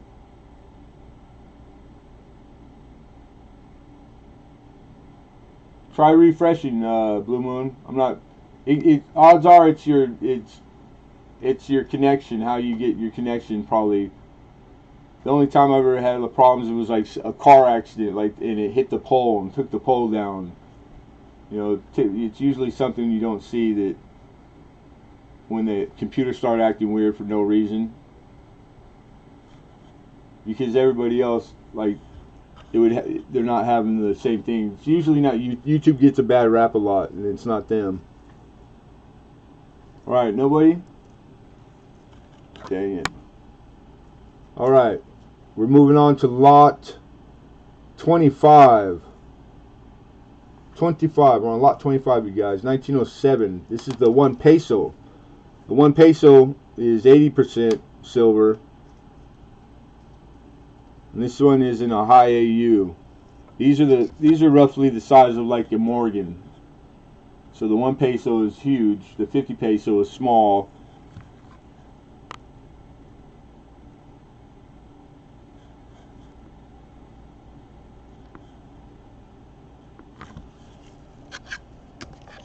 And on this particular coin, 65, which these things in this grade, slabbed, they're fetching crazy money. And I'll be honest, I had a hard time pricing this, but where I'm at, I know is way more than fair. But it was part of multiple coin purchase, so I got a good price point, so I'm able to transfer the saving on to you guys. And I seen these in the same grade go in the hundreds of dollars, and that's current market auctions realized. It's crazy, because I didn't know.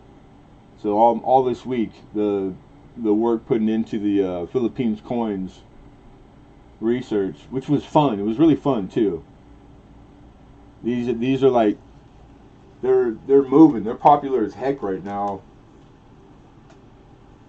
If they had no S, I know I read about that there's repunchment marks for the 7 and 8, and I don't know. I didn't have time to get to that to where I could find where the like the photograph, or I couldn't source the book for them for Philippine coinage, so I don't know, especially air variety. But I know that they're out there just from random article. Hey, and what's happening about you, Hunter? Nice to see you, brother. But yeah, I think I'm undervaluing it with my starting bid, of course, because I'm trying to entice you guys, and it's because maybe I know that it's worth a lot more. I'm not trying to just outright say it. Wink, wink. Original services, and she's nice. That's 07S, 1 peso. What it do, nephew? What it do? Same old, man. Just working 7 days a week, day and night. Sweating my butt off in here. It's hot today. Didn't think it was gonna be. It hasn't been. So, trying not to pass out. And having a good time, doing my thing. And it's Tuesday. I love Tuesdays. Thank you, Blue Moon. I appreciate that.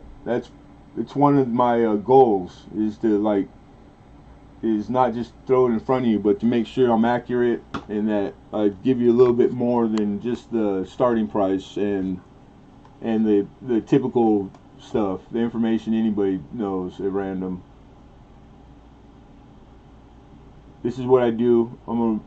I do it all day long. It's my living. But it's still it's not what I've done all my life. I'm only into my 6th year. But I've packed it in purposely, by choice, by design, because I knew to get level with my peers. My whole life I've always done that. I've gotten ahead by working twice as hard as everybody around me. It's all I know how to do. And it was needed this time. But it's really my background's 25 years, 7 days a week of hard construction. I like this sitting down in a chair. I like not breaking my back, because I've done that a few times. So it's not to demean it, because sitting in a chair 7 days a week will make you feel equally like you were out there working construction when you stand up. It beats you up too. So it doesn't matter. Work is work. It's equally hard, equally commendable, respectable, etc. So nobody, no interest. Okay, we're taking it down. We're off to the next one. And that's going to be lot. All right, 1908. 26. We're on 26, fellas and ladies. Gentlemen and gents. 08. So this is the same series. This is an 08S. All right. And this one is slightly better grade.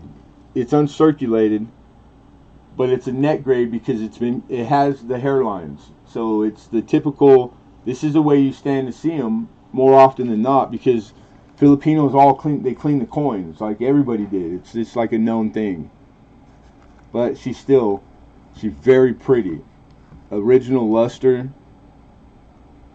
But you can see the hairlines.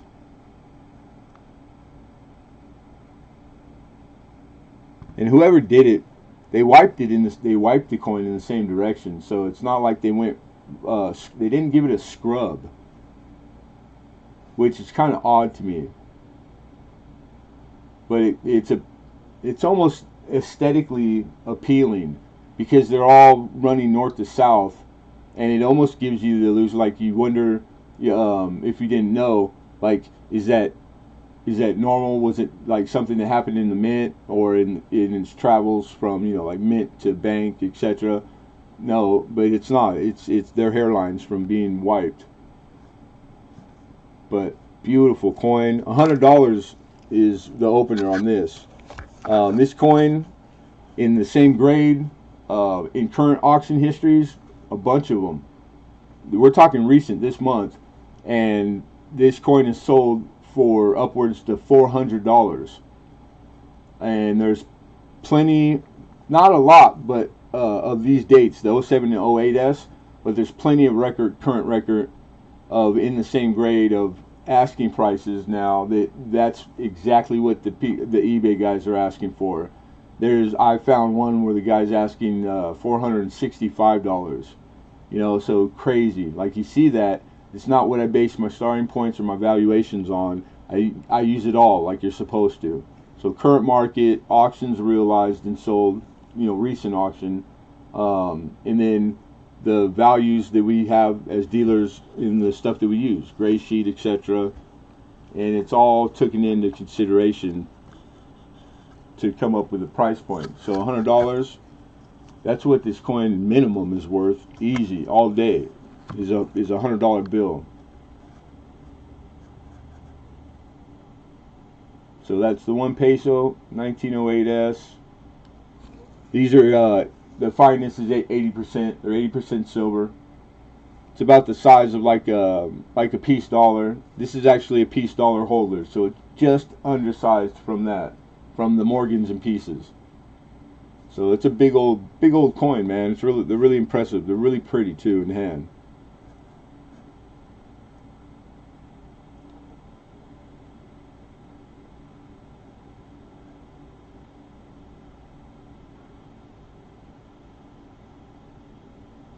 Yeah, no mint mark is Philadelphia Blue Moon, correct. Most and we made Philippines coins. I think they made their coins for like a year once or something. But the lack of mint mark means just know it was made in Philadelphia. Correct. All right, nobody. All right, we're taking it down. We're moving on. We're gonna mark it. Give me 1 second. 1 second. 1 second. 27. 27.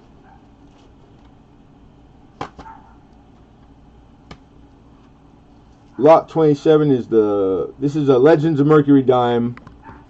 One of those aftermarket fancied up holders.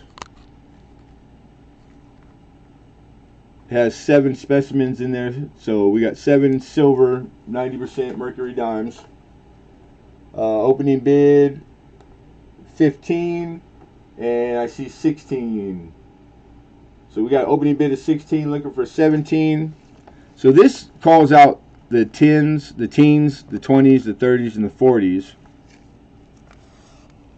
Nothing crazy. You can make out the dates, and they stick with that. But condition-wise, but a few of them up here, they're not slicks per se. They're goods. Let me flip it over. 40s, I believe, in the 40s. 44, 41,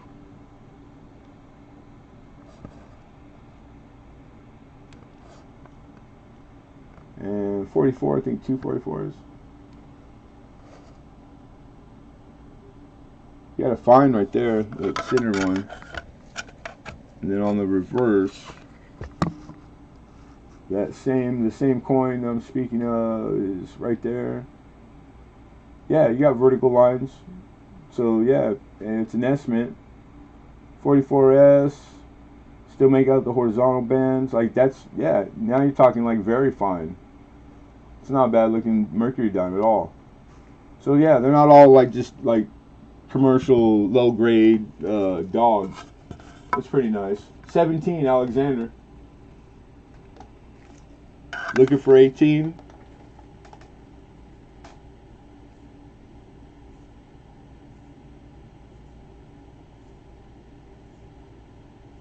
Well, then that's an error. If there's a rare one to be found without a mint mark, yeah, they left one off right on.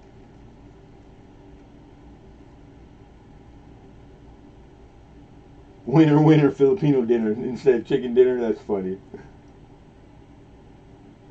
Yeah, and there's more than one in the Philippine coins to be found, like diamonds in the rough. But I can imagine that one's like a big one. There's a lot of them that are valuable, very valuable.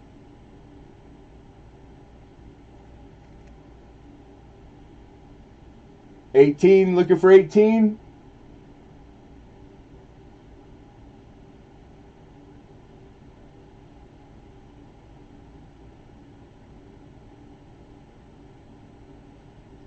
But just by the value, if it's in the $100,000 range, like literally, then the odds of finding that coin, you're not gonna find one. You're not. You'll find them for sale to buy, but you're not gonna find one. Like just, like digging through dealers' stock.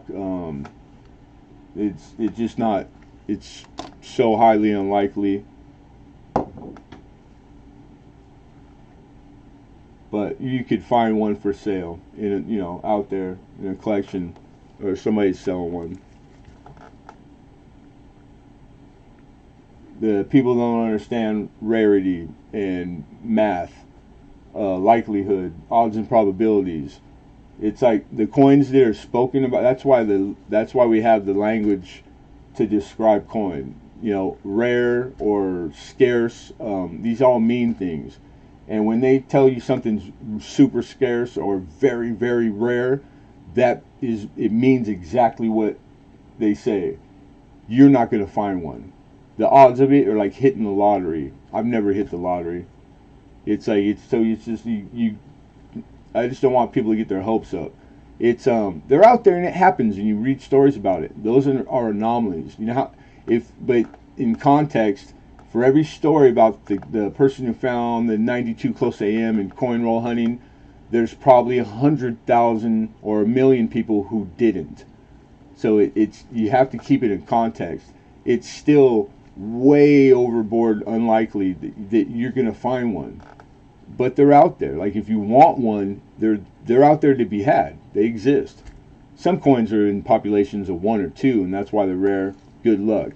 Other coins, we know where they're at. They're in private collection, and they come up every other decade. You get one shot to bid on it per lifetime. That happens a lot. But finding these coins, it's hard. Oh, hard's not even a fair word. It's crazy insane. But people get lucky, man. Luck has no bearing on anything I do because I don't believe in luck. Luck, it's happenstance. It's luck of the draw. It's natural selection, like that type of deal. Anyhow, pretty cool stuff though. I like knowing all that. No 18 bid, so we're gonna call this down. Final warning, everybody.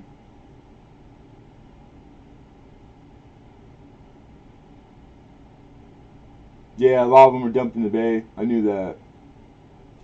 Yeah, Japanese invasion. That's why a lot of them were cleaned, I think, too. Alright, last chance to bid, everybody. Going once. Going twice. And sold.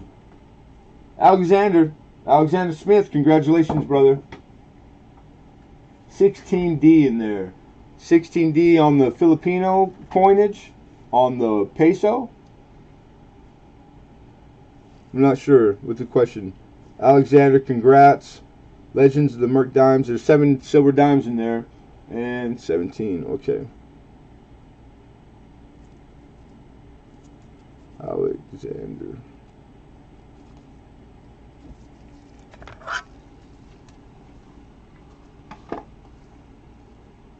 On the lot 28, this is from the same outfit, same style holder. Legends of Buffalo nickel, and you get 6 buffaloes in here in this particular set. Oh, Mercury dimes. Yeah, 16D Mercury dime is key date for the Mercury dimes. So very valuable, even in lower grade. You're into the hundreds of dollars. High grade, the thousands. It's one of those series where you'll see it repeat in other series. One coin, the key date is worth more than all the rest of them put together. So it's kind of like the sets I come across, sourcing, buying, they almost always don't have the 16D in them.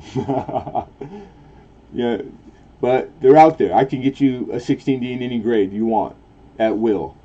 But I'm not going to coin roll one. I'm not going to find one digging through $1,000 face bags I buy from a metals company because they're picked out. It's not going to happen. And if there is one in $1,000 face bag, which it's a pretty good investment, cash money wise, They might put a dummy one in there for you, like the worst, the very end of you could even that it's collectible or valuable because it's in such bad condition. They'll put them in there. They'll put carrots in those bags. I'm not accusing the companies of it. It's just I know that's it happens. These things happen. I'm not gonna say what company. That gets me off the hook for libel. Huh. All right. Here's the other side of this. Starting bid $9. Yeah, you just gotta. Common sense goes a long way. If it sounds too good to be true, it is. You know, all that stuff applies. Coin collecting and dealing and all the going ons. It's not insulated from these things. It's the same. So you know, it's just educate yourself. We're all adults. So my advice is, you guys, like, be responsible, because it is an anomaly in the fact that it's money. We're dealing with money worth money, right? How wonderful. But it also is dangerous sometimes. Like, you could put yourself in a hole. It's addictive. I just ask that you guys all just be responsible. But it's a great hobby. I would suggest it to anybody at any age too. It's really good for that way. Yeah, I can't say enough good stuff about it. 10. We got Alex for 10. Looking for 11.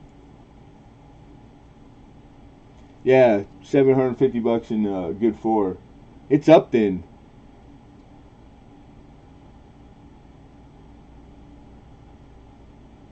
And a good 4. There's good 4s that are better struck than others. You know, the way grading is subjective, but there's you can put two side by side, and they both are technically a good 4, and they'll have different looks. And people are all, it's up in the eye of the beholder. You know, some people are more into the strike, and some are more into the finish. You know, whether it's tone or not.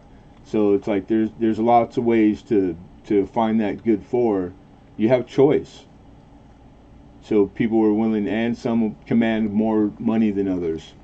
So the good 4 grade, the quoted price point for that in current market, they're all just educated guesses. The market is really what someone is willing to pay, and that is a variable that nobody can predict ever accurately. And it's all plus and minuses, you know. So you gotta just take it all with a grain of salt. And it's money. Everything's negotiable. I don't care what it is. At the end of the day, it's all negotiable. Yeah, and fun. Like, if you ain't having fun, you know, partaking in a hobby, whatever your hobby is it really a hobby anymore? You know, like, if it's taking a toll or it's a source of stress, you're not doing. That's when you're doing it wrong, because that's not what hobbies are for. Hobbies are for enjoyment. You pick them because you like them. You like to do it. You know, run or skydive or play pool or whatever it is. Coin collect. Like, it's the things that we're supposed to look forward to after we get away from the things that we do every day. Or, you know, some people are lucky and they like what they do for a living. I like what I do, and I get to do it as a hobby. So I wish I would have known about this a long time ago. Pretty cool. Pretty cool.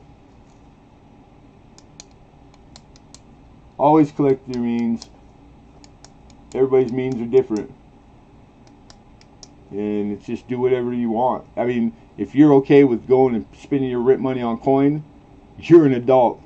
Nobody can stop you. But I'm just my advice, I'm not gonna tell you anything. You're an adult. I would never tell you what to do. I'm just gonna suggest, like, you know, because it's all here. It's a toy store. That's what the man I worked for when I started in this business, working in the coin shop, he would fair warn everybody, be careful. It's a toy store. You know, and I understood what he meant right away. It's a smorgasbord. Your stomach's bigger than your eyes, or, you know, like, be careful, because he obviously 40 years advice in one little, like, comment, and I got it right away. I knew what he meant. You could put yourself in a bad spot, because it's fun, you're having a good time, and you like it, and I see people do that. So I want to ethically warn you. Like, I would hate to hear anybody that comes to Lemonhead Penny get in a bind because they spent too much. But that, it never happens. Nobody ever spins too much here. I'm waiting for it. I'm waiting for my first guy that sued. I want to get sued. Yeah, I want to get paid in gum. That's a joke, by the way. That's a joke. That's a funny joke. We got Alex high with 10. We're gonna call final bid. Oh man, that's funny, dude. Come on, nobody. LMAO. Dang it, rough crowd today. Rough crowd. All right, fair warning, guys. Last chance to bid, going once. Going twice. And sold. Right on. Alden. That's funny. Alex for 10. Alexander Smith. Congratulations, Alex.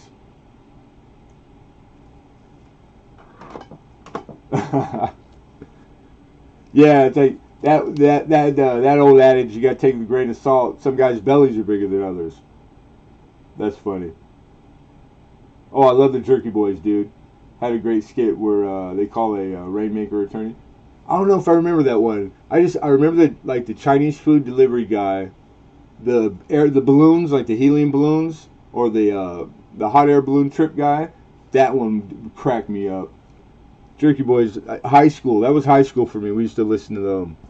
Funny as heck, man. Hey, Chisel Chin. What do you say, Chisel Chest? Jack Rizzo. That's what I remember. I sued myself once. How did he make out? Clean myself out pretty good. Oh, I can see all the places I go. That's funny, dude. Jerky Boys were a comedian, like a duo. Two guys that they made, like the comics used to make albums. They made CDs, and it was all like skits, but it was real. They would crank call people, and they were legit. You know, like they would call them. So the reactions you're getting on the other line was they didn't know, and they did the fun. Man, they were funny, and they put out a bunch of CDs. I remember having 2 or 3 of them. We used to buy them and listen to them. They were funny. And it was around the same time that what's his name got big and did the Nickerson Gardens. With the leather jacket. You know what I'm talking about. God, I'm bad with names. All right, lot 29, you guys. We're on 29, and that is okay. That's this one. 2 centuries of nickels. The buffalo in it, it's got a buffalo, it's got a V nickel, it's got a silver, wartime, alright? Then it's got modern and modern. So really not a lot of value. The buffalo, it's decent. It's at least a good. You see, it looks to be problem free. It's a 35. And the silver nickel, wartime nickel, not the greatest condition, but it's like minimum. It's got the bare minimums. These are commercial grades, so the people who did the sorting for this did a good job. The holder's got a scratch there. Here's the reverse, and so I mean $6. You got $2 in a war nickel, a dollar V nickel. Maybe a $2 to $3, possibly $4. The condition, it's a little nicer than I remember on the buffalo. And then the modern really is, they would have to be super high grade to have any value above a nickel. But a cool little set, nice set, because it's got they did all the work for you, you know, the having one specimen of all the different eras. So 2 centuries of nickels. We got 7 from Alexander. Tom, maybe Crime Scene is a good call to listen to. I don't remember that one. It's been 20 years, man. The ones that stand out, I remember. Andrew Dice Clay, thank you. God, I don't know why I couldn't say Andrew Dice Clay. It was like the same time. I remember the same era. Because I actually had Andrew Dice Clay out vinyl. I had his albums. I didn't even have an album player. I just remember, like, he was a big deal. Funny, too. So looking for 8. We got 7. We don't have too many lots left, you guys. So after that, we'll revisit. We got a little pile of coins, and then that'll be it. Oh, yeah. Okay. Time-wise, good time. Not crazy. Faster than last week, matter of fact. Sweet. Yeah, Ford Fairlane was that movie was alright. The car was better. I restored one of those. That convertible in that movie, those are rare and hard to find. It's the hard top convertible. The hard top doesn't fold, and it's a big car. So the whole thing mechanically, it stays rigid. It goes in the trunk, dude. The trunk on that car is, you could put another car in it. It's so big. I gotta do body work on one and like restore it, like to like $100,000 car, man. Badass car. He drove one of those. That's what he drove, was that Ford Fairlane, that hardtop convertible. That thing was crazy. But yeah, he got the TV show. I liked his show, his TV show. I thought that was funny, but it didn't last long, I don't think. And then I think he did Vegas, but I never caught him in Vegas. But fair warning, guys, here we go. We got a bid of 7, looking for 8. Going once. Going twice. And sold. Alex. Mr. Alexander Smith for 7. Thank you, sir. Congratulations.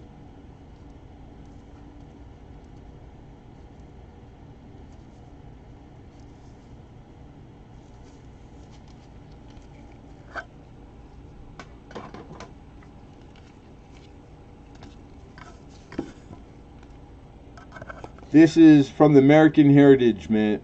It's one of those aftermarket companies that would dress stuff up. Which color was the one you helped restore? Oh, what did you end up painting it? I want to say red. Which it was a brother-in-law of one of my best friends growing up. And it was high school. We started going over there. He was trying to keep us off the streets, you know, like keep us out of trouble, which it did at the time, but it didn't last. That was my fault, you know, like being a knucklehead. I learned my lesson. Yeah, so one of my buddies started turning wrenches and learning how to work on cars. Ended up professional mechanic, making a couple $100,000 a year. Never graduated high school. And so like this, we learned a lot of good stuff. I liked the body work part of it and the paint. So yeah, but the cars we got to work on as kids, it was like, they were pretty cool, like Austin Healey's, like rare 6-window, like the 60s, I forget what year, Corvette. Those restored were like over $100,000. He was pretty good at, like, this guy was good at what he did, and he took these knucklehead teenagers and he taught us stuff. So I always was grateful. But yeah, I'll never forget that Ford Fairlane, because the sheer size, it was massive. The car, the trunk, it was like you could put 10 bodies in that trunk. It was a 10-body trunk. All right, so this one, United We Stand. That's why I had labeled it on there. And this is how they marketed it. You got one New York State quarter, 2001, in there, which is a modern quarter. No, it's not a big deal. And then you have a Standing Liberty, though. So Standing Liberty quarter, cool. 90% silver.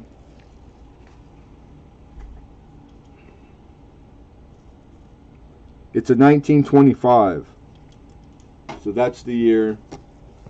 Lower grade.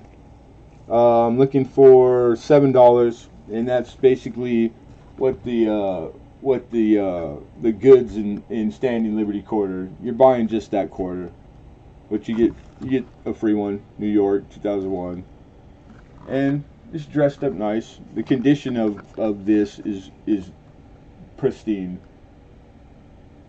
Alexander for 8. 63 Stingray. Yeah, the one that I worked on was, and the way he ended up getting it, because the guy that dropped it off to have the work done and full restoration, motor and all, he never came back for it. So the whole thing about like the bill and the lien, and years later, like all these years went by, and tried to contact him, and the guy I'm talking about, this man Rick, he ended up, he got to keep the vet. It was black. It was like in the thing. It was like it didn't need any body work. It was immaculate. It just they rebuilt the motor or something, and then he wanted it painted. You know, like he wanted it brought to like pristine. Yeah, split windows, six windows, 6 pieces of glass, right? It was like one of the more rare ones. So it was like I had seen them. We used to go to auctions, all that. It was like over $100,000 car. Did I call this one down? I'm getting sidetracked. My bad. I'm rambling too much now. Alexander Smith High with 8. Fair warning, guys. I was about to put it away and write it down. My bad. My bad. Last chance to bid going once. Going twice. And sold. Alex for 8. Congrats.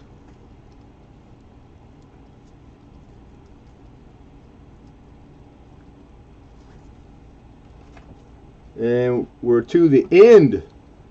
31, lot 31. This is a pretty set too, man. 1977. This is a proof set for the coinage Great Britain and North Ireland. All original case, the way it came, immaculate, pristine. All right, that's the outer box. The way these are, they fold like an envelope, literally like an envelope folds. So you got like this embossed stamp, and then it opens up like that with a fourfold, and then you have a nice size, a little bigger than ours. Same thing, a proof set. And this one is, I see these, I come across them every once in a while. I bring them to you guys, and this one is, it's dynamite. It's about as good as they get. Freaking gorgeous. Pretty impressive looking. And not a scratch. I mean, just, this was, whoever got it never touched it. I doubt they even opened it, to be honest. And where am I starting this at? $9.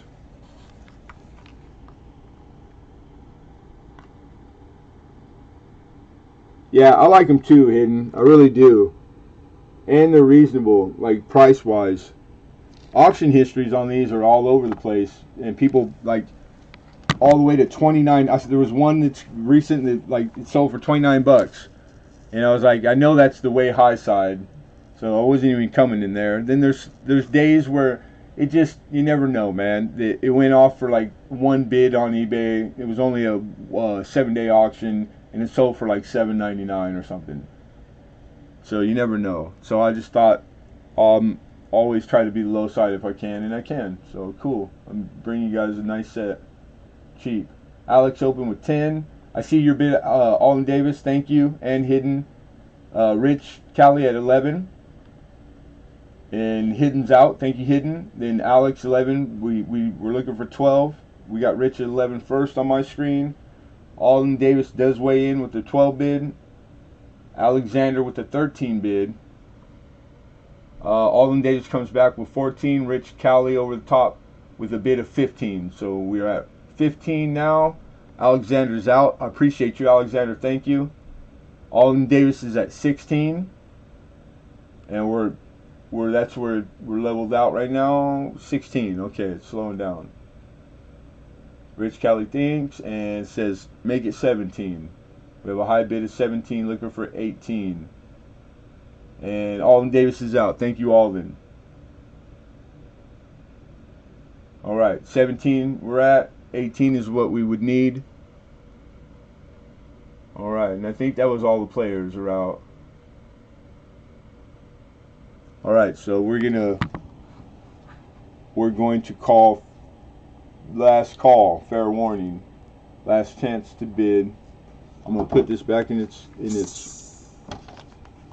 case, and then we're gonna call her down.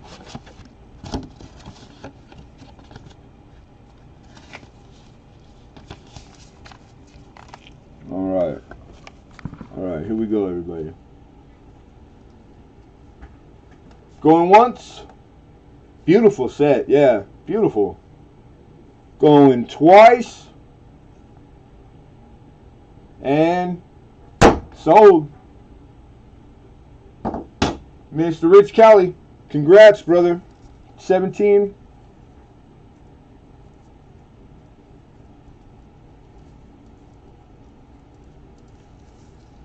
All right, Otay.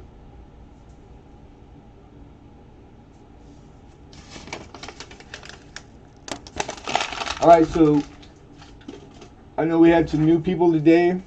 Awesome.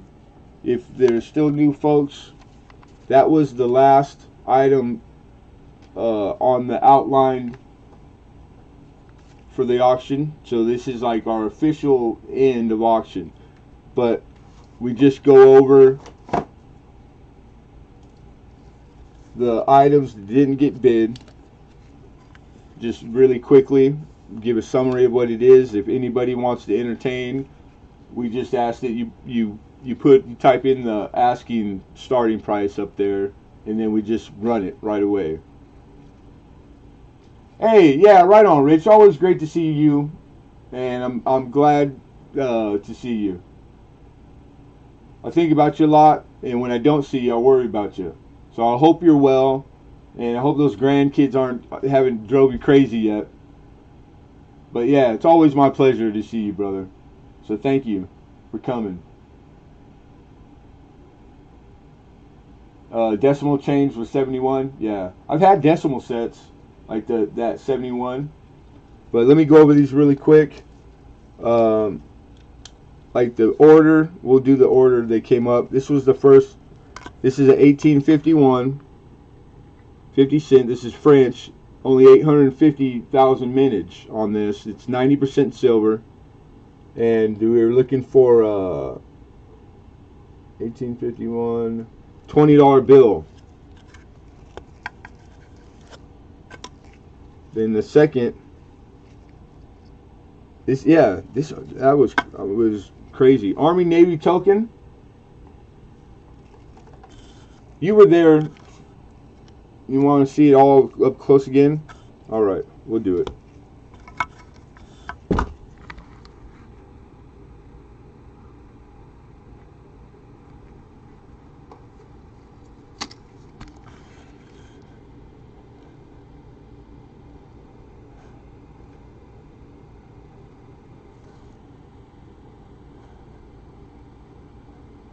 Here's the reverse.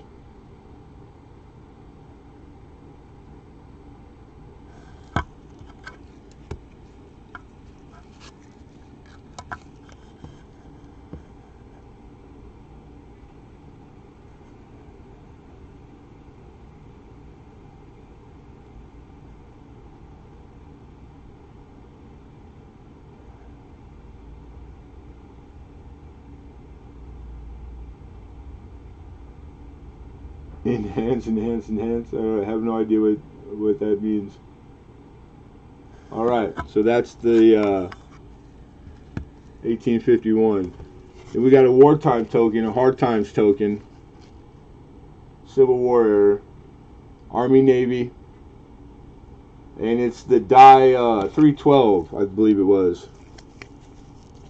Yeah, 312, Army Navy token. And 35. Need 35. Blade Runner movie. Okay. I think I've seen Blade Runner, but I ain't gonna lie. It's been. That was like 20 years back, right? I don't remember much about it. Alright, so Civil War Hard Times token, the Army Navy. And then it was the 1857 seated dime, Liberty dime. 1857 15. We're looking for 15.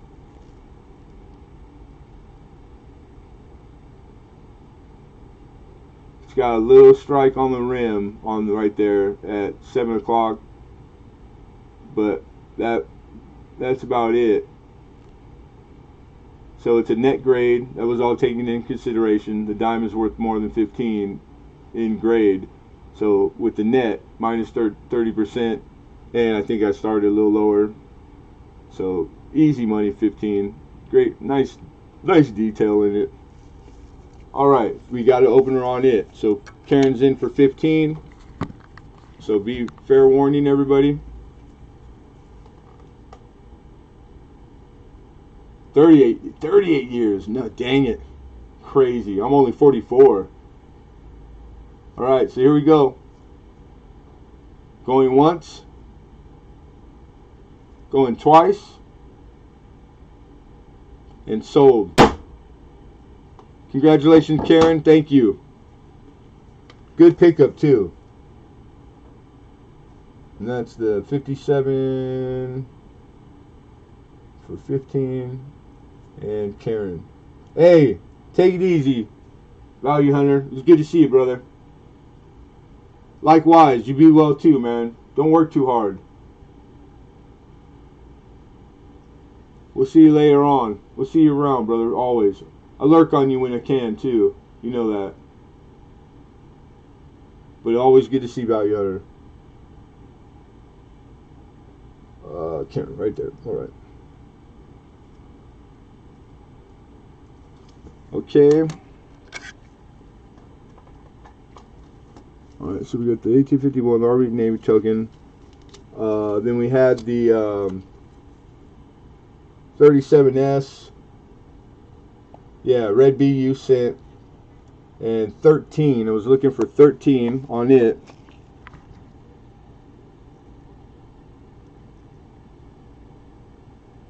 And this is a beautiful red 37S wheat cent. Brilliant uncirculated. Yeah, the camera's it's perfect time too, because it's starting to get warm enough where it's not, the autofocus isn't it, but I gotta give it credit. The camera did well the whole auction.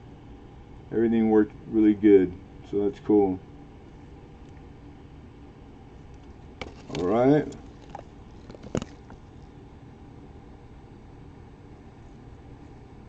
And then,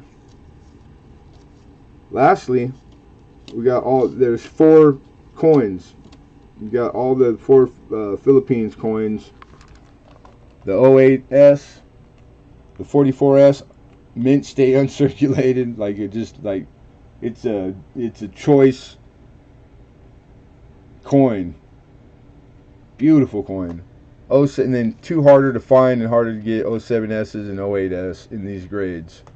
1 in a high AU, which arguably it's a AU. No, excuse me, it's a UNC. But I'm conservative because it's an UNC. And then the uncirculated 08S with the net grade, it's been cleaned, but almost all Filipino coin has been cleaned. It's common, so it's not really I've seen them in PCGS slabs with the cleaning and the hairlines, and they don't even call it details.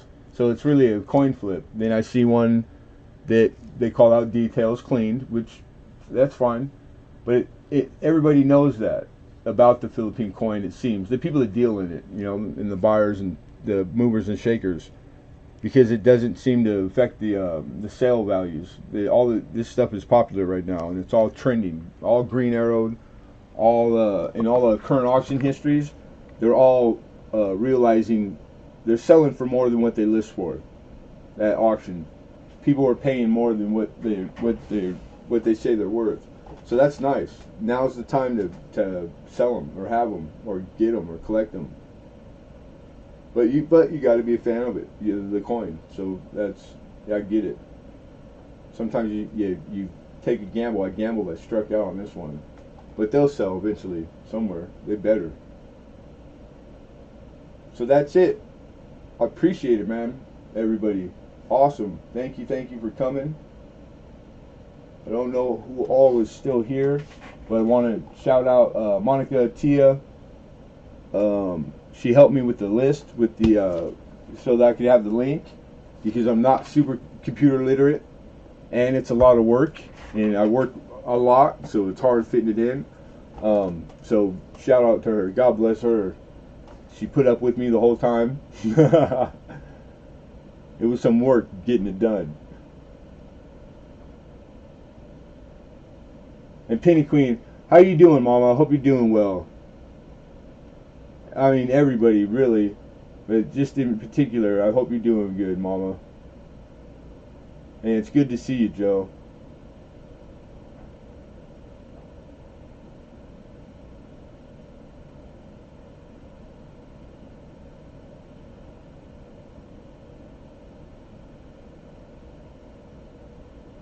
Okay, Frank P., that's a good question. You don't have to. Most people don't. Most people keep track on their own. They know what the shipping is. If they don't, they ask, like, if you need a total, I can give it to you, but you can go and pay at PayPal anytime you want. Like, I encourage it. It's kind of like an unsaid deal. It was like that for a while. And then the invoicing, you'll get it slightly different, but not too much at all the auctions here on YouTube. Yeah, 350 is the shipping unless you got a lot of stuff, but I know you didn't. So, and the reason we do 350 is it's the bare starting point where it comes with a tracking number. So that's first class mail. So there'll be a tracking number. I purchase through PayPal, so you'll receive an email with your tracking number when once I pay for your postage. So that way you can keep tabs on it on your own the whole time. You'll know when it's expected and you're protected. I think you get like $50 worth of insurance, or is that on the next tier?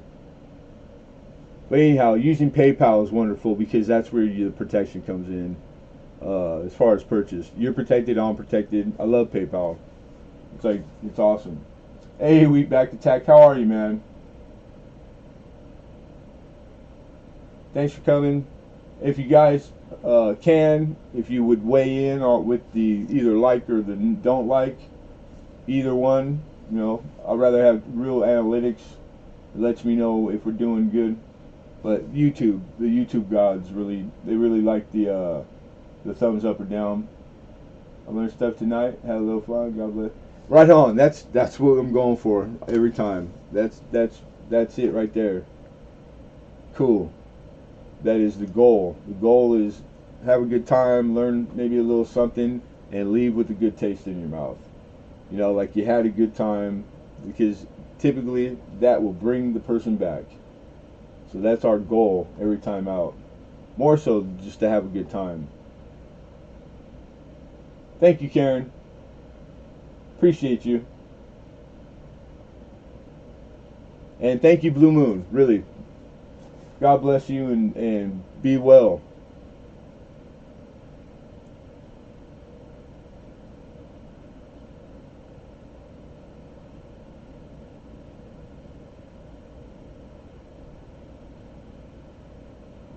Cool. I don't see likes. Right on. 58. That's good. That's a lot of likes. Sweet. Right on. Hey, it's good to see you, Hi Ho. I hope you're doing all right too, man. Take it easy. Don't take no wood ones. Stay out of trouble. Good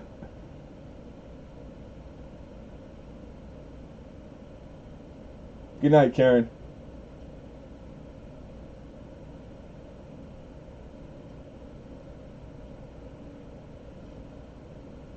Cool. 60 likes. Right on. I missed it. And thumbs up to Frank P.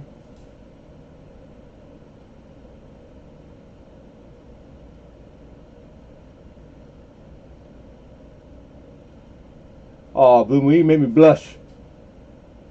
Thank you. Thank you. Really. So does anybody need possibly a total or have any questions? Um, yeah, because now we got that time to do it.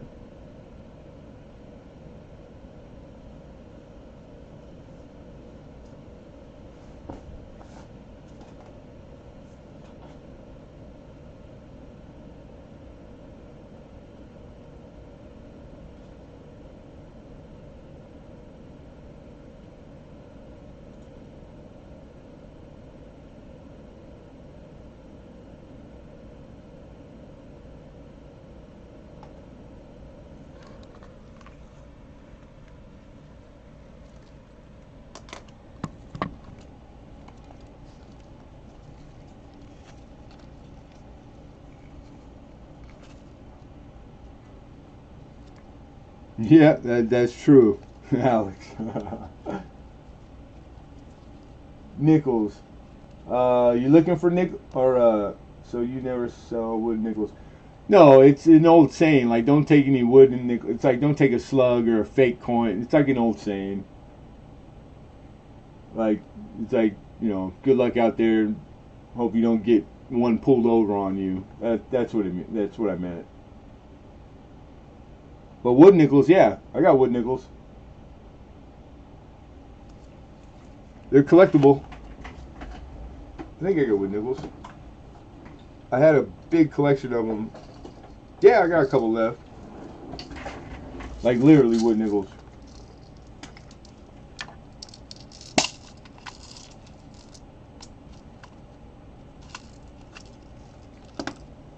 That's a wood nickel right there. Let's see where it's from. That's from the annual Reese family reunion in Beeman, Iowa on July 20th, 1997.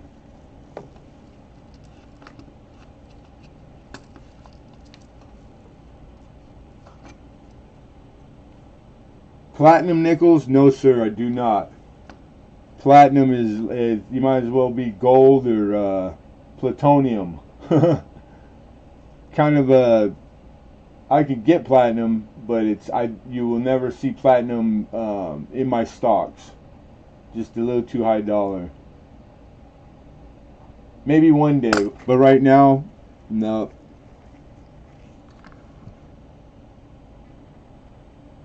Whiskey Flat Days, Kernville. Right, well, it's California. I know where Kernville's at. Old time movie. Just like an old time movie. 1991. Wooden nickel. Yeah, stuff like this. Some of the dealers that have them, they'll probably have them like out in a bowl. You get a handful for $1 or something like that. There's some older ones that are like, but they're collectible. And I know people who collect just wooden nickels. A lot of the businesses did them during a certain time era where that's what they gave out, like business cards.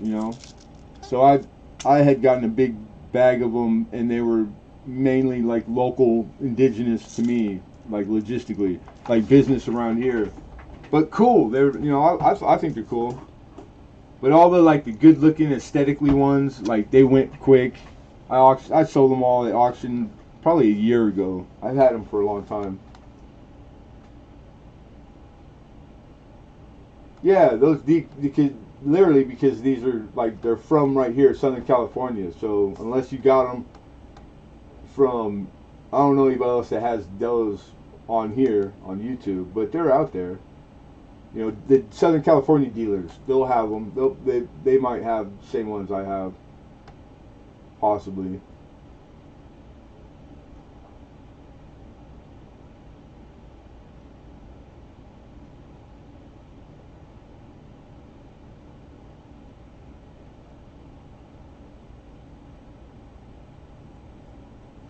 So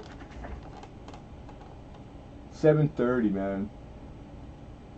Per 4.5 hours, 31 lots, and with Lemonhead's how long he takes, that sob. I don't think that's bad. I think that's pretty. Like things are getting a little like too organized. I'm gonna have to. This is absurd. I'm gonna have to fix that. And when I mean fix, I mean we're gonna have to slow this, mess it up somewhere. Can't have this progress. Be cool if they stamped wood with metal die. That it would actually work. Yeah, especially if they warmed it, the dyes. They'd be like branding. You know, I know they brand them. Some of them, they're just stamped with heated up before they stamp them.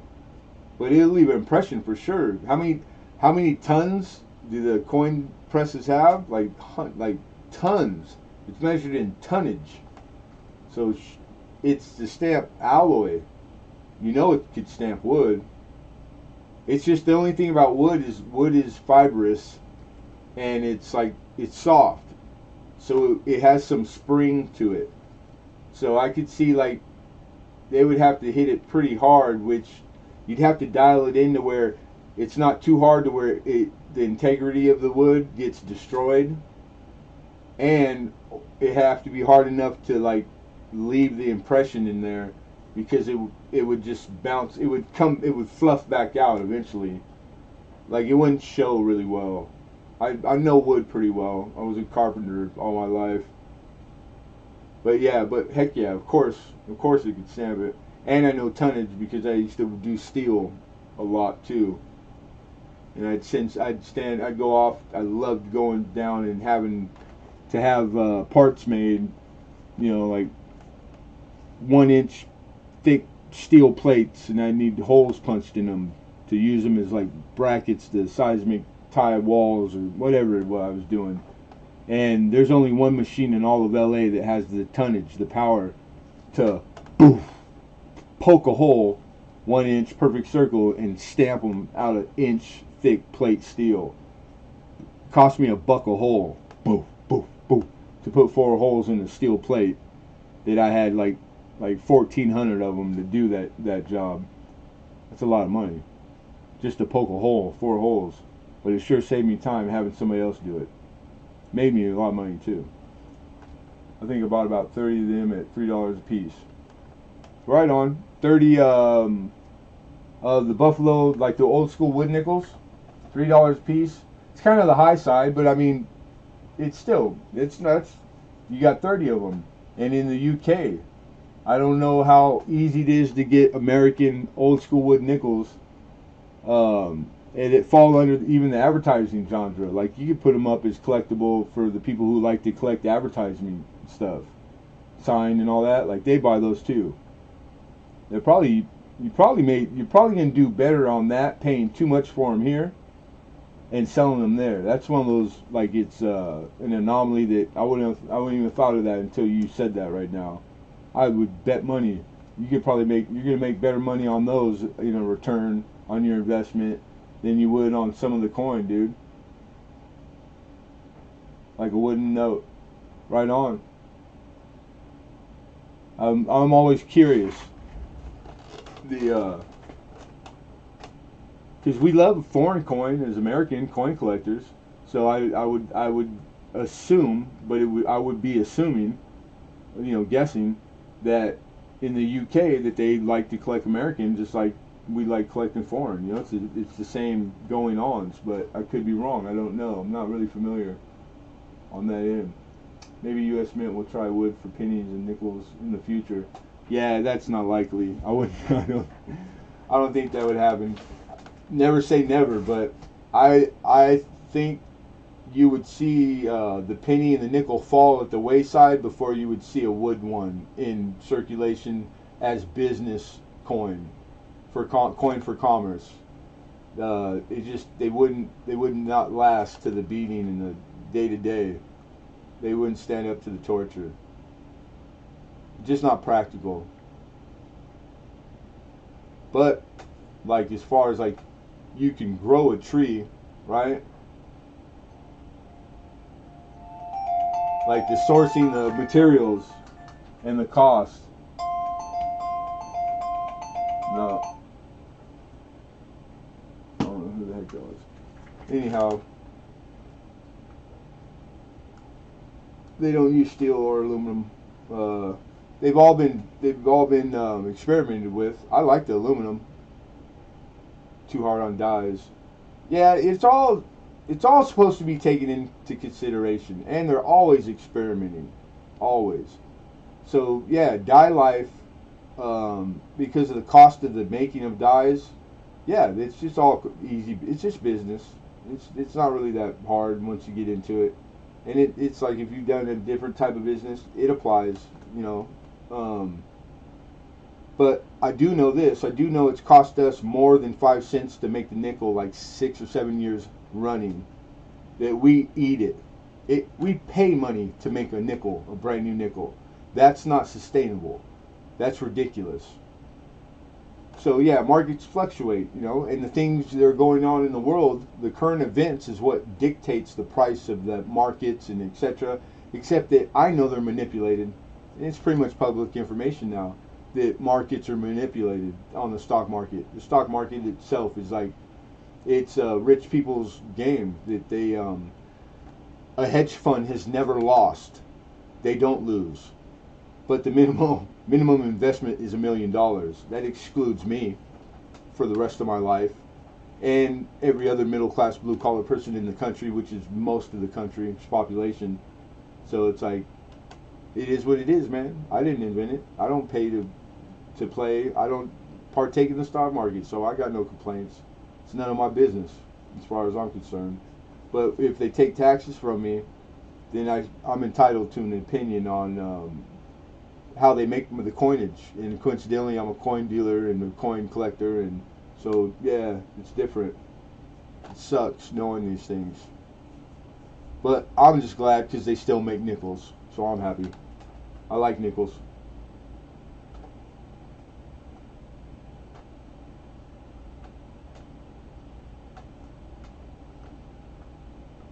Yeah, like there's people I met, man, that are really good at penny. You name it.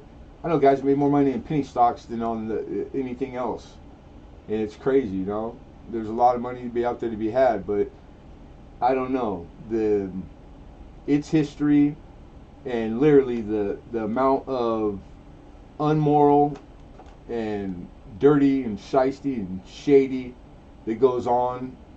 I think it outweighs the normal play fair, play by the rules, righteous, moral adult. You know what I mean? Like I really don't want nothing to do with it. It's like I've gotten by 44 years not having any money. Like I'm used to it. I have no aspirations of being rich. I just want to get by. But I don't want to steal from people to do it to get rich. Like to get by. So I'll just keep doing it the way I'm doing it. And the knowing you're in a room, but maybe I don't know who they are. So that's how I justify it to myself. I can't do that, so I'm not gonna do it. I want people to. I'm gonna die every day. Whatever my morals are, you're gonna see me do what I say and say what I do, and like I care if I'm remembered that way. Although you shouldn't care about those things. I just always think like my kids. I want my kids to see how the stances I take. You know what I'm saying? Like what my beliefs are. I've never worn a seatbelt because I will not. I will pay tickets, whatever. It's risk and reward. You know, I know there's a toll or cost, which is absurd and unfair and unlawful. But it is what it is. I'm not paying seatbelt ticket. They can take me to jail, and I'm not wearing one. Never have. But it's the law here in California. Some things are harder than others. You pick and choose your battles. I'm broke. That's most of tomorrow's pay. I want them long term, but a few $100s is a lot to me. Yeah, it's a lot to me too. It's quite a lot right now. I don't know. It's just like I've had all the toys and I've had money, man. I've made money more than I should have. I've been lucky, but I earned it though through hard work. I made way more than my education, etc. But through blood, sweat, and tears, and it was necessary. Like I raised a family and kids, and now it's all gone. I don't have the responsibility. Did my job. I don't need nothing. I don't need as much as I thought I needed. I've had all the toys and crap. I just need the bare minimums. You know, I need no luxury. I have enough of them. There's a big old spider. Oh, you little sucker. Keep going. Get out of here. Get gone. Anyhow, yeah, I don't need nothing, man. I just need to eat, pack of cigarettes every day, which is a luxury, but I need them. And that's it, you know, like the bare amenities, a roof over my head.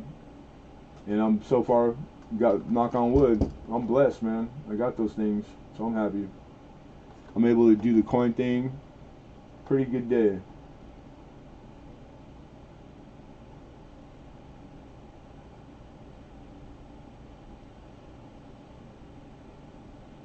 Yeah, I watched a documentary on how like you know, like it's interesting to me.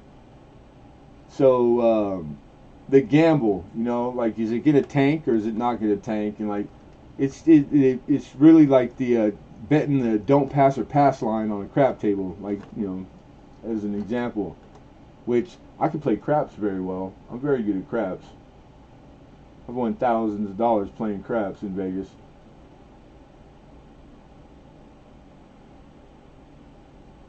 But the stock market, there's too many things that I have no bearing on. I could be the smartest guy in the world, man, but just there's too many unseen and there's too much dirty going on. I wouldn't risk my money for all the money in the world. You know, like it's just not worth it to me. I just craps is fun. Don't get me wrong, Rich Cali. I'll never forget it because we went one weekend. We're at the Hilton, like right by the Riviera. I love the Hilton off the Strip. It's old class, second best sports book in Vegas. That's like where the Rat Pack hung out. So I'm there. It cost me. I think I lost like $5 grand, five freaking $1,000, $100 bills over the course of the weekend because I would not leave the crap table until I knew how to play craps like well. Like I just made up my mind, and so I mean, like I learned it. There's all the bets that are on the table that are like, you know, they're inked into the felt. They're there always. There's all kinds of bets that you can't see, that you have to be in the know. Casino to casino, some of them have different styles. Fire bet, not every casino has a fire bet or a ring bet. That's 250 to 1. All you gotta do is pass all the pass line numbers, the 5 through 10, once. That's not too crazy. It happens, you know, but it's really against the math. So they win on it more than not. But when it pays, and it pays a lot, you see guys. What does it kill you to throw a $25 chip on, you know, nickel chip on the sucker? It's not that bad. You hit it one time in the night, you could play it all week for free. You know, like things like that. I love it. You got to understand the C&E bets. There's like I was lucky. I had some old bloods there one time that they had strategies that were like I learned the way I play today from like just random strangers, man, and it works for me. How you ensure your opening bet when you open up, you know, like uh, always play C&E just on the opening, and it's because of the math, how it pays. You always take the action. You always take the action. You put your money on the backside of the bet. Your bet's just your entry into the game. You're making all your money on the going ons after. It ain't the pass line. You ain't trying to. Anybody trying to win money on the pass or don't pass, they're the suckers. They're the one they're paying to play. Yeah, it's not even 52%. Shit, 52. They'd be making trillions of dollars. They bet Vegas makes all their scratch, brother, on 1% edge. One.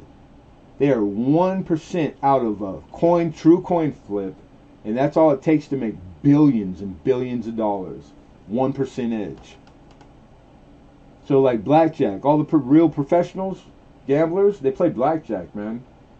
All of them, because you can win consistently if you just play by the math. If you don't do the same thing the casino does, the dealer has to do rule. You know, like hit on 17, stand on 16, because the math. It's all supported by the odds probabilities, which is, you know, it's not sound. It's just more likely, but odds of probabilities is you know, make $1 billion industry. Crazy. But I love gambling. I love cards. Pump and dump his penny stocks. Yeah. I'm I'm cool. There's so many ways to make money, but I'm not the stock market. You know, I don't know. Maybe people don't know how it is. When you have less money, it's harder. Even though the reward, you could like I could sit here and go, I should invest in the stock market. I know I could make money in the stock market. I'm a pretty smart dude. I could probably do, but it's the bankroll, the startup dough. I can't because I also know I can't. I can't take. There's no risk allowed with the little bit of money because it's literally what all I have and I live off of. Like my whole course of my life goes from not very much to bad to nothing if I did that. But having expendable income to invest is different. You can survive the bad luck, the downturn, the unpredictable, unforeseen, and it doesn't even change a day, and you can even try again. That's why it takes money to make money. You're insulated from the things. It's sad because there's a lot of people that could get out of a worse place. They have no idea how good they'd be at it because of their circumstance. It just is. It's the real world. It just is what it is, man. But the not understanding it, most people don't get it. They don't understand that. So to point a finger and blame or be, it's like that's all not necessary. Like I'm not mad at the guy that made $1 million hustling a bunch of people at the stock market because he wasn't hustling me because my money ain't in there. I only bet my money on for sure things like myself. So my win percentage is way better than all your guys that are playing the stock market. Although you probably got more money in your bank than me for sure. It is what it is. It's probably the way God handicaps everything. That's why I tell myself since I was a kid. It wouldn't be any fair if he released me on all of you guys and gave me the startup dough because I'd take over the world. That's pretty arrogant, huh? I love it. I mean it more as a joke, kinda. That shares already. It's called Lemonhead. Hey, God bless you too, Alexander. He's joking, but there's more truth in that statement than not. One of the biggest supporters, a long-time buyer, and God bless Alexander Smith. Really, all of you guys. The guy that buys $5 at auction, the guy that buys 500. It's all the same, man. It's all necessary. I'm not killing it. I'm not putting money away every week. Like it's enough to be back every week. So I'm grateful. I'm super grateful. Kelly Michard, welcome. The auction's over. We linger usually and shoot the breeze for a little while after. I answer questions if you have them, or if there's something you're looking for, etc. But I'm gonna be getting off here pretty soon. But it's nice to meet you.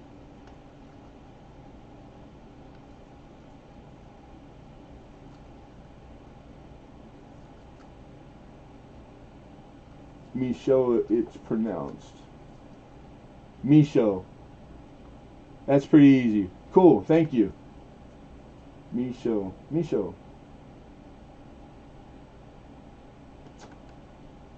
When it doubles in value.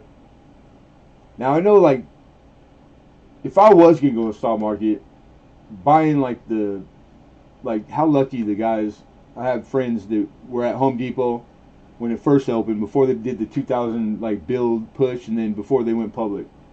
And how many times the stock split? I have friends, or let's put like no, yeah, I got a couple. They're friends. I did work for them, like remodel their houses, but I know them. That they became millionaires, like at 26 years old, because they were like managers at a little department at Home Depot, but they had already started. They were savers, like frugal. They put the max you can put into your investment, your whatever they had set up for them, and then all that money, and then they bought stock when they went public, and then how many times the stock is split. The same thing with a buddy of mine that worked. He's a driver at UPS. He started working there. We went in high school. I worked there one season as his third. It was my third job, but loading trucks at nighttime for Christmas. He stayed, man, and he did the same thing I just said. and it was way before they even went public. And then the stock it split 3 times in the first year, and like he bought a house with it, I think.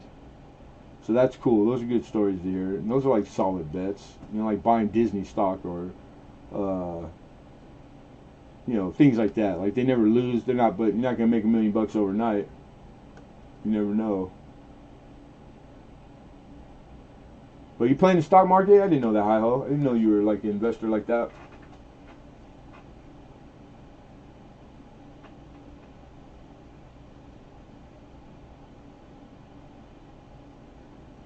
It's enticing.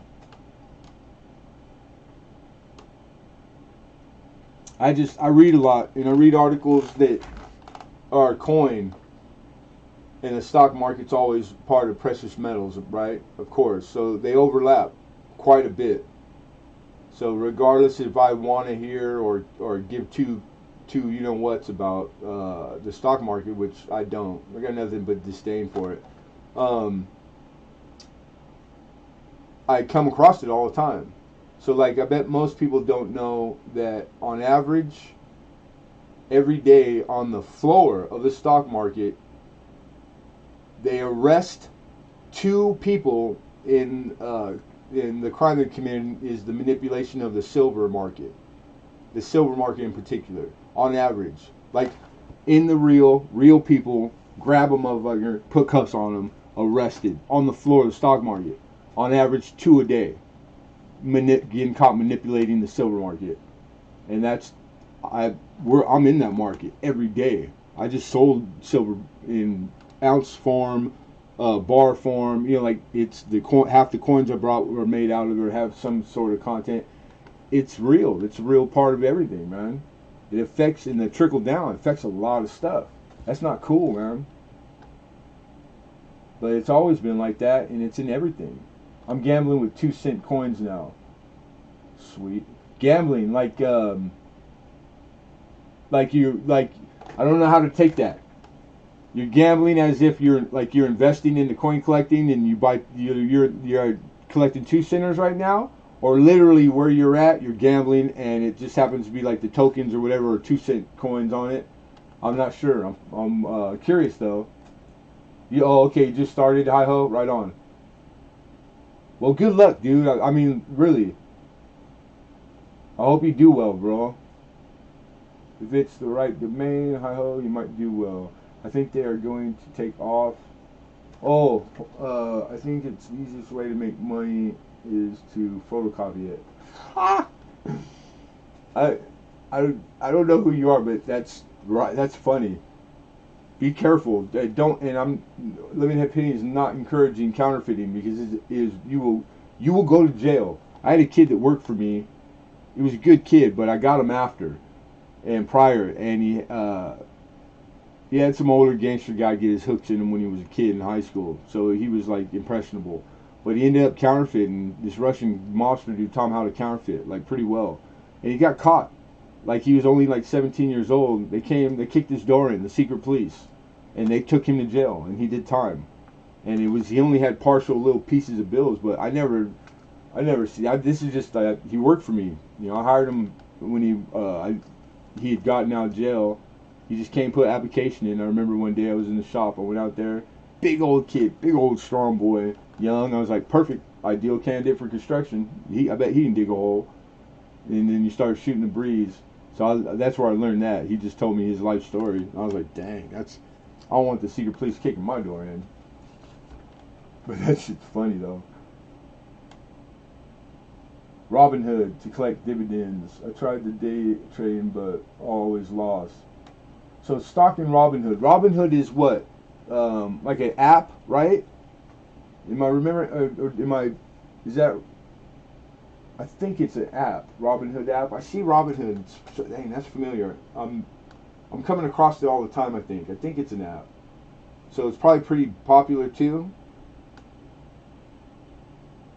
And dividends, like how often do they pay dividends? The return on your, and what's the minimum investment? Like, is it really that good right now? Okay, so yeah, Robinhood is the app where you trade.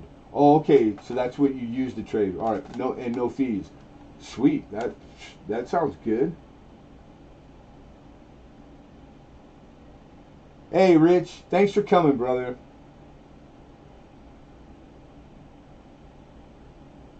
Okay, yeah,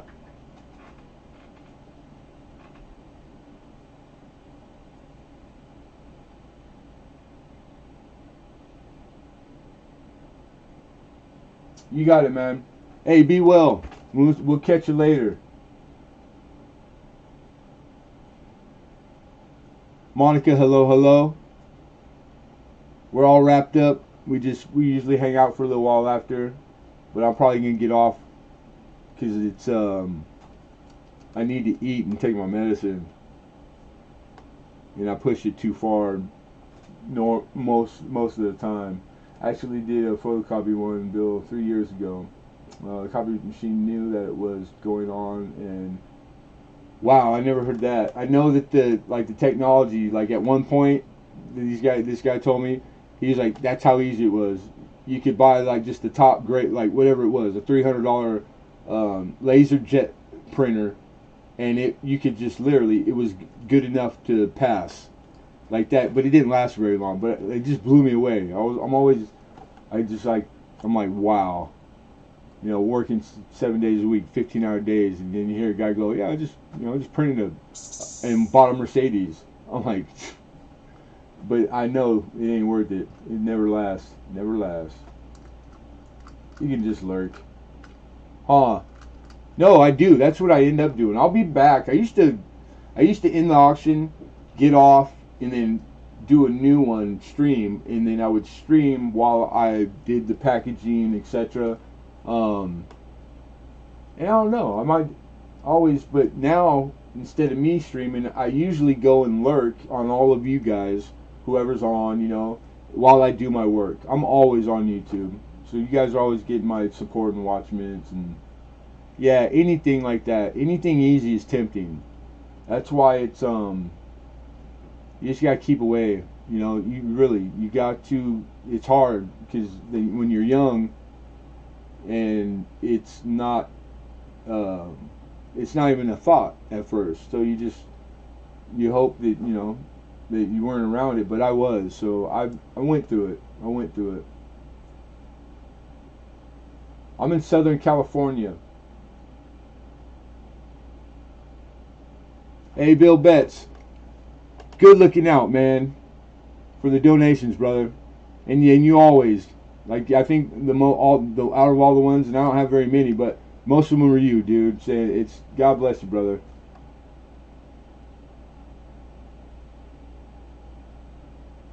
British Columbia, Canada. Okay, never been to Canada.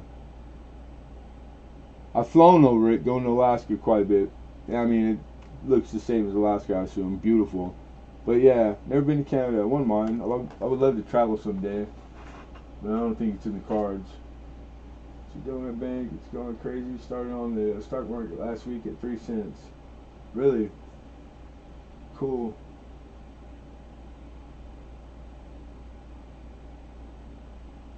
Vancouver Island. Okay. I'm on my friend's channel, and then I will be on my live. Come by if you can. Oh yeah, for sure. I'm gonna be getting off right now. Then I need to go in and just make a meal, take my insulin, and then eat. And that don't take that long. Then I'm back out here, but I got to get into my email just in case there's something that needs my attention right away. If not, I got all night to the morning, and it's smaller items, and the shipping this week isn't going to be as strenuous as it usually is.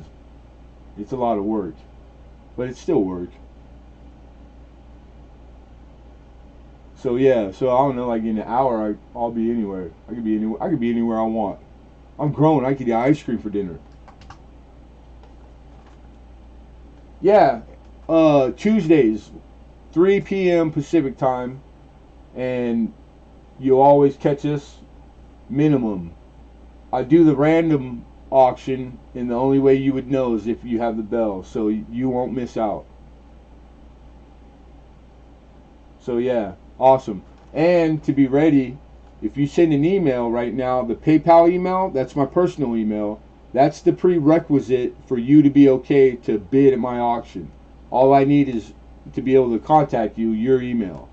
So if you got time, the tdacmartin1 at Gmail, send me an email and just say, hey, this is so I could bid, and something small along those lines, and then you're okay to bid. We don't ask for deposits or anything.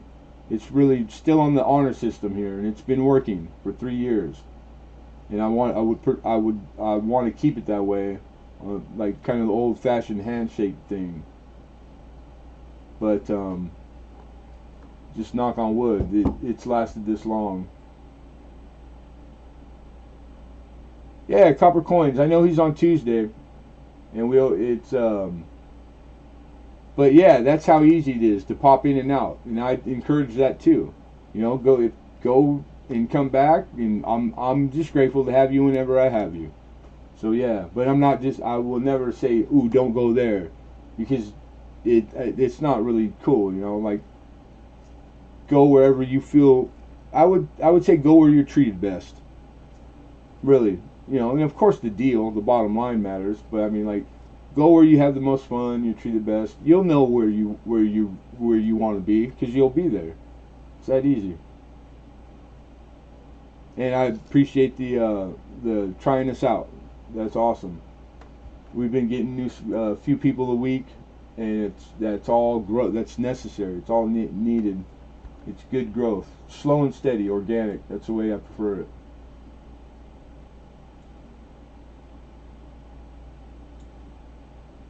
So, good stream health. Right on. Well, I think we're going to bid adieu and hightail it out of here. So I want to thank everybody for coming, and hope to see you guys next week, or when I do see you. Everybody be well.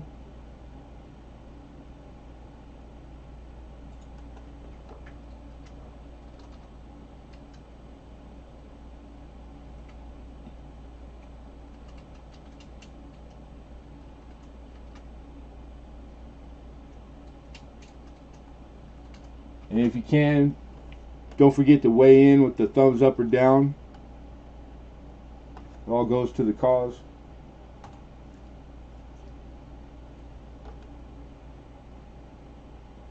Take care, hi-ho.